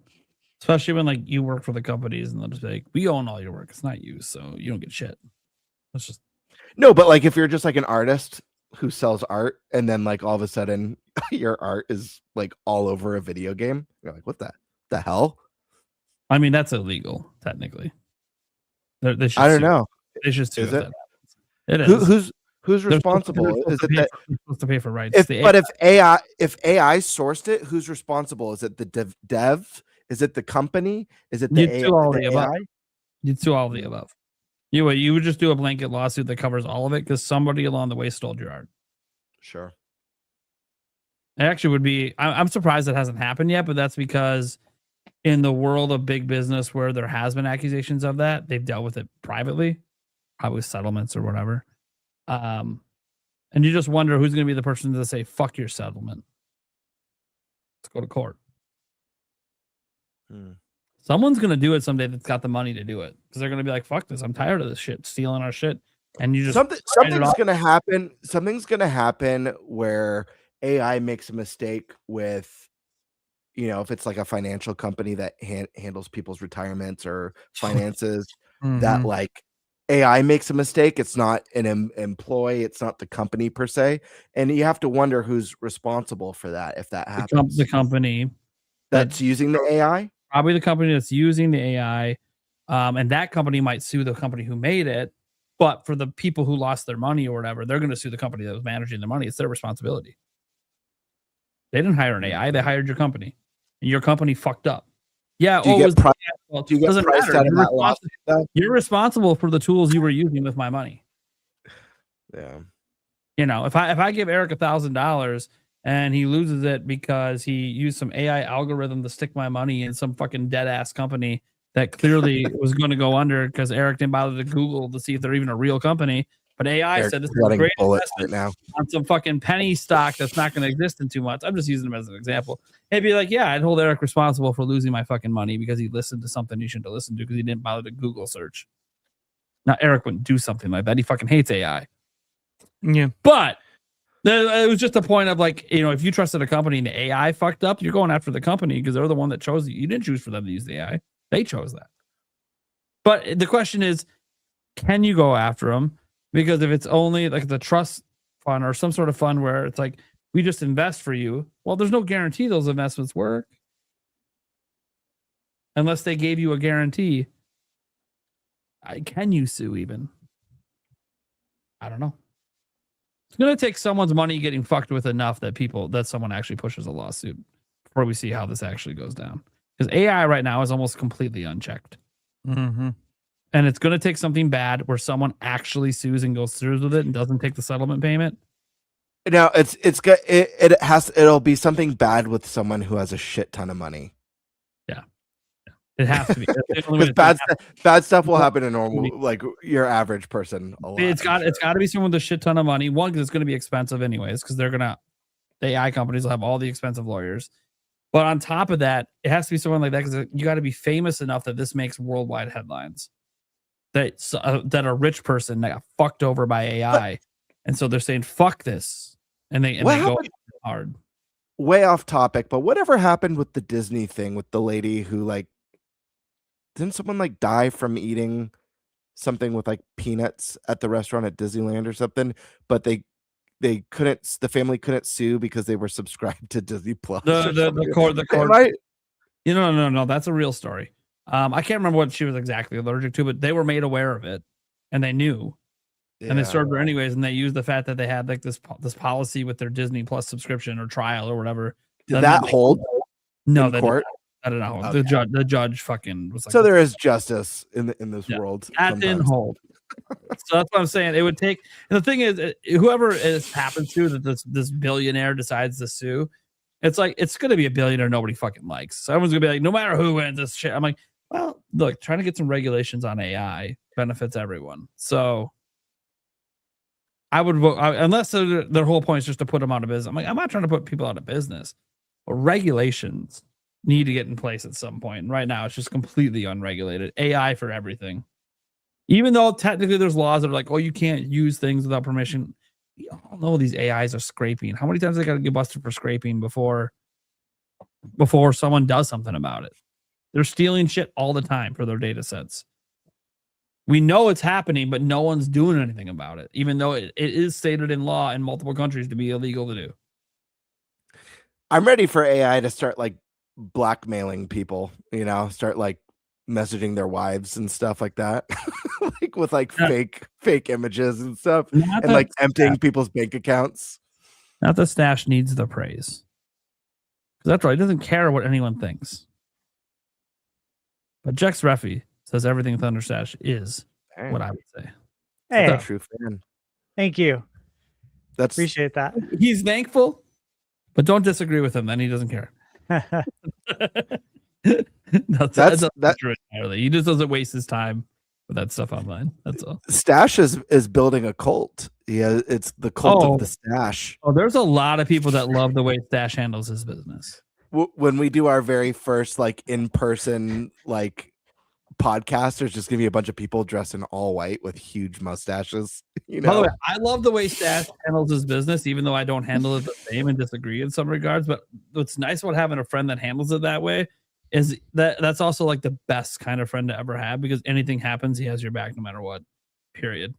And you need people like that that are going to tell the world to fuck off. Like when we were doing even the karaoke, it was all good and fun, but part of the reason he wanted to stick around was just in case someone tried to fuck with me while I was drunk. He was not. They wouldn't be. I don't want to say they'd be dead, but they would regret it. Yeah, just be a dead person in the bar. That's the way it is. Like I can disagree with him, but like he's also one of the kind of the best kind of friends you want in your corner, because the way he views the world is like, no.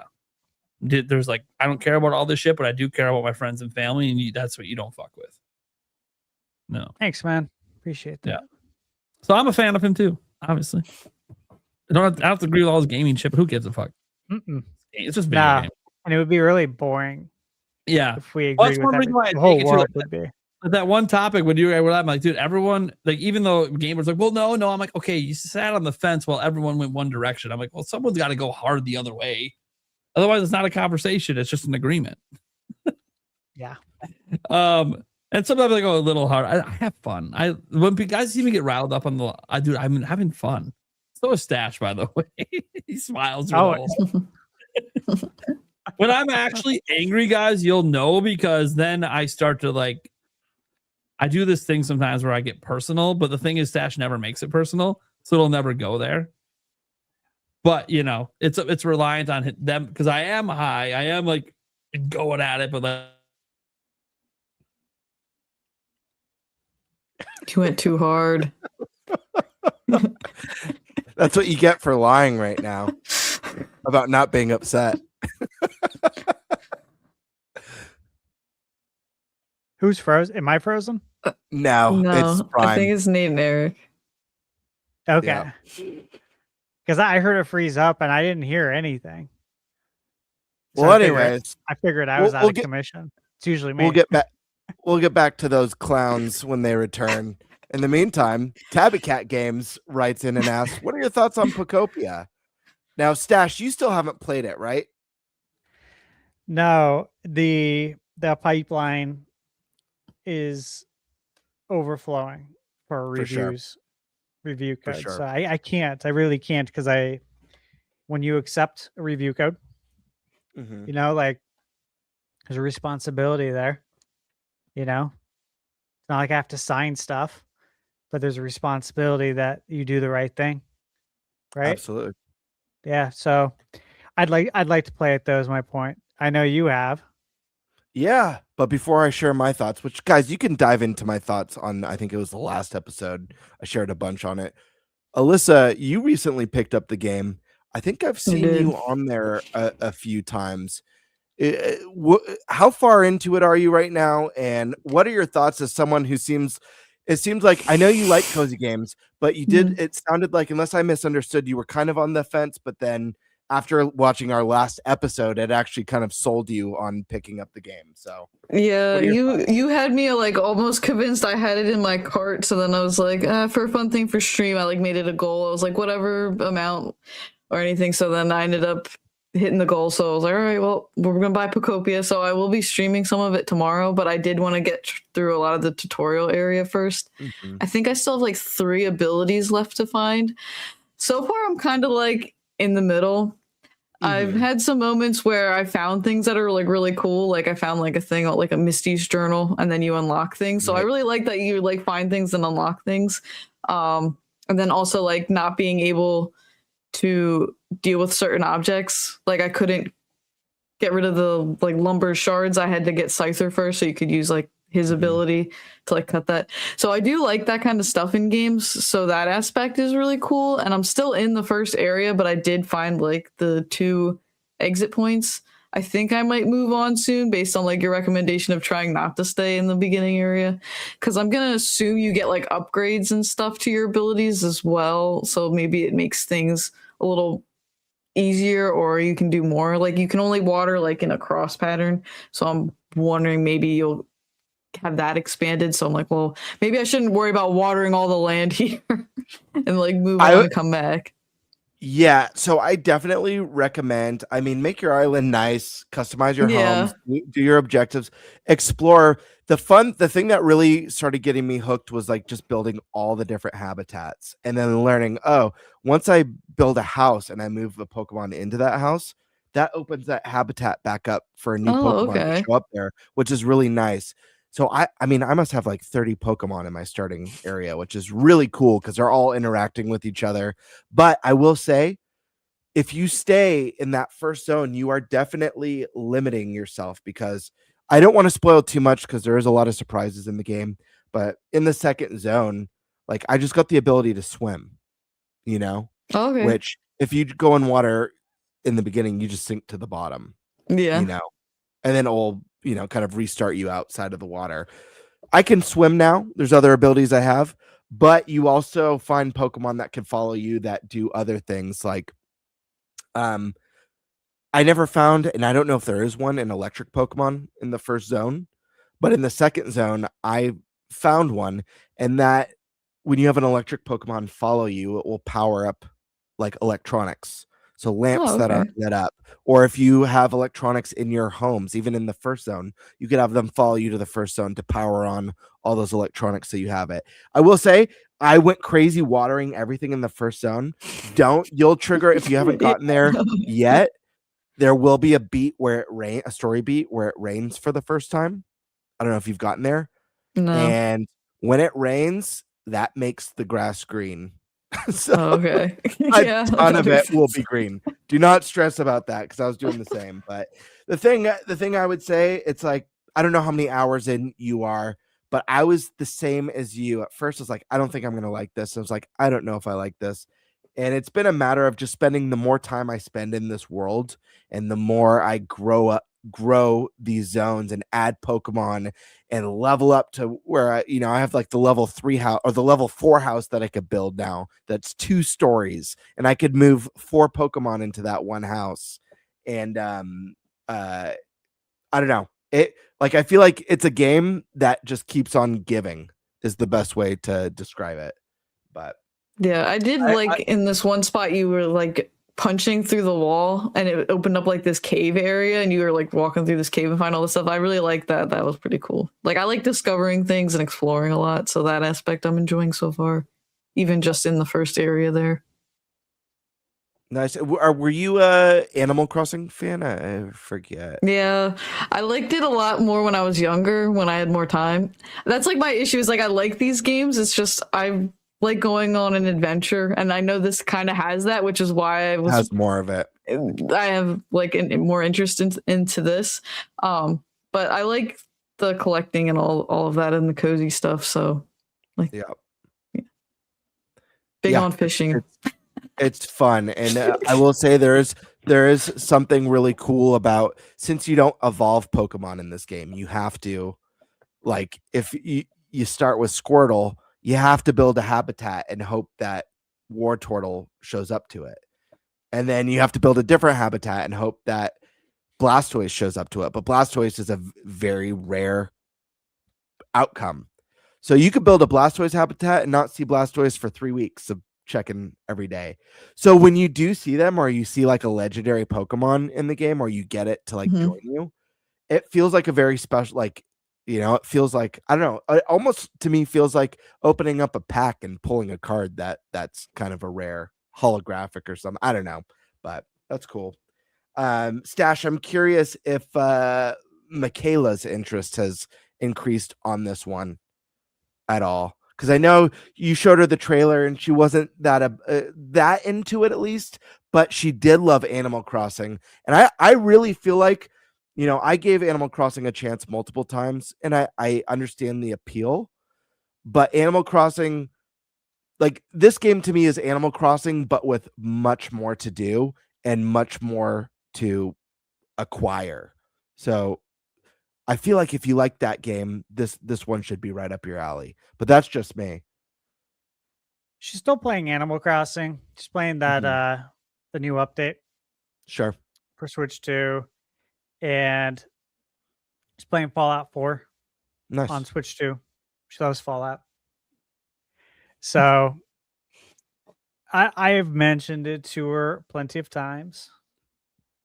Monitoring the situation, I guess you could say. Sure. Not closely, but I'm definitely monitoring it.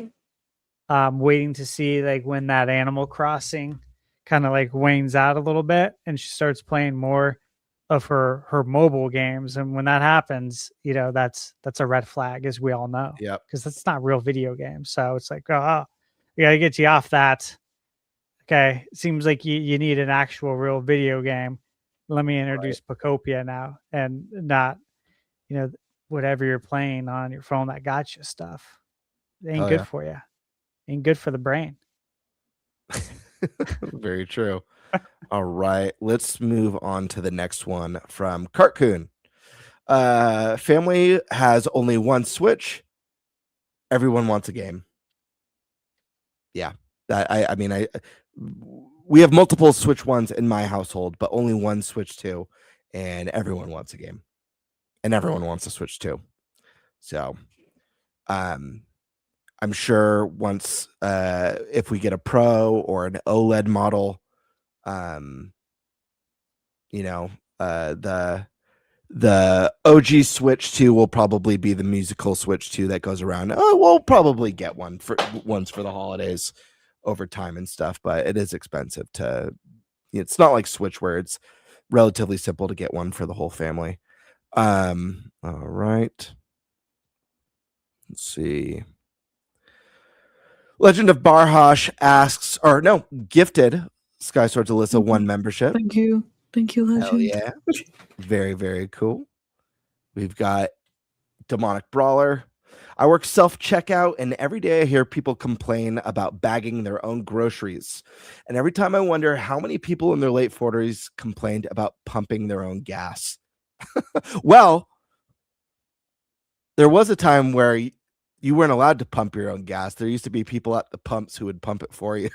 But I don't think I've ever heard. Have you guys heard anyone complain about pumping gas? I don't know if I've ever heard that. Maybe Well- like a minor whine, like, oh, it's cold out, I don't want to get out of my car, but like not a group of people. I could see or a complaint debating it. chain. I could see debating it with your partner in the car. Yeah, who's gonna yeah, pump yeah. the gas. But I do think the gentleman should pump the gas, in my opinion.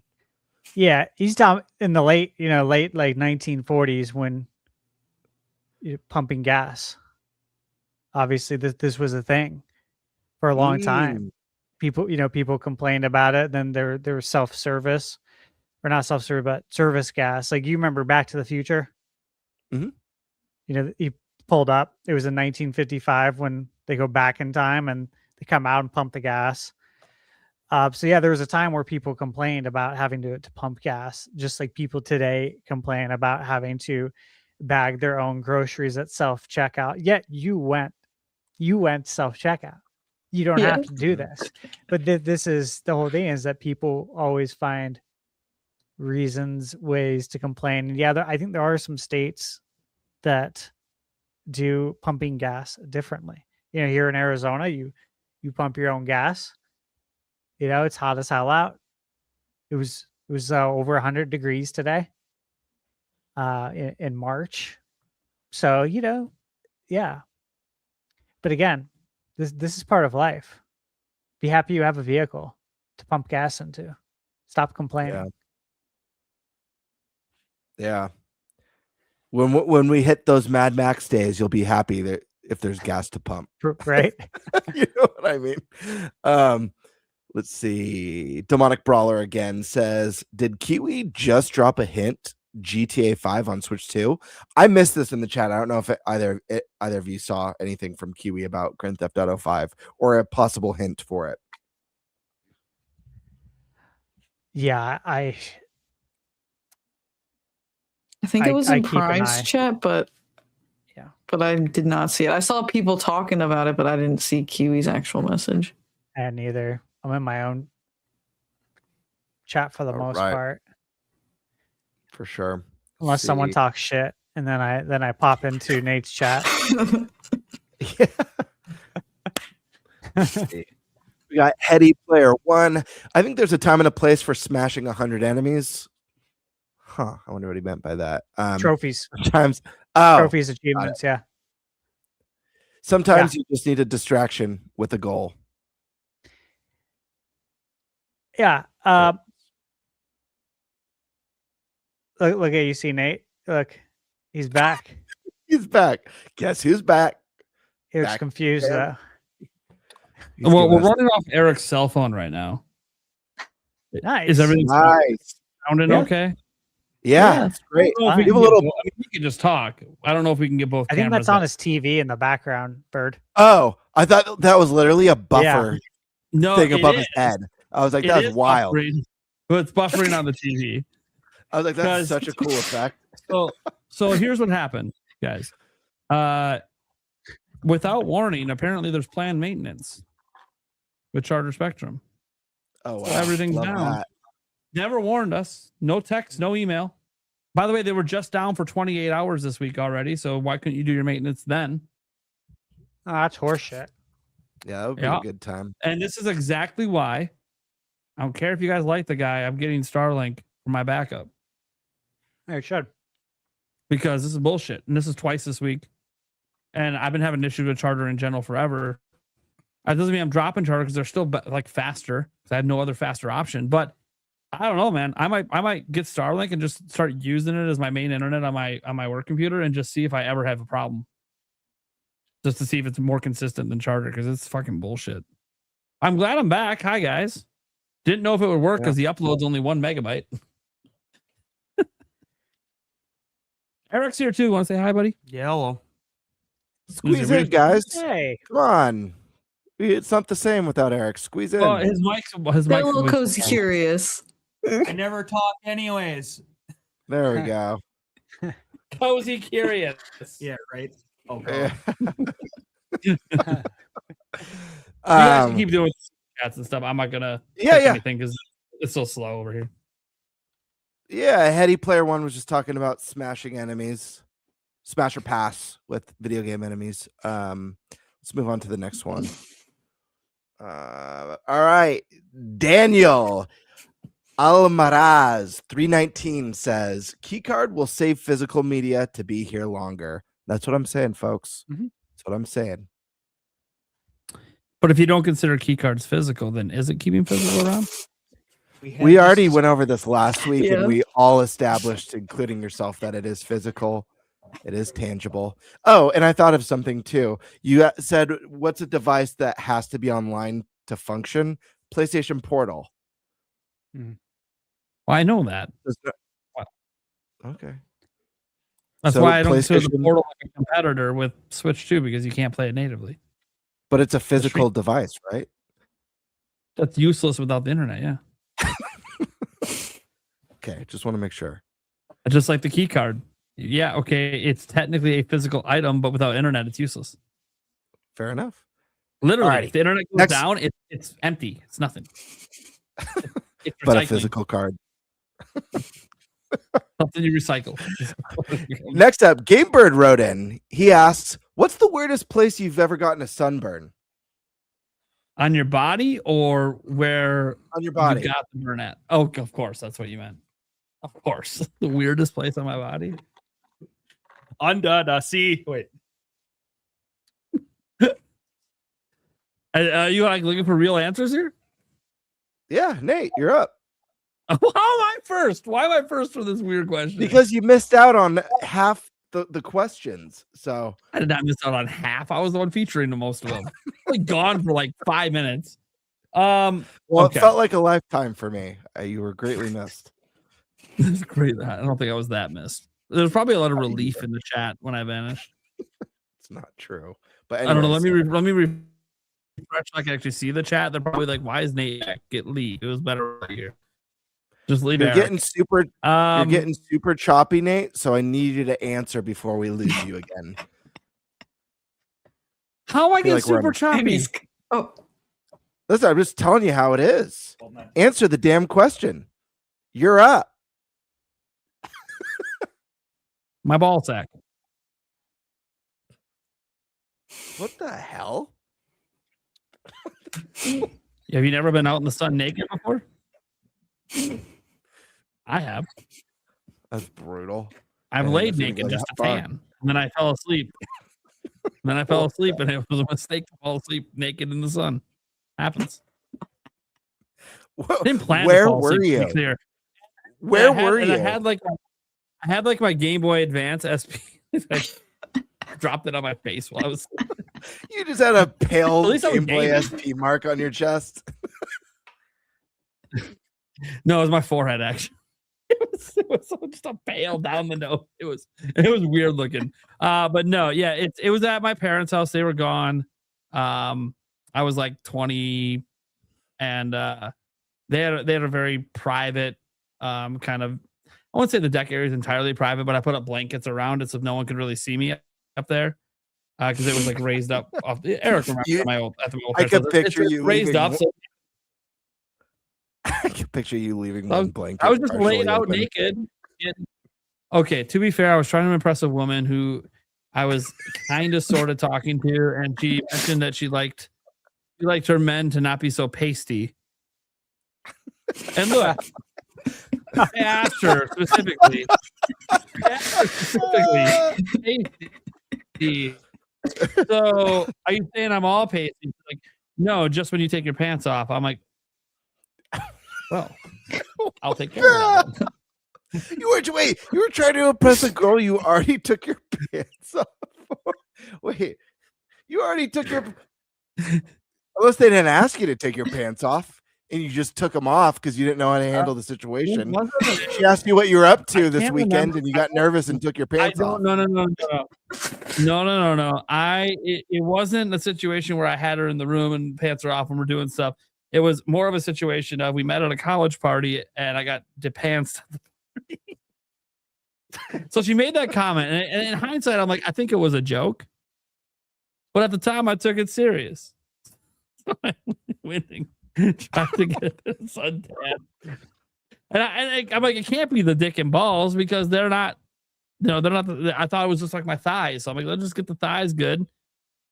And then I fell asleep. And then I didn't even realize my balls could burn. Found that out. So you asked the question. Don't ask questions you don't want answers to. Yeah. I didn't think I was going to get that brutal of an answer. That was brutal. I'm someone would say like my armpit. Dude, I've been through some brutal shit in my life. I've made some dumbass decisions. Why do you think my mountain of predictions being wrong is as tall as it is? I think because you got fried enough brain cells laying out getting my balls tan, apparently. Thunderstashes over the God. I regret being. The more I hear, the more I don't want to know. I mean, at first I thought the story when you said you were trying to impress a girl, I thought you were gonna meant like your next door neighbor or something. There was like a girl you liked who lived next door, so you laid out naked to impress her. Like that's what I thought you were going with this, and I almost think that's better than the actual story of like. You were pantsed in front of her, and you needed a redo so she could see your thighs weren't that pasty. Anyways, this is forever now. This is forever an etched story in history. This is not a stream that gets hidden after. So, congrats, internet. You know something about my 20-year-old self. You could have just left that 20 years ago. That was decades ago at this point. That's crazy for me to even say that was decades ago. All right. Well, if anyone else wants to go on this one, otherwise we could move to the next question. I refuse to be the first to answer any question moving forward. If I'm going to be stuck with the only one telling the story. Yeah, buddy.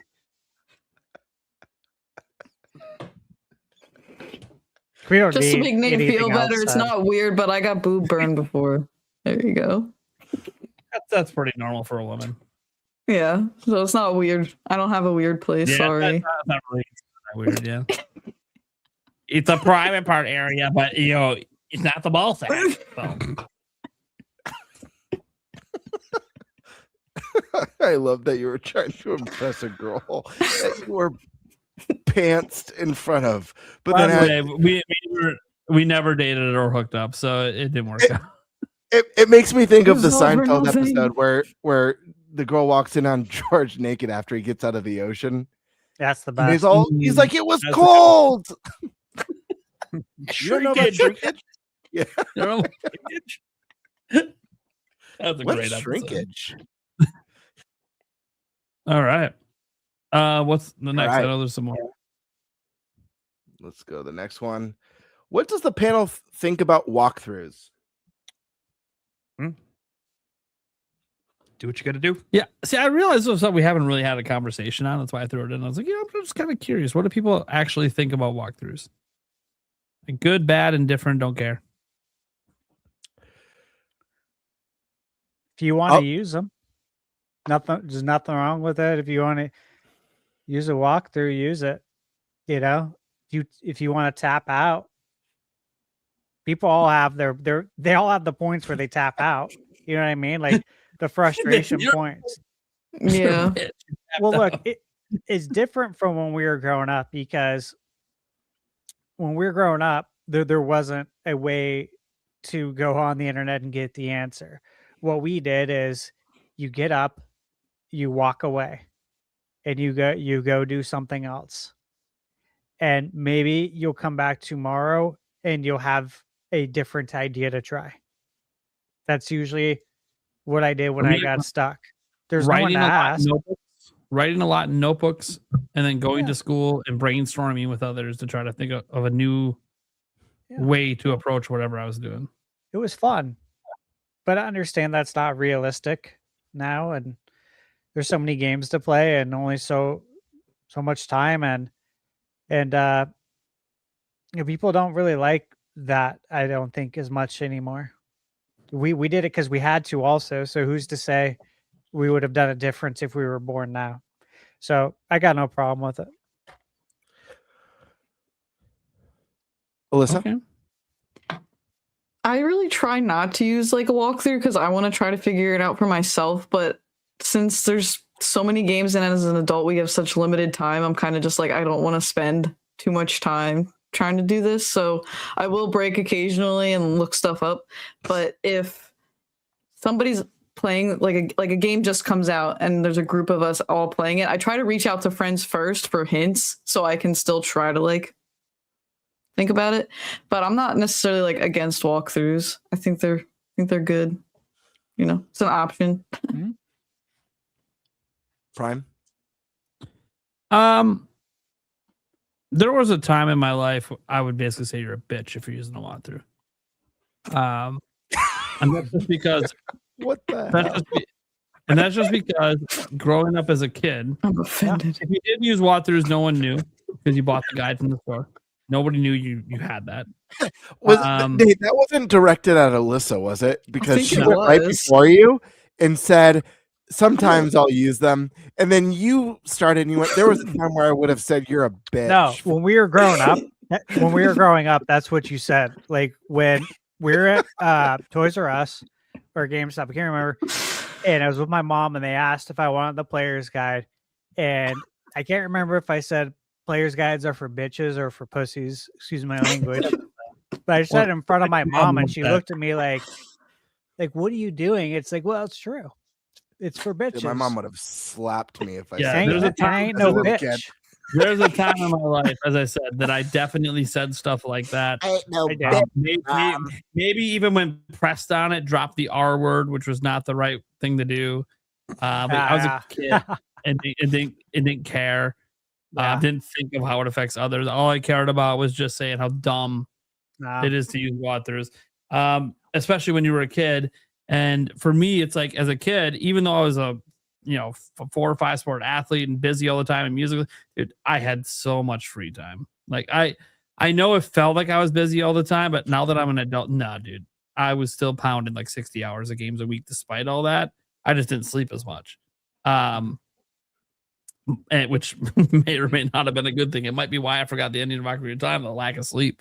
So it might not have been a smart thing long haul, but at the time, dude, I was full-time plus gaming and doing all the sports and everything and all the practices. But there was definitely a time in my life when I felt that way, that like don't use walkthroughs at all. At least to beat the game. The 100%, I didn't really care. But to beat it, no, get through the game. Then if you want to use a walkthrough after to see what you missed, fine. Especially back then when there wasn't achievements, there wasn't any way to know if you missed anything unless you just knew you missed it. So I had no problem with guides after you beat it, but most, anyone using a walkthrough, it's ironic because I started running a website where I wrote walkthroughs for Zelda. Mm-hmm. But it's like, it didn't mean that I think people visiting the website using my walkthrough was a bitch, because I definitely did at the time. I was just taking advantage of what I thought were idiots at the time. In hindsight, that was a really bad attitude to have. Because it was just taking in consideration myself and nobody else. And it's the attitude era. The attitude era. And to be fair, lots of things were like that. People were calling people bitches and pussies and all sorts of shit over anything. The R word was tossed around like it was just part of the language and nobody cared. And they did back in the time, really. Social workers would sometimes get on your ass about it, but most people just leave you alone because everyone understood you just meant stupid. You're just calling people stupid. Simpler times. Yeah, and you get to today, and I know the R word's made a comeback in some circles, but I'm not gonna be uttering it. I literally have people in my family deal with some issues. It's just growing up, I've realized I'll just use the right word. I'll just call you stupid. I worked hard enough to get plenty of words out of my vocabulary. I'm just gonna keep it as is. But if someone uses it, it's not gonna offend me. But definitely not. But yeah, I'm not gonna bring them back in. No, I'm not gonna. And I'll still use the word bitch. I'll admit, I'll still bring that one out sometimes. But so what's your stance on walkthrough? Between friends, I'll only use that one between friends. If we're all hanging out and we're drinks and Eric's being a little bitch, I'll just be like, God, stop being a pussy, Eric. But that's the only time I'll use it. I won't just use it out in a fucking store or in front of my kids or any of that shit. That said, when it comes to this, that was how I used to feel. As Alyssa was saying, you get older, you have less time. Angry. Yeah, you have less time. And look, when you saw Stash with his senior class photo of all that cool shit, Well, my mom wouldn't let me do that with any of the gaming stuff for my senior photos. I totally had a bunch of that shit and totally felt that badass back then. Dude, I always had a girlfriend. Eric knows this. I always had a girlfriend. I played all the sports. My body was decent looking. He was ready. Minus the burnt balls. No, the burnt balls was after high school. So that's probably worse that it was after high school. This is pre-ball. That is worse. No, I was an adult when I burnt my balls. Well, I said I was 20 when I said the story, so it'd be kind of awkward Still if in high school. I still was in high school at 20. Feel a little. I just didn't want to believe it, I guess. No, you did. I don't blame you. So after growing up, and obviously now, especially now after I had kids and my time is more finite, the reason I play games has kind of shifted. It used to be because I like the challenge, and I like that sense of discovery, and I still like the sense of discovery in some regards, and I still like the sense of challenge in so much of like when you're playing like an Elden Ring and like the boss fight's really hard. No amount of guides you look at, it's going to make that boss fight easier for you, because at some point, even if you know how to beat them, you got to actually perform it, and there's timing and there's certain skills you got to develop while you play, and that's still true of some games. No matter what, you still got to develop certain skills to beat certain games, regardless if you know how to do it. But as I've gotten older, I've just realized that there's too many games coming out that I want to play, that sometimes if I'm not glancing at guides or checking out a quick video, I am going to end up not playing and beating as many games as I want. It's just reality. And there's like that finite balance of, do I want to do it without help, or do I just not care? Because I want to get to the next game, but I still want to know what happens in this game. So like the reasons I play games have shifted a little bit. Now with Nintendo games in general, I don't really walkthroughs for most Nintendo games, because they just don't tend to be like super, super difficult, just to be completely honest. But that doesn't mean I didn't use like a Korok guide to get all the seeds in Breath of the Wild. That's how I got the golden poop. I'm like, I got enough Korok seeds where I was satisfied, and then it started to become, okay, this is just a tedious chore. Well, let me add some of that tedium and just know where they are and go take care of it. And so I've used those interactive maps they had for Breath of the Wild and Tears of the Kingdom. I use those. I honestly don't think that, like, if someone wants to use a walkthrough from start to finish, I really don't care. Like I've hit the point now where it's like, who am I to tell you how to enjoy games? Like when I was younger, I would have called you a bitch. But now I'm like, but what if you playing the game without the guide is actually extremely unenjoyable for you? Who am I to tell you you're wrong? So if you want to use a walkthrough start to finish, I don't care. You enjoy the game how you want to enjoy it. I'll never use them start to finish, but will I occasionally glance at them when I'm stuck? Especially if I've been stuck for a few days. I'm like, okay, yeah, no, I got to get past this, or I'm going to miss out on other games. Right. Now, obviously, in some cases where I get like, early access codes, yeah, there is no guides, there's no help, right? I was just going to say, I have no choice now. Yeah, I am the resource, but I don't review games. So for me, I don't necessarily have to beat it by embargo. Usually I just tell them, and every time I get a code, I let them know, well, I don't really do game reviews. You don't have to give me a code. Well, what can you do? I'm like, well, I'm not making a dedicated video without getting paid, since I don't do game reviews. I'm a news channel. But here's what can happen, and here's what will probably happen. One, I'll probably bring it up on a live stream and at least mention that, hey, I'm playing this. Here's some general thoughts.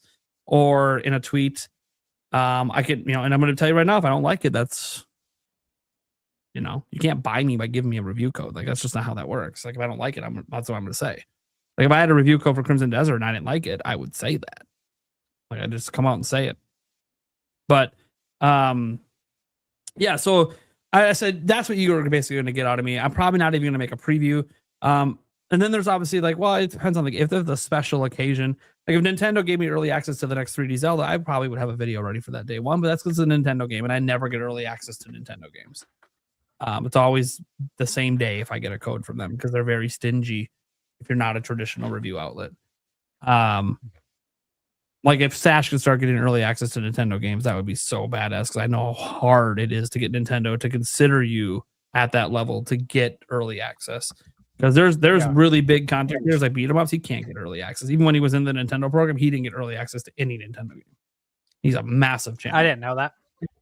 Yeah. So it's very difficult for content creators because we're not traditional media.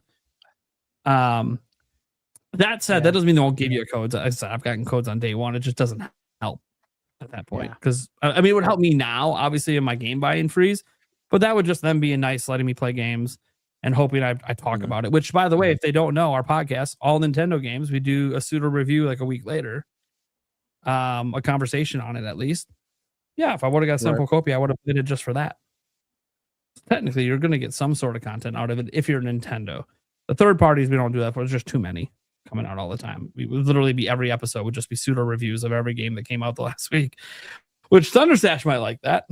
Outside of the games on embargoes on, I can't talk about, but you know, that's not the kind of show that we're running. So we still do those pseudo reviews just for the Nintendo first party stuff. And who knows, maybe there'll be eventually be a special.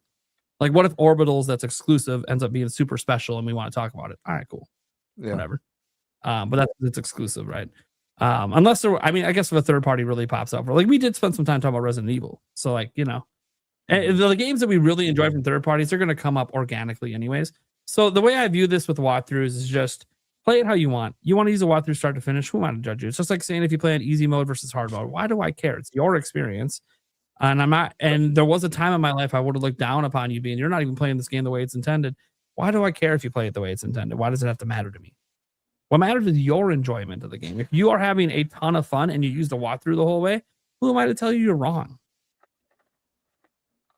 And I'd be a hypocrite because I've looked up stuff. I'm sure Stash at some point has looked up stuff for some games. Me, you can't for embargo, but you know what's interesting too is you end up missing a lot of stuff too, which sucks. Like if you're playing a big game, like a big RPG, you might miss like a certain weapon that you have to do like all these things for. And then when you read it, you're like, dude, how would I have known this? Yeah. Yeah. You know what I mean? And that stuff's annoying. Game, you passed a certain spot, and now that you passed it, you can't go back and get it. And it's like, that's why trophies help, because I can like Google stuff when I look at the trophy. To get back to this spot to get this, like this is just. So I just won't do it. But so for me, I think walkthroughs are great. I actually think they're a great thing. I have no judgment at all with walkthroughs. I've only ever owned one in my life. I've shown it on this podcast before. It's the Prima guide for Majora's Mask. And to be honest with you, I wish I was more into them growing up as a kid because I love that magazine. I'll never get rid of it. It has so much cool art and even some lore tidbits in there. I'm like, man, why wasn't I more into this as a kid? Because I did have that mentality of like, I've got to figure it out on myself. The only reason why I bought the Majora's Mask one was because my first playthrough of the game, I didn't have the Fierce Deity mask because there were so many weird stipulations for getting the mask. This is what I'm talking about. These are the things you don't want to miss. Where it's like, you have to be in this area at this time on this day for this NPC to show up to get this mask. Yes. There was weird stuff like that, that even if you're like exploring every nook and cranny of the world, you might not just be at that spot on that day at that time to get that special item. So, like the other part of it too is that this is one that no one mentioned. I like visual novel games a lot too. There's a series that's amazing called Zero Escape. The first game's 999. Second game is Zero Escape. And then I forget the name of the third one. Zero Escape Virtue's Last Reward, I think it might be. But these games, they each have, and they're short, they're visual novels, but they each have like 7 to 10 possible endings with only one true ending. So the way that I played through all of them is I do the first playthrough. And again, they're visual novels, so they're relatively short. Yeah. And then I got whatever ending I got, whether it was a basic ending, a bad ending, a special ending, but it was never the true ending. And instead of just like gambling at playing and making one specific decision or choice or going a certain way that could change the trajectory of the game, and just trying again and again and again, thinking, what can I do different this time? I'll look up, okay, I don't want spoiled the actual true ending, but I want to know the path to get there because I've already experienced this. I think walkthroughs are great for tons of reasons. Secrets, like Stash, you talk about things you miss. I mentioned, one of my favorite non-Nintendo series is Dark Souls. There are items, or accessories in those games that could literally change the trajectory of your experience that For you real. could easily miss just from not looking behind a certain rock. Yeah. Or you could get it early in the game. Like you could just run in there and grab it and like bolt out. And now you might enjoy the beginning of the game more. Like it might have been really hard for you, but now you got this sort of OP item and you're like, you know what? I think I'll keep playing. And by the time you keep playing, you find yourself enjoying it. Now you beat the game. Stuff like that. Absolutely. And I'd actually even argue, even though I love accessibility and I think accessibility is good to get more people into games, the more people that are into games, like real video games, not the cell phone stuff, I'm talking like video games, the more people who are into that, the better for the industry. So 100%. I actually prefer walkthroughs over easy mode, but I would never get rid of an easy mode on a game. I think it's good that there's easy, normal, hard, whatever, extreme. But if I had to sacrifice one, I'd actually sacrifice easy before walkthrough, because at least normal is the way the game's meant to be played. And I could use a walkthrough for Dark Souls or Bloodborne or The Last Berserker of Kazan and still get my ass handed to me at every boss, at every turn. It doesn't, like, I'm still playing the game it's meant to be played. I think there's nothing wrong with walkthroughs. If you guys hit a wall, I'd rather you finish a game that's really good and really special or has a phenomenal story or a memorable ending than going, you know what? I hit my skill cap and it's not worth it for me because it's causing me stress or distress, or it's making me not want to play. So I'm all for it. Totally agree, man. Like you said about the strategy guides, I was talking about it actually like 10, 15 minutes ago in chat. Same thing. I really appreciate them for the lore, for the art, for the maps. Love the maps, man. Like I remember one of my employees at Lone Depot, Keith. He was hyped for Red Dead Redemption 2. A bunch of us were at work, and he had got the guide for it. I don't know if it was like the piggyback guide. It was the one that was like $150 or something. Right. And he's like, dude, you got to see this, Steve. He's like, I know you don't use guides, but you got to see this. I'm like, oh, yeah, bring it in. Like, I don't use it, but I enjoy the contents inside, because he was telling me, he's like, dude, so detailed. There's so much lore. I'm like, yeah, let me see. And I remember looking through it. I'm like, this is so badass. Like, that's awesome. And it made me think, like, I should have bought these when I was younger for this stuff, just not used. But also, we didn't have the buying power to do that. That's another thing. If mom said, no, we don't have the money for that. I'm happy to just be getting the game. They were like $10, $15 books, maybe 20. I don't really remember. They were. It was another thing tacked on. I'd be lying if I said I didn't wish that I had the Ocarina of Time guide or the Link to the Past. Like, I wish I had those books, even if they have the wear and tear of being from my childhood. That's even better. Like some of the creases and stuff, the history of the worn out edges. As much as I love pristine stuff, sometimes when I look at some of my stuff that has like the childhood wear on it, it has even more nostalgia associated with it. So yeah, I'm all for that stuff. Enjoy it. Use your walkthroughs. It's totally okay. I recommend trying games on normal as opposed to easy, because that is the way the designed way to play it first. But if you play it easy, no biggie. Some get like I have game time. I'm awful at first person shooters. Like, it's a fact. I'm terrible at them. I don't have the speed or the reflexes. Maybe it's because I play on console and I just can't get headshots. Splatoon is like the first time I've jumped into like a multiplayer shooter where I feel like I'm okay at it. But yeah, I just don't have it with, when I used to play Destiny going into PvP, I'm like, yeah, I'll stick with the PvE stuff. Maybe I'm not cut out for this sort of thing. But let's go to the next question from Cooster69. Maybe Stash can answer this. Do sealed, unopened special editions of video games increase in value? Stash Man. Yeah, absolutely. 100%. Yes. They fetch the most. Now of course the quality, the condition of it. You know, I'll tell you what. There's been stuff I bought over the years, and it was a game that I've already bought digitally, and I'm literally buying it as a collector's item, and it's arrived jacked up, and I could tell that it wasn't from the trip here. It was from the packaging, Sure. like the way they packaged it. Because the box will show up, and the box literally looks like it was just folded out and taped and placed on my doorstep. It was in perfect condition, but then when you look inside, the box is all jacked up. And I'll call them up, be like, "Hey, I just got the game, man. I'll take pictures. Mm-hmm. I need you guys to send me a game that's not effed up. Thanks." And also, you're inconveniencing me. So, Yeah. do you think I want to call you and do this right now? No. So let's just make this right. Okay. Yeah.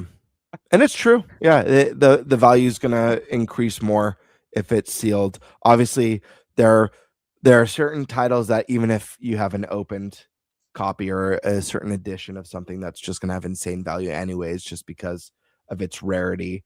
But yeah, I'll say I mad respect to anyone who has like that perfect self-control with collector's editions.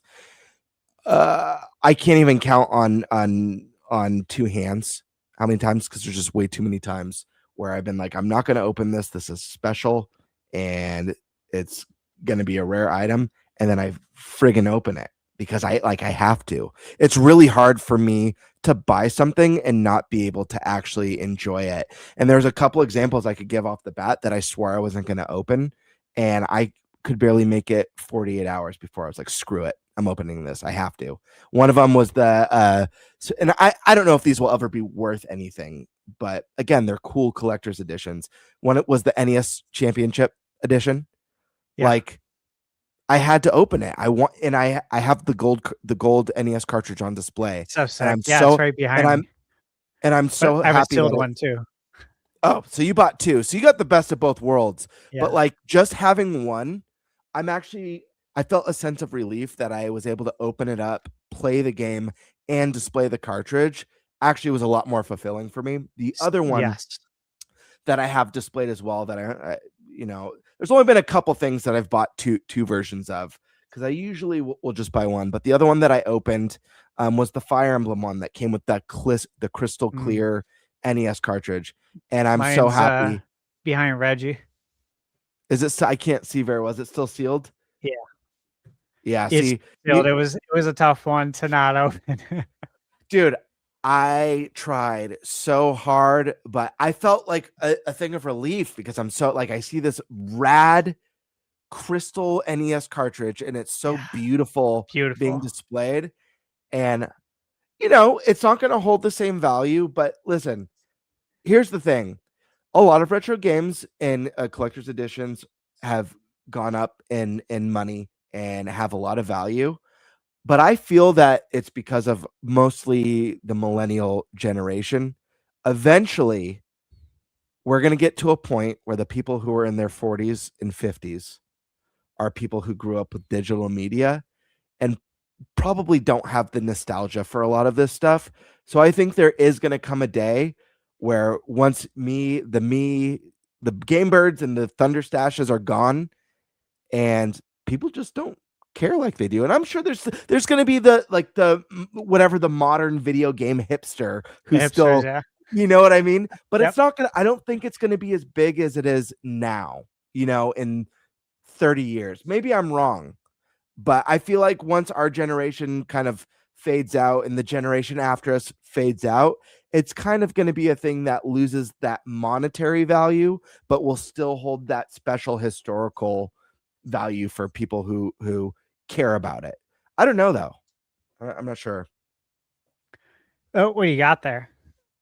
Yeah. Mirror edition. He said unopened. I ordered this in December. I have not opened it, but I fight the urge, like he says. Hell yeah. What does that go for? No idea. Dude, I I ha- have, to look I have it up, games though. that are numbered, like several video games that have serial numbers on them because they were super limited prints and stuff like that. I will not open, but there's things like that if like if they're making more, maybe I'll open it. It's always tough. Right here as well, sealed still, because this thing was like 50. I forget. I think it was like $59. Yeah. Insane. Steal, for one of the best modern RPGs. And I would have I would have opened this on day one because I didn't oh, there you go. You got two of them. So Yeah, I would have I went opened all it. out. I would have opened it, to be honest with you, because when I drafted this game on Fantasy Critic, I knew it was going to be something special. I didn't know it was going to be as special as it was, though. And the game was on Game Pass, so I'm like, perfect. I can play it. So yeah. All right, let's move to. I think Nate's Oh no, Nate, you unfroze. You were frozen for a little bit. I think Nate. I think it was just very still. Nate, I just wasn't moving. That was like perfectly still. That was eerie almost. Nate, I know you've embraced the digital realm, and I know you still have like physical stuff. But have you kept stuff from like previous generations? Do you have anything from Switch 1 or from Wii U that's sealed still, or are you an open everything kind of person?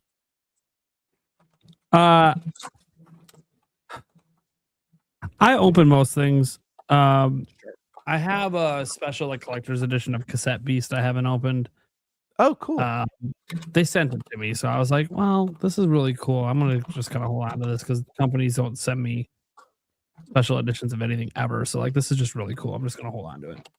And I bought the game digitally, but I'm just gonna be frank. I ain't got the money to worry about this shit. Sure. I barely ever buy special editions. I can't afford it. It is what it is. 3 kids They're are a lot more expensive. And yeah. So like for me, like the Zelda ones, I go for those when they exist. They don't actually exist that often. If you actually go back and look at the history, they're actually not that normal with releases. Like Echoes of Wisdom had nothing. But I go for the special editions with Zelda. I probably would with Mario if they ever did one. That's crazy. They've never done one. Yeah, that is wild. Really do anything with Mario? It's weird with special editions with that. There's no collector combo thing. I don't understand it. So I probably would for Mario as well. But I got mine too.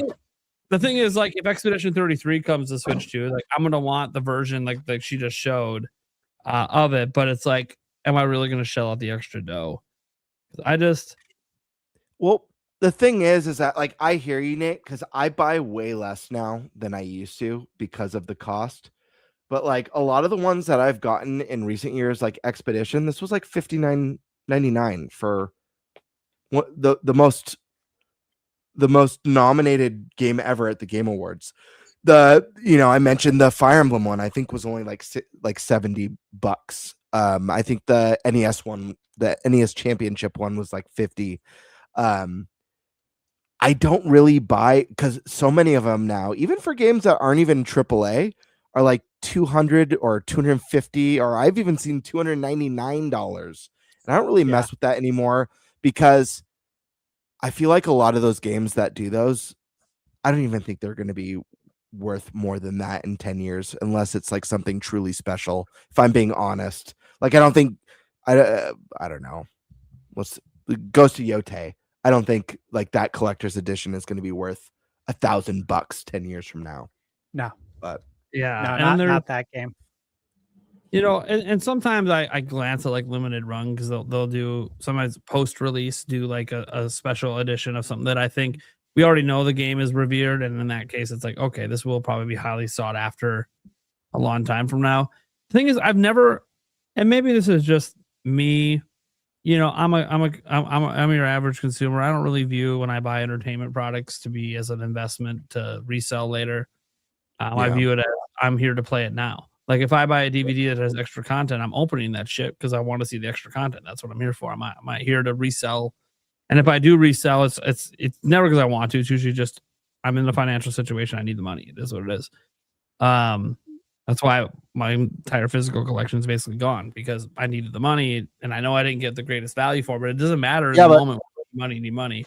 But Nate, that's called being smart, though, because I wouldn't call it putting themselves in very bad positions for video games.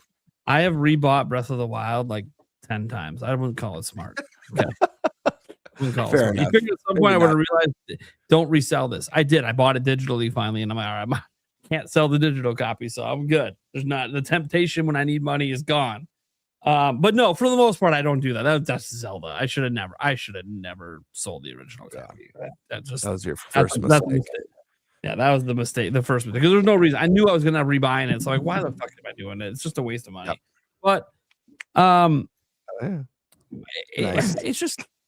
Oh, you got the variant? I love that. It's the one from launch because it shows that you can play with the nunchuck and the Wiimote, and you can't. That's the one to get. Yeah, that's awesome. I didn't get a Switch at launch because all I wanted was Breath of the Wild. So I was like, I'll just get it from my Wii U. Yeah, nothing wrong with that. I still had a good time. Yeah, it ran better on Wii U at launch too. Like it was the better version. Cartoon writes in, my next game, Shinobi or Ninja Gaiden Ragebound? Both. Yeah. Well, your next game, okay. I'm going to lean towards Ninja Gaiden. Yeah. So Shinobi's getting the Sega bosses DLC. We gotta look when that's out because I think you should plan to make sure that when you play Shinobi, that's available. Which then I would say maybe you play Ragebound first then. But I just saw a trailer for it a day or two ago. See, Shinobi. April 3rd. I meant to say Shinobi. It's April 3rd. It's April 3rd. There you go. So plan around that. You can beat Ragebound in a day or two. Yeah. I mean, the thing is how much you play. What are you currently playing, and is it going to take you to the end of the month? If it's going to take you to the end of the month, then get Shinobi with the DLC. But if you're talking like, hey, I'm wrapping up a game this week. What's my next one? Get Ragebound. You'll be easily done with that before the end of the month. That's the way I would go. But if you're running up to April and it's early April and you're now looking to get the new game, go get the one with the DLC. Shinobi's amazing. So good. Yeah, so get the DLC with it, and that's good. Yeah, both games. Shinobi was so good. We got them both in the same month too. Yeah, crazy that these ninjas from the 80s came back in 2025 and kicked ass. Yeah, it was awesome. Yeah. Now, if the real question is, it's the budget just doesn't work out that you can't get both. Like if that's a budgetary concern, I would lean towards Shinobi personally, but neither of them are super expensive. So I'm hoping you can just afford both, and then you're talking about which order you want to play them. Karkan already has them. Oh, already have them? Perfect. There you go then. Yeah, if you already have it, then do Ragebound now and then save Shinobi for when the DLC comes, so then you don't have to come back to it. All right. Danielle Almaraz 319 writes in nominees for the Game Awards: Fire Emblem, 3D Mario, Poptopia, Resident Evil 9, Grand Theft Auto 6, and Fable. List for 2026. Also, DLSS 5 on Mario will look interesting. Well, I don't think DLSS 5 is coming to Switch 2, but I'll say this for that list. Look, RE9 I think is going to be in there. GTA 6 obviously is probably the winner. Fable, I'm hopeful. It looks good, but will it review well enough? Will the critics enjoy it enough? Because it's been a while since Microsoft's had a game that that caliber, to be up there for game of the year.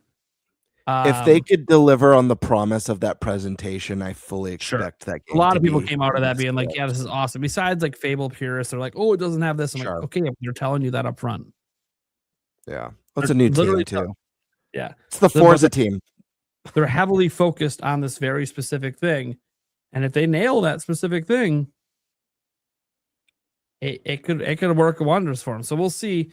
Poptopia is that one that like I would love to see it. I know technically on Metacritic they have it as the highest rated game by percentage points over RE9. And just today on OpenCritic it hit 90. Yep. So like it would feel weird to not have it there, but then again, we just gave an example of a game last year that definitely should have been on some of the awards and didn't happen.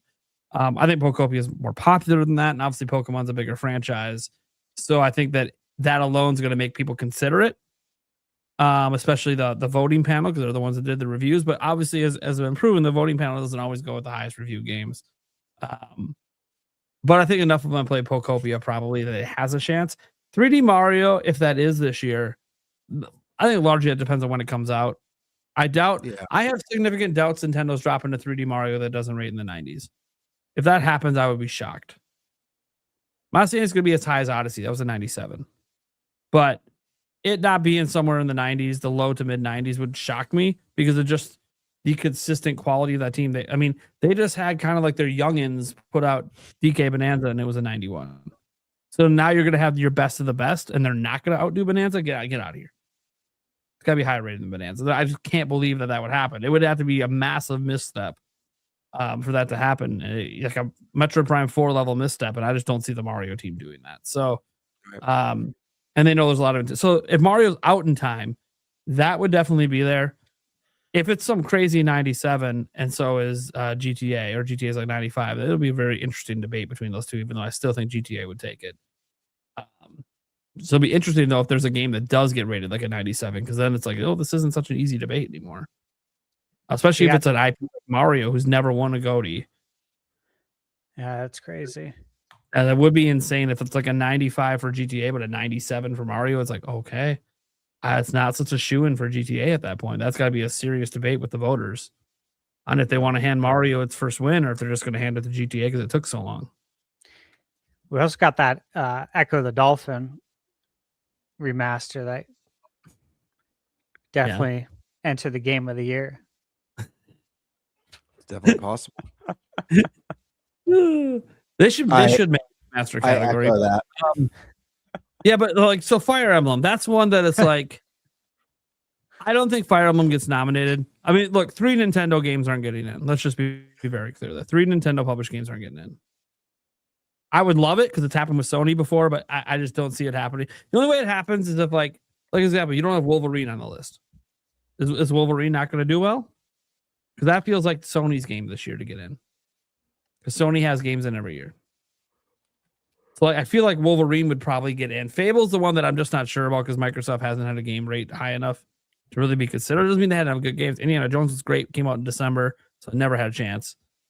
But yeah, I could see RE9, GTA 6, Poptopia. I think the reception's so good on that game. I can kind of see that depending on what else happens the rest of the year, maybe sneaking in there. 3D Mario is like a shoe-in if it does come out because I just don't see how it's gonna not rate well. Fire Emblem, I think would be the odd man out there for Nintendo, unless look if this blows people away and it's like in the 90s. I'll be honest, Prime. I actually think obviously we have to wait and see how Fire Emblem reviews, but I actually think Fire Emblem has a better shot of. I'd expect Fire Emblem over Poptopia. As crazy as that sounds, because Poptopia is at a 9, I could see this Fire Emblem. You know, we haven't seen enough of it. It looks incredible. 3 Houses was a critical darling. It was the fan choice game of the year that year. Yeah, it was. Yeah. If this game lands an 88 or higher, which I think it stands a very strong chance of doing if it has the quality of 3 Houses, I think it's a stronger front runner than Poptopia just by the nature of the game. But who knows? Maybe I'm wrong. For some reason, I'm super on the fence, even though it's the highest rated game so far. I'm just on the fence with Poptopia. What makes me not as on the fence is just the fact that Poptopia surprised people. Sure. Fire Emblem being good wouldn't be surprising. What would be the craziest part of Poptopia potentially being a Game of the Year nominee? I joked about this the last couple episodes. Like, you gotta, when I was saying, you gotta wonder if Game Freak is on the sidelines watching, being like, what the hell? We can't let them have the highest rated Pokemon game. We need to make sure Winds and Waves delivers and kicks ass. So I just think it's so funny to see it being the highest rated Pokemon game of all time and then get nominated for Game of the Year, and it's not even made by Game Freak. You think that would light a fire under their butts, but who knows? Maybe they're super stoked and don't look past. Yeah, they probably don't. I mean, TPC doesn't I care. feel like I feel like I'd have a sense of pride as a game developer and be like, that's badass, but how do we do even better with our baby? I think they feel confident in Winds and Waves. Sure. They're taking the longest development time cycle ever, and look, the initial reaction's all positive. For once, they revealed a mainline new gen Pokemon game, and nobody really has anything negative to say about it so far. We'll see what happens later. Also, guys, this list, there's going to be an indie game. There's an indie game every year. Sure. So it's crapshoot which one you think is going to make it in. There's always amazing indie games coming out every year. Obviously, as the year goes on, that'll sort itself out. There'll be this surprise. Mina as a possibility. What about Slay the Spire 2? That thing is blowing up on PC. Holy shit. Yeah. Uh-huh. Like, that's something that's definitely got to be in consideration for that indie slot. So that's what I'm saying. There's going to be an indie game. Look, it'd probably be me now, but like I have bias because I just really like that developer and I really enjoyed the game and the stuff I know about it. But there's going to be other great indie games as well. There's always at least one big indie game in there. So there'll be something. As I said, right now, the hot thing is Slay the Spire 2. That's the one that's really just blowing up. But we'll see if anything else tops that this year or whatever. But there's always an indie game. It's like a requirement for Jeff Keighley. He wants to make sure indies are represented in the Game of the Year. And we're so early in the year too. There's so many games that are yet to come out. It's so hard to give a definitive list. I don't know if Stash or Alyssa, if you have any predictions for this, but guys, we're at month 3. Think about that. Well, yeah. Mathematically, we're 21% into the year. So there's a lot of time left for a lot of games to be announced, and there's still a lot of unknown. We all know this. There's going to be plenty of games that come out that we haven't even heard of yet, which is awesome. So I think this list is like pretty good. I think GTA, yeah. Resident Evil, yeah. 3D Mario comes out, yes. Poptopia, decent chance. I know it's got the numbers for it, but the thing is that the Game Awards doesn't always do things logically. So logically speaking, yeah, it should be. But they don't always do that. They oftentimes don't. So, you know what I mean? Who knows? If you're not thinking logically, I don't know if I can predict that Poptopia would be there. Fire Emblem, it's never been nominated for a Game of the Year. I think that says something because there's been some great Fire Emblem games, and those weren't good enough based on Game Awards standards. So, yeah, Fable, crapshoot, man. For me with Fable, it's more or less, will this generation of journalists like the game or not? It's what's going to come down to. If they don't like it, that's it. Right? Party's over.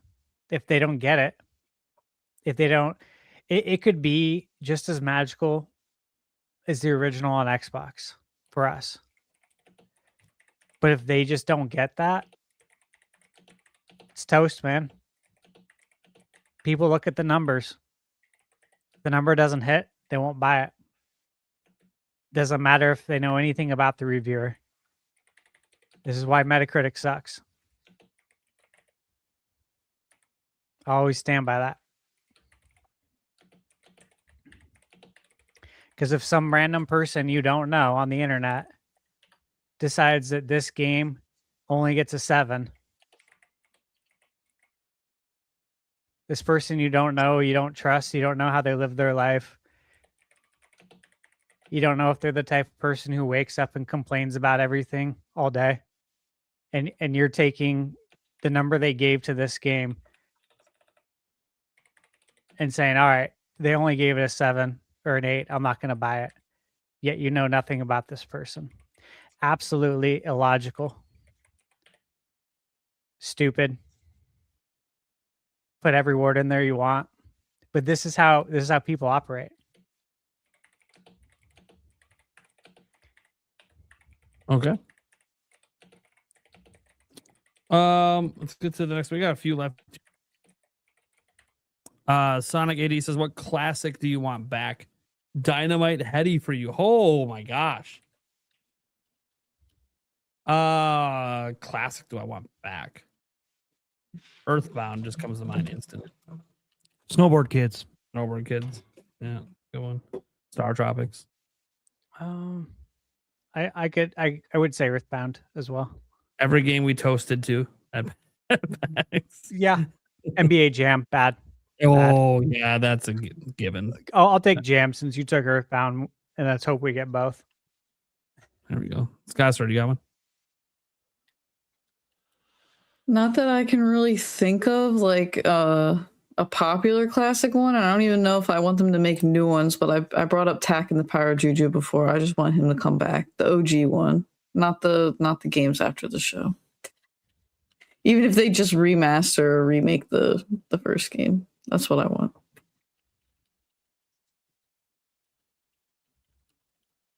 All right. Bird, did you say one? I can't remember.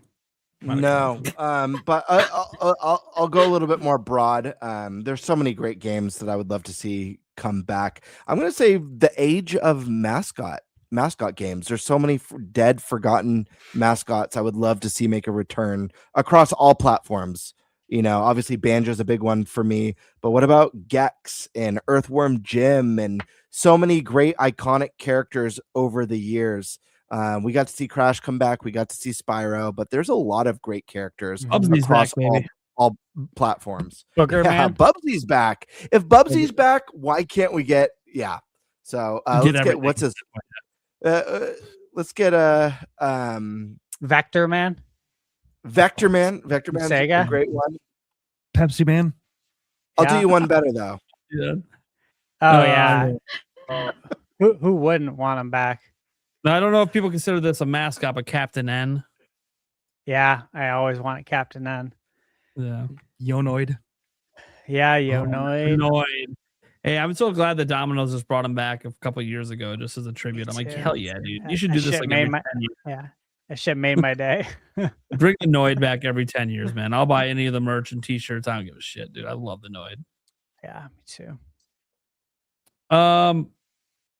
This is from Michael Thunderstash Gaming. I have a question for the Q&A. What does everyone think of the Resident Evil 9 Pro controller? You have it, Stash? I don't have it. Yeah, I have it right on the table. I think it looks sick. I think it looks absolutely sick. Where it's staying. Yeah, I figured you weren't going to For open the 30th anniversary. Yeah, I don't need to. I mean, you know, got my Pro controller here. I got my one that I kitted out with Extreme Rate, and I don't need another one. It's just there for the 30th anniversary in celebration, in remembrance of 1996 to 2026. Good memories. I'll be the odd man out. You other two got any thoughts on it? Yeah, I would have liked them to do a little bit better with it. I'll be the odd man out. Listen, I think it looks nice. Don't get me wrong. I do think it looks nice. But at first glance, like, since it's like just like a black controller with like in the same color, like the newspaper articles with like the Resident Evil throwbacks, It's a little bit bland to me. I think the concept is cool. I would have loved if they did like a really cool 30th anniversary like umbrella core themed like pro controller. I feel like in the Switch 1 age, the Splatoon controller was really epic, and the Xenoblade controller was really epic because it had a lot of color. It was probably the most unique of the controllers. I wish it was just something that made the controller really pop. Like if I'm looking at it from 10 feet away, I wish I could be like, oh snap, what controller is that? And maybe it does in person. I'm only going off of the photos online. So I do wish they went a little bit more of pop, more of a standout piece. But that's just me. I don't really like scary, so I wasn't planning to get it anyway, but I agree. I thought it was a little basic. I saw how excited people were over it, and I was like, I guess it's cool. Yeah, it's like a Resident Evil 9 controller, but it literally just looks like a pro controller with black text on it, in my opinion. I don't think it's very fun. So I'm with you, Game Bird. You're not odd. The first official themed Nintendo Switch 2 device. That's true. But I know a topic that you're going to be really into, your own. Yeah. Do any of you have video game tattoos? And if not, what would you get if you had to? Remember, you're forced to get one. Eric, think about this one. So you didn't want one. And I will be right back because I think my main internet might be back, but I'm going to go check. So who wants to go first? Talk about tattoos. I don't have a video game tattoo. I have a Phoenix Suns tattoo. That's it. I got one when I was 18. I was happy to get it. I still am. I seriously considered getting a half sleeve, and I had a whole tattoo like sketch drawn up, and it was obviously it was a Nintendo like not what do you call it when it's just a smorgasbord of Nintendo stuff, like a collage. Yeah, it was really cool. It was really cool. I still think about it sometimes because this was years ago, but I can visualize exactly what it looked like, and I still think about that because I always said, from I don't know, decades ago that I'd get a Suns tattoo and I would get a Nintendo tattoo. I would totally be down to do that. But yeah, it was really cool. So I did seriously consider it. Very cool. I don't have any tattoos. I don't have a single tattoo. Yeah, a lot of people are surprised when they hear that. I've never gotten one for a number of reasons. The main one is that sometimes I could be a little bit indecisive, and it's very hard for me to just like pick something that I think I'm always going to be happy with and not feel like I wish I would have done this instead.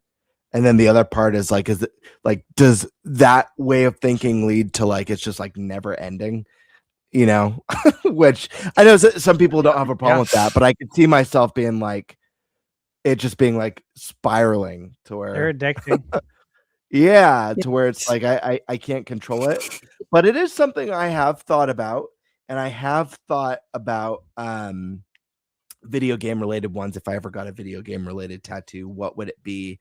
And there was kind of two things that my mind would always go to.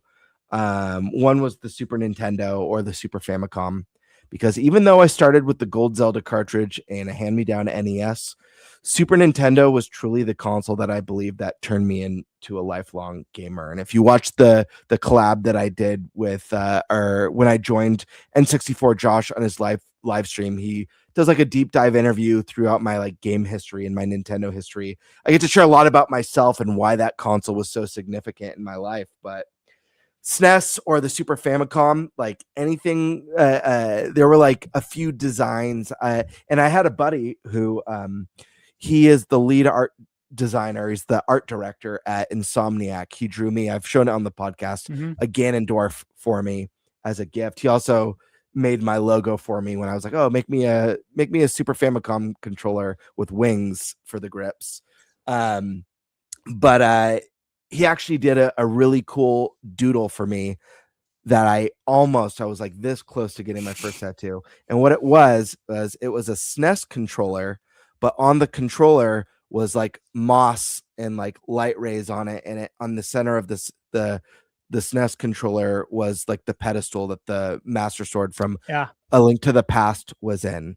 And it was like a SNES controller with the Link to the Past sword coming out of it. And like I started with the first Zelda, but again, I talk about it in detail on N64 Josh's video that he had me on. But that jump from the original Legend of Zelda to A Link to the Past was, I don't know, as a kid, I just like couldn't believe it. By the way, fun Game Bird fact, that snack stash, I haven't had the hot honey, but Cheez-Its is like, it's like one of, if not my favorite snack of all time. It's like I have a weird Cheez-It addiction. Dude, I love Cheez-Its. And I can't have them in the house because I can't eat it without finishing a box. Yeah, it's dangerous. And I remember you talking about that. Did I? Yeah. Even when my wife used to pick up. You said you'd have like crumbs all over your shirt? All over my chest, yeah. But Yeah. she used to pick up the Costco box. That's 2 large bags in the box. Yeah. I could just sit there all day and just eat and be happy. Yeah, these are limited time only hot honey. Do you like it? Dude, I love honey hot. Like we Sure. have hot honey. I love it on my pizza. So yes, I was obviously very excited for hot honey Cheez-Its. Nate, Oh, you'd yeah? like these. I would destroy that box. Yeah. I would absolutely just. I love hot honey. I would. Dude, I got these Is that- hot honey peanuts still. They're so good. Oh my god. Does anyone here not like Cheez-Its? What the hell? Melissa. Yeah. The one who's asking the I like tattoo. goldfish though. That's what. Goldfish are It's a different saltier. kind of cheese. Like I don't know what it is. It's some kind like the hot honey sounds really interesting though because I do like hot honey, but There you go. whatever My- kind of cheddar they put in the cheeses is not the same as the goldfish. See, I am a sucker for the extra toasty Cheez-Its. I Yeah, love them. those are good. Those are really good. Addicted. And I love that they literally spawned from like it used to be waste. Those were the ones that Yeah. were like Yeah. semi burnt from the oven. Like let's Yep. just Yeah. see how this works, and people loved it. Yeah, Yeah. dude. Yeah. They're so good. Okay. I was like salivating a little bit. That's effed up. I was in the middle of my internet came out. I was in the middle of switching. Is there anyone who hasn't gone on the tattoos besides me and Eric? Alyssa, You guys can go first if you want. Yeah, she should go last because it was her topic technically. Eric, I know you, unless something happened, I know you don't have any tattoos, don't. but if not, what would you get because you had to get it? Okay. The funny answer: the frying pan from Conker's Bad Fur Day. just the frying pan. Just the frying pan. Just cause it's funny. An actual thing, either a jiggy or the I like that. of Jinjo's Yeah, I like that. from Behold the power of the Jiggy Wiggy. Yeah. Yep. Otherwise, this one is pretty cool too. I just happened to just search some Nintendo tattoos, and this one is kind of cool. Someone needs to get that is awesome. Yeah. I love that. Yeah. Someone needs to get Sexy Gruntilda. Do you guys remember Yes. Sexy Gruntilda? Oh yeah. Someone needs to get that. My first video game crush. Just kidding. Seriously. So for me, I don't have any tattoos. But there's been conversations between me and my fiance about one, especially once the weight is off, because she's really wanted me to get like one that goes around my upper arm up here. So one, it's hidden if I don't want to show it, right? Just put a t-shirt on. Or if I don't care, then just let it be out, playing ball or whatever. Just wear a tank top and play, right? Just let it flow. Just depending on how I feel, because I'm a little sometimes, you know, you feel like in some situations you need to hide the tats and some people don't. And if you really love tattoos, then you just don't give a shit. I'm not someone who really loves them, but there's been basically 3 different ones that have been talked about. Now, for video game wise, originally she originally thought, hey, maybe she should get like the barbed wire around your arm. And I'm like, I don't care about the barbed wire. Like, that's not me. Right. That's just totally very if 90s. It's gaming. Like it's either gaming or it's going to be related to like the Milwaukee Bucks or something. Right. It's going to be either sports or gaming. There's not going to be any of this like biker stuff or any of these other tats. Like it's going to be so. She's like, well, can you find a way to make the Triforce be like a band around your arm? I'm like, probably. I haven't seen anyone have that tattoo, but it would just be like repeated, some sort of unique path. I'd probably get it custom designed. And there'd probably be some other neat nuggets in there, like maybe like some of the sage coins or some other stuff in between them. Like I think you could do a really cool, unique design. I've tried looking online. No one has a tattoo like that. So it's like, that would be really cool. And then I told her the other one that only makes sense to Zelda fans is you get the, come on, right here, baby. And I decide if it's power, courage, or wisdom. Just saying. Like, makes a lot of sense. Or you get this one. And you go old school and go, there you go. It looks like a patch. Yeah. That looks kind of cool. Then it's like, do I go right hand or left hand? Because Link was originally left-handed. So What about Bowsette? No. Oh, one I had thought about was this one here too. I told Yulia, I'm like, you know, there is part of me that wants me to make the unsheath the Master Sword joke, and so I kind of want a Master Sword. But I want it like on my back. Groin. No. Gotta have it. I thought you were alluding towards near your groin. Right below your belly button, it starts and the hilt goes down. Get your minds out of the gutter. Is this because of my sunburn story? Because here's the thing. My mind wasn't in the gutter. The question asked, what's the weirdest sunburn you ever had? Yeah. How does it get weirder? Definitely weird. To be fair, dude, it does sound like something you'd say on the podcast. Like, yeah, I remember when I told so and so to unsheath the Master Sword, then I dropped my pants. Like, Nate, there's some interesting ones on this one. I don't want anything with that. No, he's looking at something. What is he showing? No, I don't want. I can't show that one. That one might actually get. I don't want to see any. Take that one down. I don't want to see any of them. Yeah, I'm good. Yeah, no one Google Nate unsheathing the Master Sword. A lot of photos out there. Oh, this one is cool. There better not be. Nah. I wanted the giant Master Sword on the back. I thought it'd be neat, but yeah, that one's pretty cool too. Yeah, so basically the bottom line is if it's video game, it's going to end up being Zelda because it's my favorite franchise. Mm-hmm.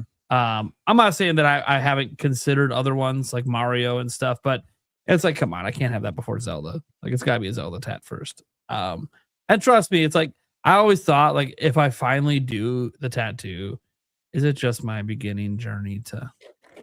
I'm just gonna get loaded up. Your full body tattoo. And now I'll never have it really broke. My face. I'll always probably have it a way that I can hide most of it, but also there's a lot of canvas untapped here. Get like stay hidden under shirts and pants. I'm you just gotta saying. get in the lip. Yeah. Get tingle. No. So on the inside, so no one knows. Yeah. No. I got it. You got any tattoos? You just go. And it just says, well, they have no context. They don't know about Zelda or anything. They're all, what the anything. fuck? Why the fuck are you tingling in your mouth? No. I got what it. she said. I got it. I'm telling you. The greatest tattoo ever. I have a nice gut, so I get that tattooed as Kirby with something in its mouth. Oh, yep. I've seen some. I think I saw someone who actually did that. They just conceded. I'm never losing weight. Get right. We're doing fat Kirby. Fat Kirby on my belly eating shit. Do Kirby facing the other way. Yeah, with the belly button being the. Make sure you get it colored. People might think it's Pac-Man. Yeah. I know exactly where you're going with that, Game Bird. I don't want to know. I'm good. But no, there's a lot. I've looked up Zelda tattoos before, like a bunch. There's so many cool designs people have got. Dude, this is sick. You ever, as someone who's never had a tattoo, though, I'll be honest, because sometimes I do overthink things.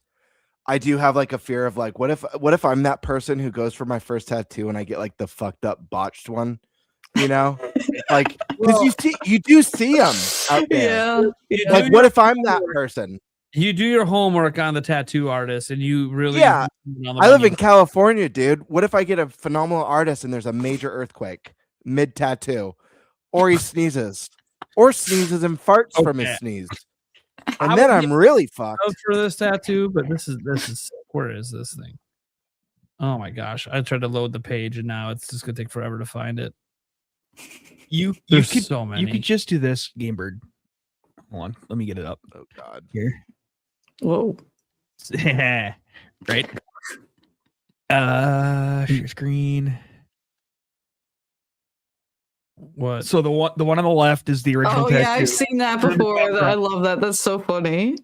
The tattoo got fucked. So you just find a way to make a new tattoo. Yeah. Dude, that original one is so bad. See, that's what I'm afraid of. Like that's gonna be look what they turned it into. It worked out. Yeah, I think that original one almost looks like a prison tattoo.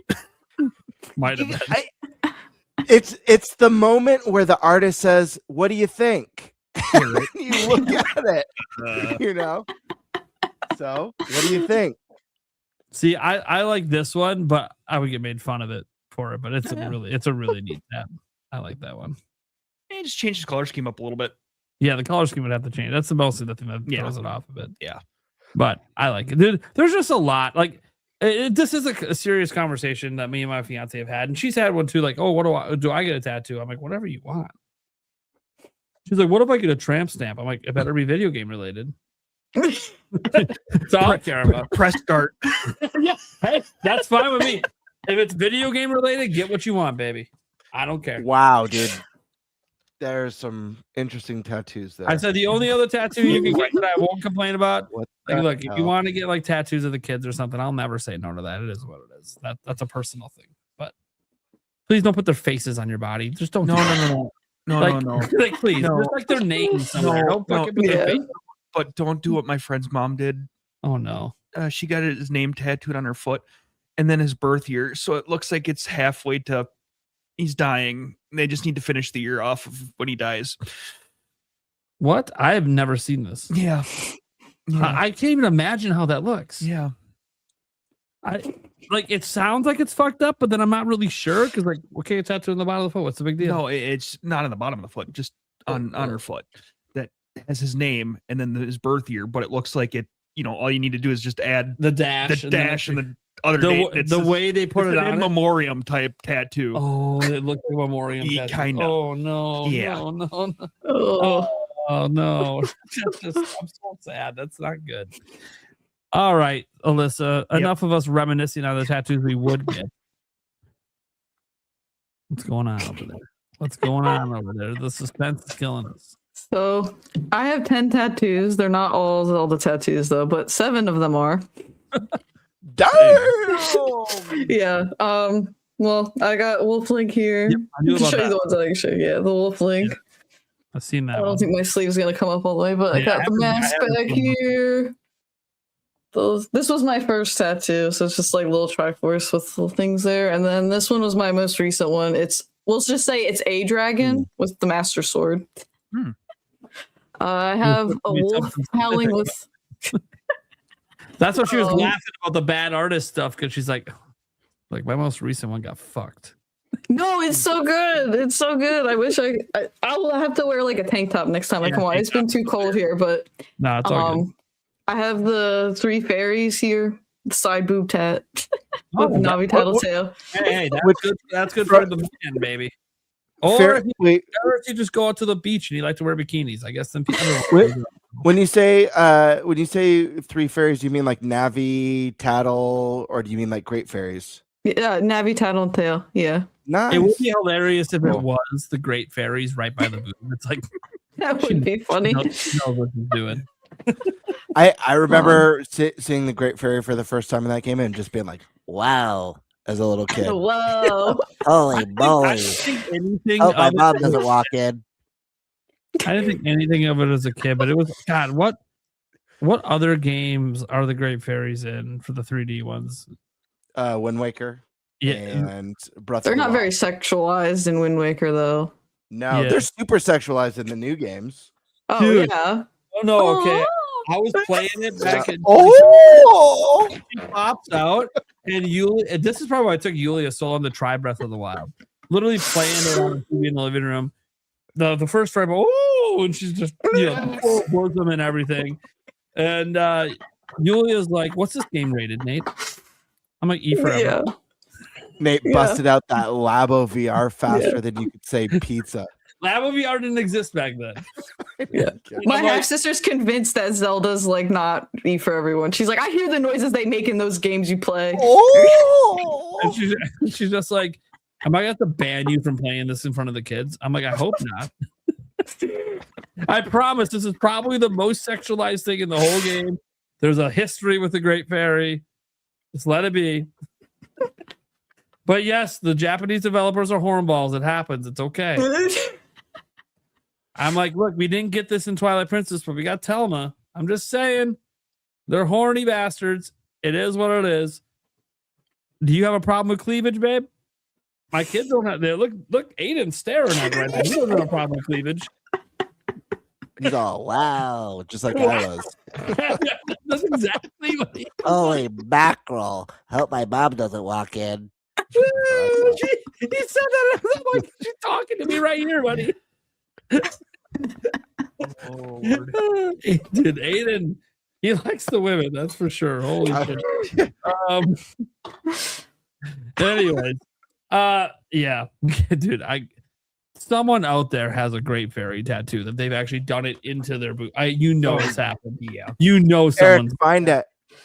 Eric, find it. He probably will. Why? I have to look for tattoos around boobs. Darn. Single. So here's the thing: it's my computer. Although, wait, you're on your account, right? I know.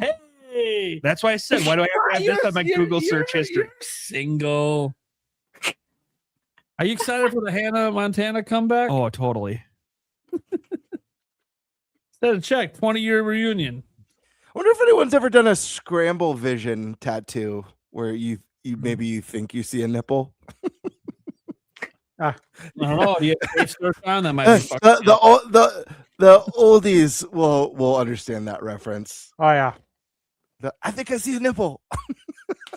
I'm like tempted to go type it in. Then I'm like, I don't know what Yulia is gonna think if she finds me searching for Great Fairy, full bodied on someone's tits. I don't know about how that search is gonna go.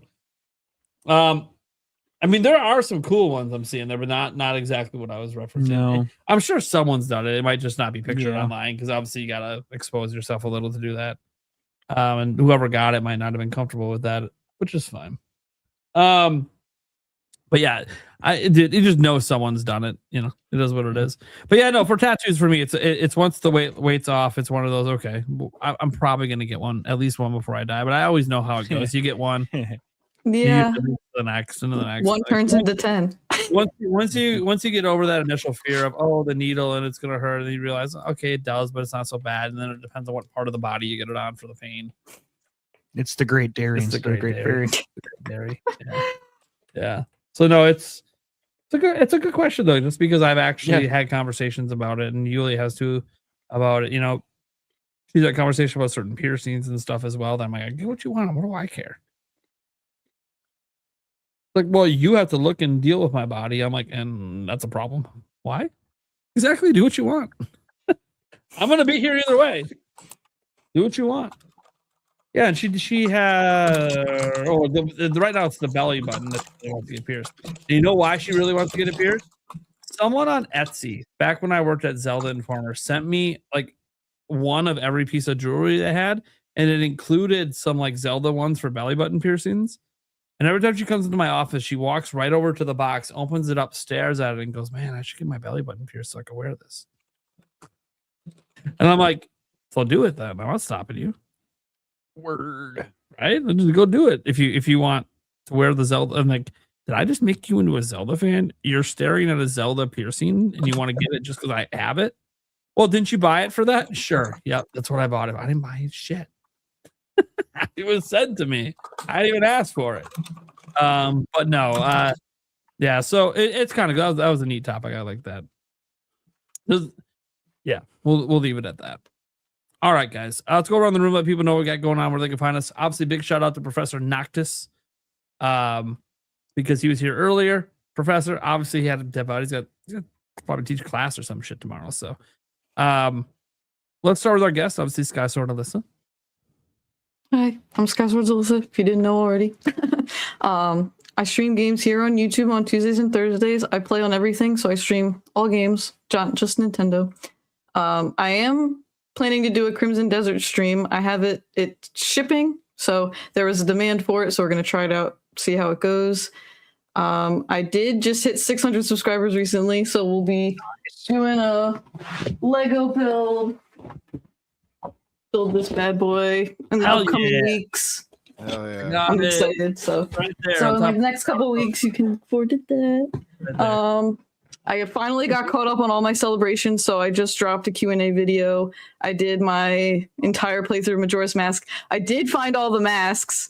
I actually had a lot of fun playing through Majora's Mask in one sitting. I was kind of nervous. I didn't know how it was going to go because of how challenging that one is compared to some of the other games. But I actually like doing that one more than the Ocarina of Time one. And I don't know if it's just because I've played Ocarina of Time so much that it kind of felt like old at that point. But I haven't played through Majora's Mask as many times. But that was a ton of fun. Ocarina of Time is not the best Zelda. Got it. I mean, I love it for the nostalgia and the characters and stuff, but just playing through Majora's Mask, I think that just the challenge and the collecting of the masks with the side quests was a little more fun, and it felt like I was doing more checks off the list than like Ocarina of Time. But I gotta hear you say that about 9 more other Zelda games, and then we're on the same page. Yeah, no, I think Ocarina of Time is probably still my top 10. But I did, speaking of Zelda, I did drop a Zelda video. I'm trying new stuff. So I dropped the Zelda video. It's like a movie, basically. So if you like long content, I got you. But yeah. They're reminiscing on the Zelda game. And hey, I got 311 views for you. That's awesome. Yeah. Thank you. Thank you. I like that. I'll have to check that out. Put it in the background tomorrow when I'm working. Yeah, go subscribe to her channel. I would love to see her by proxy of appearing on our show, suddenly get to 1,000 subscribers this year. That would be sick. Let's get her there. Try for some burn balls. Were you the one that put it up? Nope. Or Gamebird? Gamebird likes to feature random ones. Well, it would be the Bi-Force, right? Because there's only 2. Well, I mean, you never know. Oh, yeah. I have questions you don't want answers to. I have a friend that used to be one of our roommates when we were like 18, 19. There's 4 of us living in a house. It's like partying nonstop. And his name's Justin Kennedy.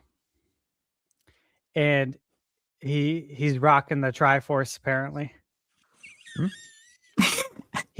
You know the song Free Falling? Mm-hmm. He used to sing it, but changed the words to 3 balling. Nice. So yeah, apparently it's a thing, but I'm sure it's very rare.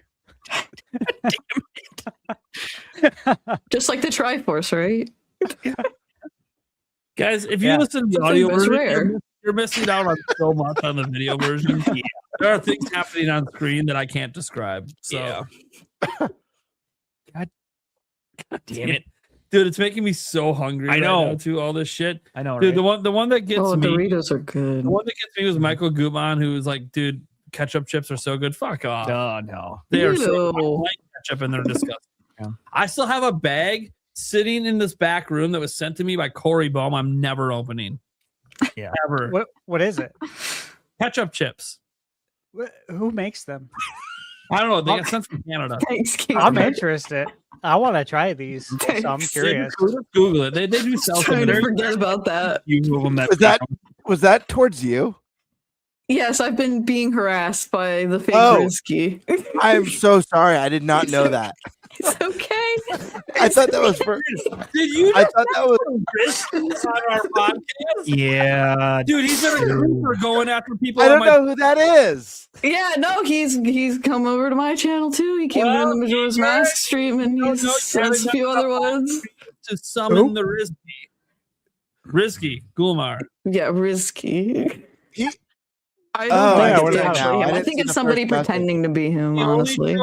only shows up on live streams. Just so you're aware. That's so terrible. I'm so sorry. There is a I theory. just thought making everyone light of it. I was making light of it. I was like, here's No, a funny one. there's a theory, and I had this too. Like the Risky that seems to be showing up right now is getting like really inappropriate towards females. Yeah. Well, he's Yeah. never been that way for like a decade. So Exactly. people think he might. I put that out there that he might be impersonating. Someone's impersonating him. That's what I'm thinking too. But it's also possible he just snapped. I don't see it. That's true too, but Well, it's not, I it was not hit it. her. Oh, she did it. Well, there you go. That was. Okay. Yeah, we instant ban him I on our. have to elicit your hot honey though, because I'm like, why not? That's fine. It gets inappropriate. Yeah. Did someone wants to say I'm hot honey, or they want to say they want to pour hot honey on me? I'm all game. You just don't get to lick it off. Yeah, once you start saying, "I bet you taste good too," that's when we start getting hidden. Yeah. Okay, Oh, boy. tastes good. Now we see you can easily finish the box. What is? It's like the worst time to feature some of these. Our conversation. Well, that's why I think you got to watch the video version. If I didn't draw Oh my attention to god! that, you would be laughing your ass off at what we just said and then what appeared on screen. Wi-Fi antenna. What the hell is going on here? There's weird shit going on in the chat that I don't understand. Yep. Why is also talking about the Wi-Fi antenna on the motherboard? Because I'm guessing he had an internet problem. Okay, Well, we did.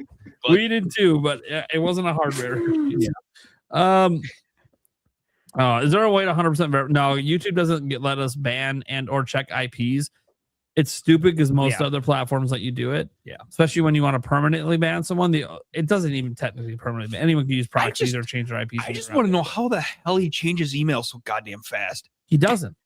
You know you can use one email on YouTube and make unlimited accounts. Why? It literally takes like 2 seconds. Why? How do you think I have all those Good question. channels under my one account? Did you ever notice that? They're all under the same account? No, dumb. YouTube's always been that way. All right. Well, you can find me here and on the Clips channel and the audio version. So there.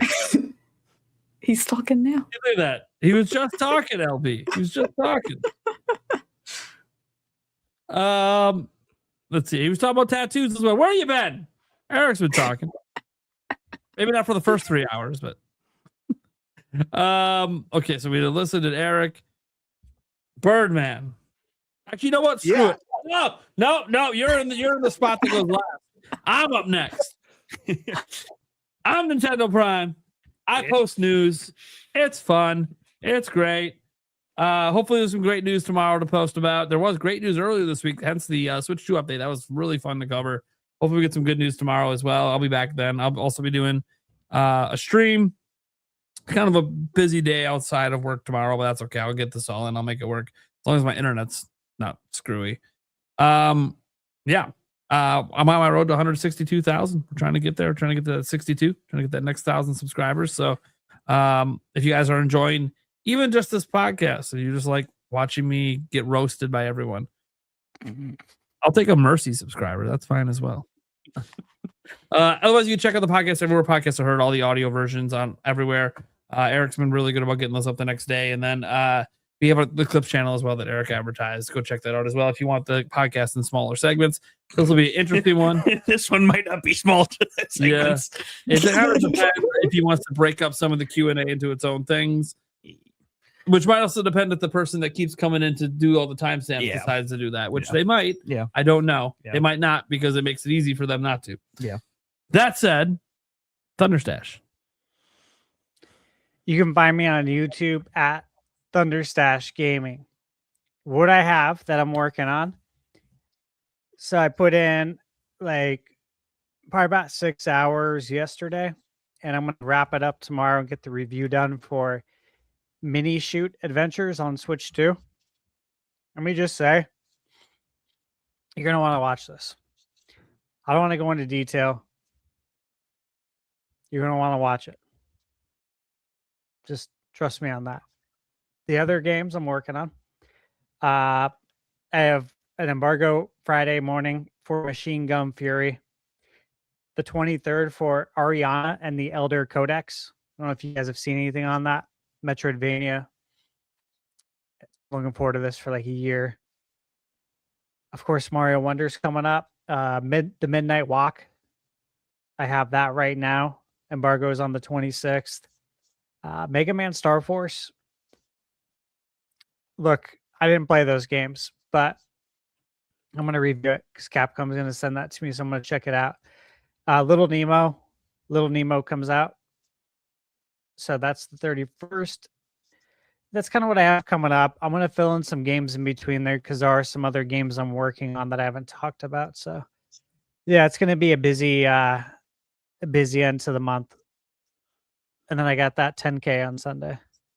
So I hope I'm not exhausted after. It's going to be hot as balls, dude. Hey, dude, at least the 10K wasn't tomorrow. Dude, I literally just saw on X that if we hit 107, which it looks like we might this weekend, we're going to break a record from 1895 by 44 days, meaning it got that hot 44 days later, like in May. Yeah. Not. This is insane. This is insanity. It sucks. I do want to mention one thing I just saw on X.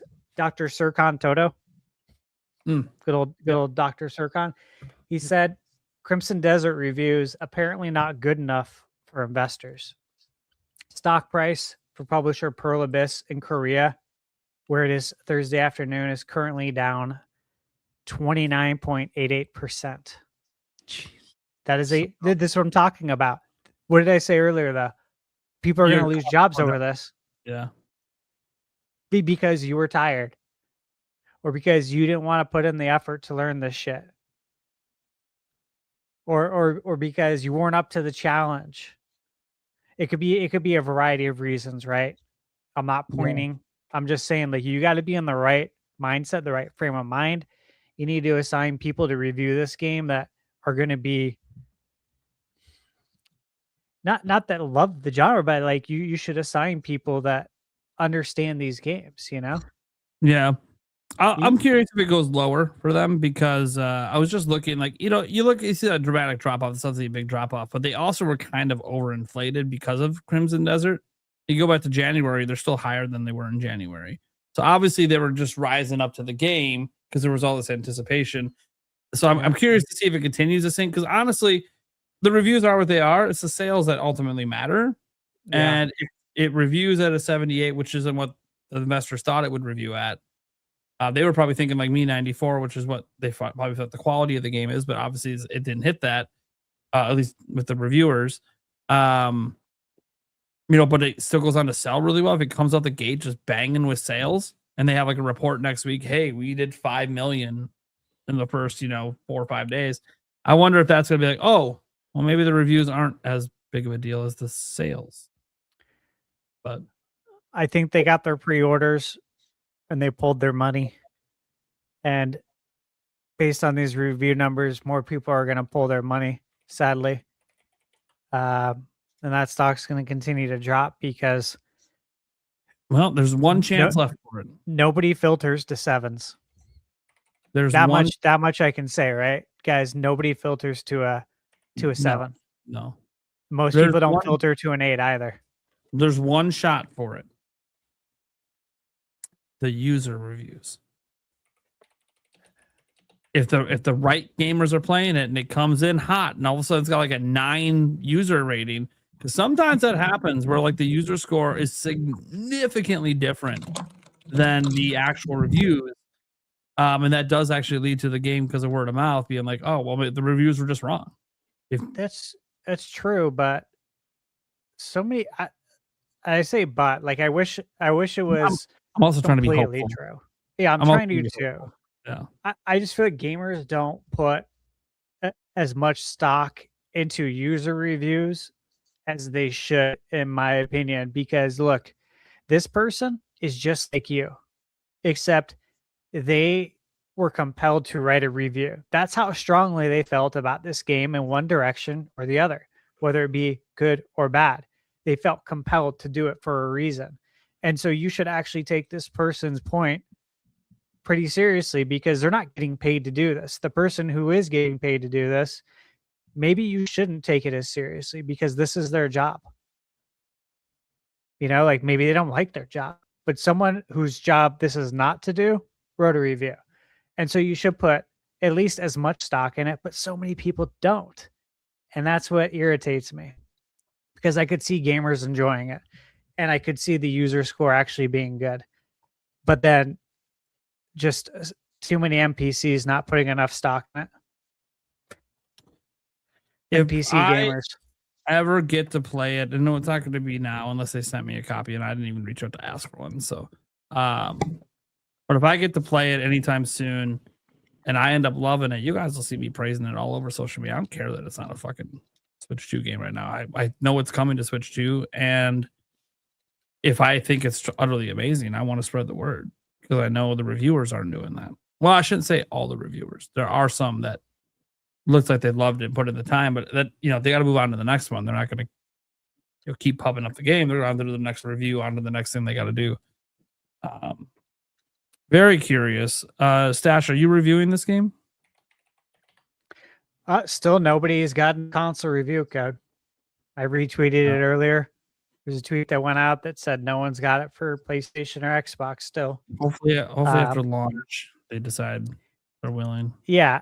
And when I talked to Jason at Pearl Abyss, he said, you know, your name's on the list. I've sent it over. You're referred. I can't guarantee you're going to get it. He's like, yeah, I have to say that to everyone, but you know, you're on the list. And you know, I've had a couple people ask me too. I'm like, yeah, from what I've gathered, nobody's getting a console review code until after it releases. And you know, a lot of people thought it was going to be out at 9 p.m. Pacific. I'm like, no, it's coming out tomorrow at like 3 Pacific. Yeah, they're doing a 6 weird Eastern. thing. Yeah, they're doing a weird thing. And it might just be because of the country they're in. I think South Korea or whatever, but yeah. It's still, you know, there's a lot of international appeal, so it would have been nice if they would have went more with the international time zones, but that's whatever. Yeah. So I might be reviewing it. I don't know.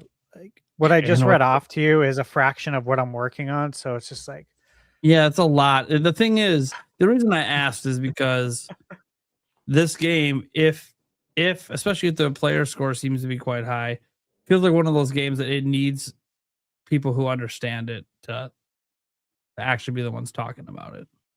I feel like that too. I really do. And I played it.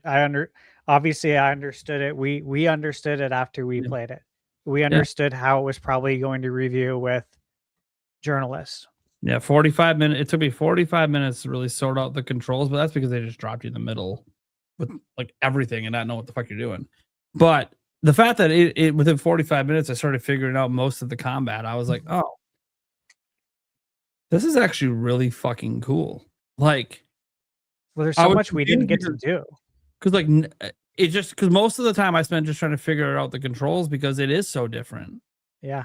Like it didn't play like anything I played before. But then once I had some of it down, I'm like, you know what?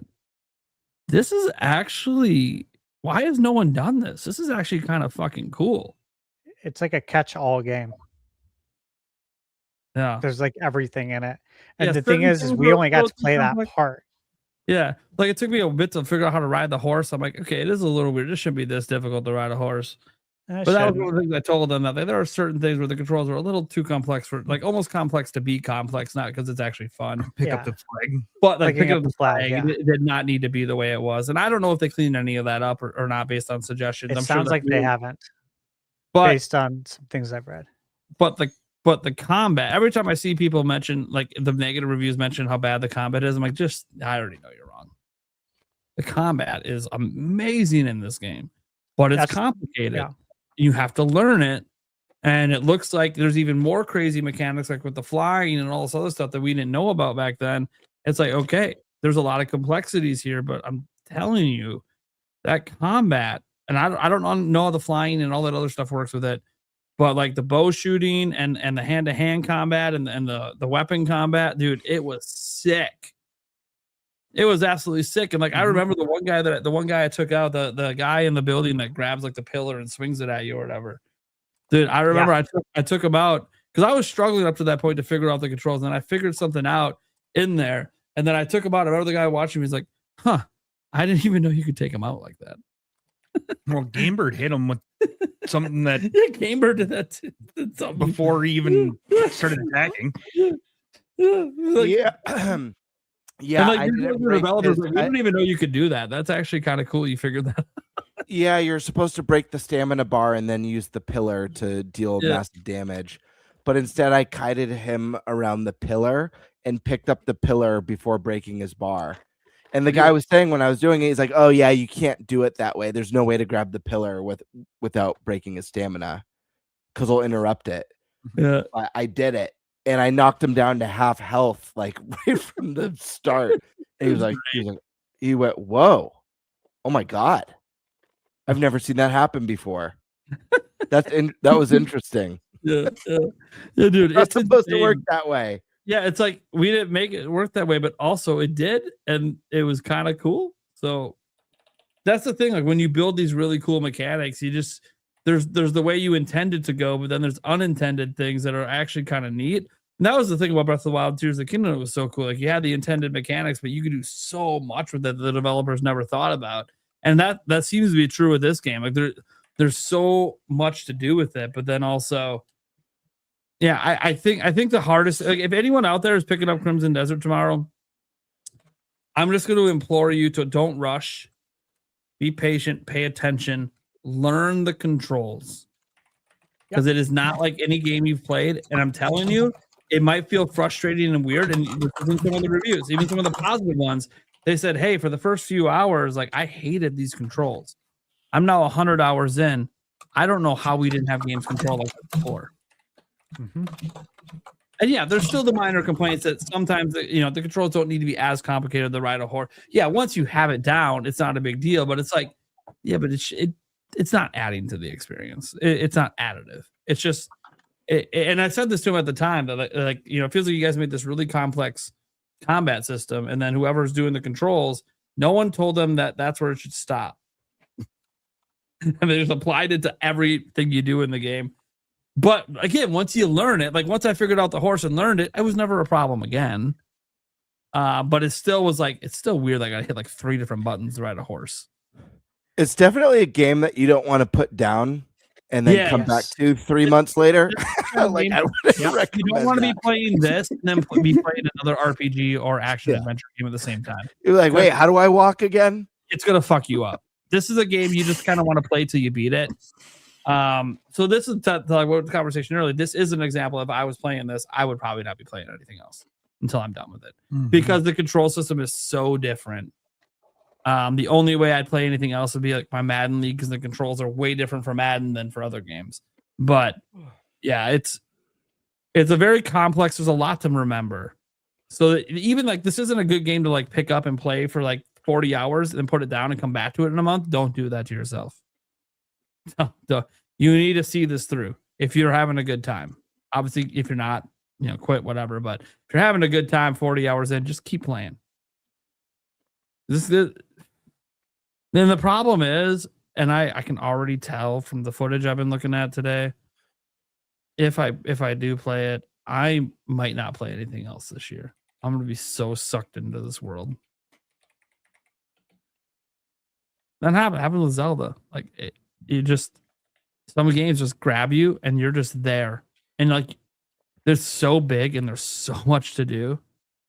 I might not even beat the main story ever. I just live in the world. Yep. Doing shit. Like, until GTA. I don't care about GTA, so 2 massive open world games this year. Yeah, GTA is gonna be huge. I mean, that's just the world. And then itself. Fable. Oh yeah, Fable as well. Yeah, Fable's one that I might actually do. I have Game Pass, so Fable So one thing about Game Pass does get me some of the new games. Play it right away. There's another one too. What other big one? What one am I forgetting about? Can't I mean, there's say. Rebirth, but that's not really open world. Well, it's more open than the first one. Can't say. It's one that you're under embargo for. Is it a game that's been announced? Oh no, I know. Okay, yeah, no, I know. All right, not gonna say anything. Took me a second to realize, like, why can't he say if it's already not? That aspect is not announced. I got it. All right, moving on. That's the end of the show. Gamebird, go subscribe to his ass. My goal is to get him back Subscribe to your on the channel. show. Yeah, and guys, I gotta Not his ass. I yeah, leave my ass out of this, dude. What the hell? Anyways, sorry, that's right. You're more the pelvic thrust type. Got it. That's true. No, guys, I'm sorry. I've been so insanely busy. I said last time I have a number of videos that I've either started or have outlined. They're all coming. My work-life balance has been brutal over the last I want to say at least 2 months, to be honest, but more than that, like two to 4 months. But I have 2 different jobs. One job is a Monday through Friday that I work 8 a.m. till 5 p.m. But I am the last person in my department, and so almost every single day I'm working overtime. My other job, I work every other month, but only on the weekends because I have a full-time job. This March is one of those months where I work 30 days straight. I work every day of the month. Next month, I won't work weekends. The following month, I'll work weekends. So every other month, I work 30 days straight. It's been very challenging to keep up, but I'm making changes, and I am freeing up time so that I can at least have one video out every single week, as well as I am clearing the path, and this is either going to start this coming week or the following week. But I'm clearing a path to do one live stream a week. It's either going to be Monday night or Tuesday night. I'm not 100% sure what I want those to be entirely. It could be like stuff, retro game related or collection related. It might be unboxing stuff because I do buy a lot of stuff. It could just be hanging out, answering questions and answers. But I'm trying to lock in. I'm making changes to work. There are a lot of changes happening in the background right now to free up some more time. But the goal right now is to get myself to where I can comfortably, I have a family too, so it's a lot to juggle for me. I'm very tired, very, very tired. But, I live my life with no sleep. It sucks. Yeah, it's just been really challenging, and I feel bad because YouTube is something that I have so much fun doing. The podcast, this was locked in before I joined in, so I have a default chunk. But even having this Wednesday night free, if I wasn't doing the podcast, would be dedicated to my channel. But the podcast is one of, if not my favorite things that I do. So I'm making adjustments and making swivels. And I'm going to get there to where it's consistent every week. But the first thing that's going to come with consistency is going to be the live stream. And I haven't locked in the Monday or Tuesday, but that's going to be the first one that comes. And then videos, at least for the rest of this month, I'm going to try and get it out before the end of the month. But the goal in the very, very near future with the shifts that I'm making, work in my life, is to have at least one video a week. So good goal. Good things to come. And apologize for the slow drip, and I apologize for saying stuff is coming. And I know people have been waiting. Where's the content? Where's the next skit? Believe me, if you guys only knew the skits that have been stewing in the brain, but they do take a lot of time. And I don't when I made the intro or when I made the merch commercial, work was a different place for me, and I had a lot less responsibility. I wasn't doing all the almost 5 days a week of overtime. So it's just, things have been a little bit different lately, but we're going to get back in a groove, and yeah. So I hope you guys stick around for that. And if you do enjoy the stuff that I make, or you want to support the channel, as the channel grows, I'm far off. I'm nowhere near the caliber of Nintendo Prime or Thunderstash Gaming. But the hope is, if the more the channel grows, the more I'm able to turn this into like a little bit of a side income. Maybe that eliminates the side job. And then I could dedicate, every other weekend to recording like 3 videos. So I have stuff, or 4 videos. So I have stuff to release every single week. It's I don't know. I've got to find the groove. It's been very hard. I'm already not sleeping that much to begin with, and I haven't quite figured out the balance yet. If anyone has any tips, I'm all for it. But I have struggled with that between family, work, and other stuff. I also had a lot of stuff like, I don't really get personal on the channel. I keep my private life pretty damn private, to be honest. But I also had a loss in the family this month. That was a very tough one. And I had a loss of my pet, and that, like, a pet that I had, like, super. There's just been a lot this year. It started with a bang, but we're gonna get there, folks. And I hope you're excited, because I'm excited, and I've got a very good feeling about this year for not just my channel, but also for Stash and Prime and Eric and the podcast. I know, Eric, you don't have your own channel, and Alyssa too. You're growing, which is awesome. Yeah. So good things to come. Sorry that was super long-winded, but it's all right, man. Super long show. All right, guys. Thank you so much for tuning in. We will catch you next week. Hold on here. I'll just tell you who the guests are quick. People like to be teased a little bit. Next week we have on Special Nick and Andres Restart. all Yeah. right. Nice. Yeah. That should be a good show. Special Nick, Yeah. good to pick his brain. He's another person who tends to know a little bit of stuff going on at Nintendo. So you never know. He wanted to come on. So we'll see what happens. And he obviously knows a lot about Xbox. If you don't know, he's the co-host of the Xbox Era podcast. He's done some other stuff, but that's what most people know him from. Or if you know him around my channel, it's because he pops up in my chat every now and then because he likes my content. So, and Andres Restart, you guys know. One of these times that Andres Restart's on, it's going to be Stash and Andres versus me. Yeah. I know what's going to happen because it used to be Andres versus me all the time, and I would get my ass handed to me. And now Stash hands my ass to me. And now one of these days, they both will hand their ass to me. And then Gamebird will get involved. He'll hand it. Gamebird's already handed my ass to me once.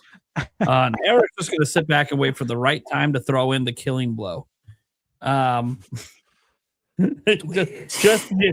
twist the knife just enough that maybe I'm waiting for the moment that you guys get me so good that I'm like, you know what? I think I'm done today. And I actually walk out. I've never done it. I've jokingly left, but I've never actually just straight up like, you know what? I can't deal with this shit right now. I'm getting the fuck out. Guys, no drama. I know this feels dramatic, but honestly, it's a mental thing. I got to get out of here. I actually really love the podcast and I love the banter, but you never know. I try to come in when the show starts, I feel like my mind resets a little bit. Like it kind of lets go of all the day's shit, you know? So I like that. But if there's ever a time that it doesn't, I would probably warn people behind the scenes and be like, hey, just so you know, I'm a little on edge right now with some shit going on. Like was understandable when I came back after my son's stuff in January. Like I was obviously not going to be, fully me, even though I tried. All right, guys. Yeah. We'll catch you the same time next week. Big show. One of these days we'll get the Fantasy Critic. I promise. One of these days. Bye, everyone. Night.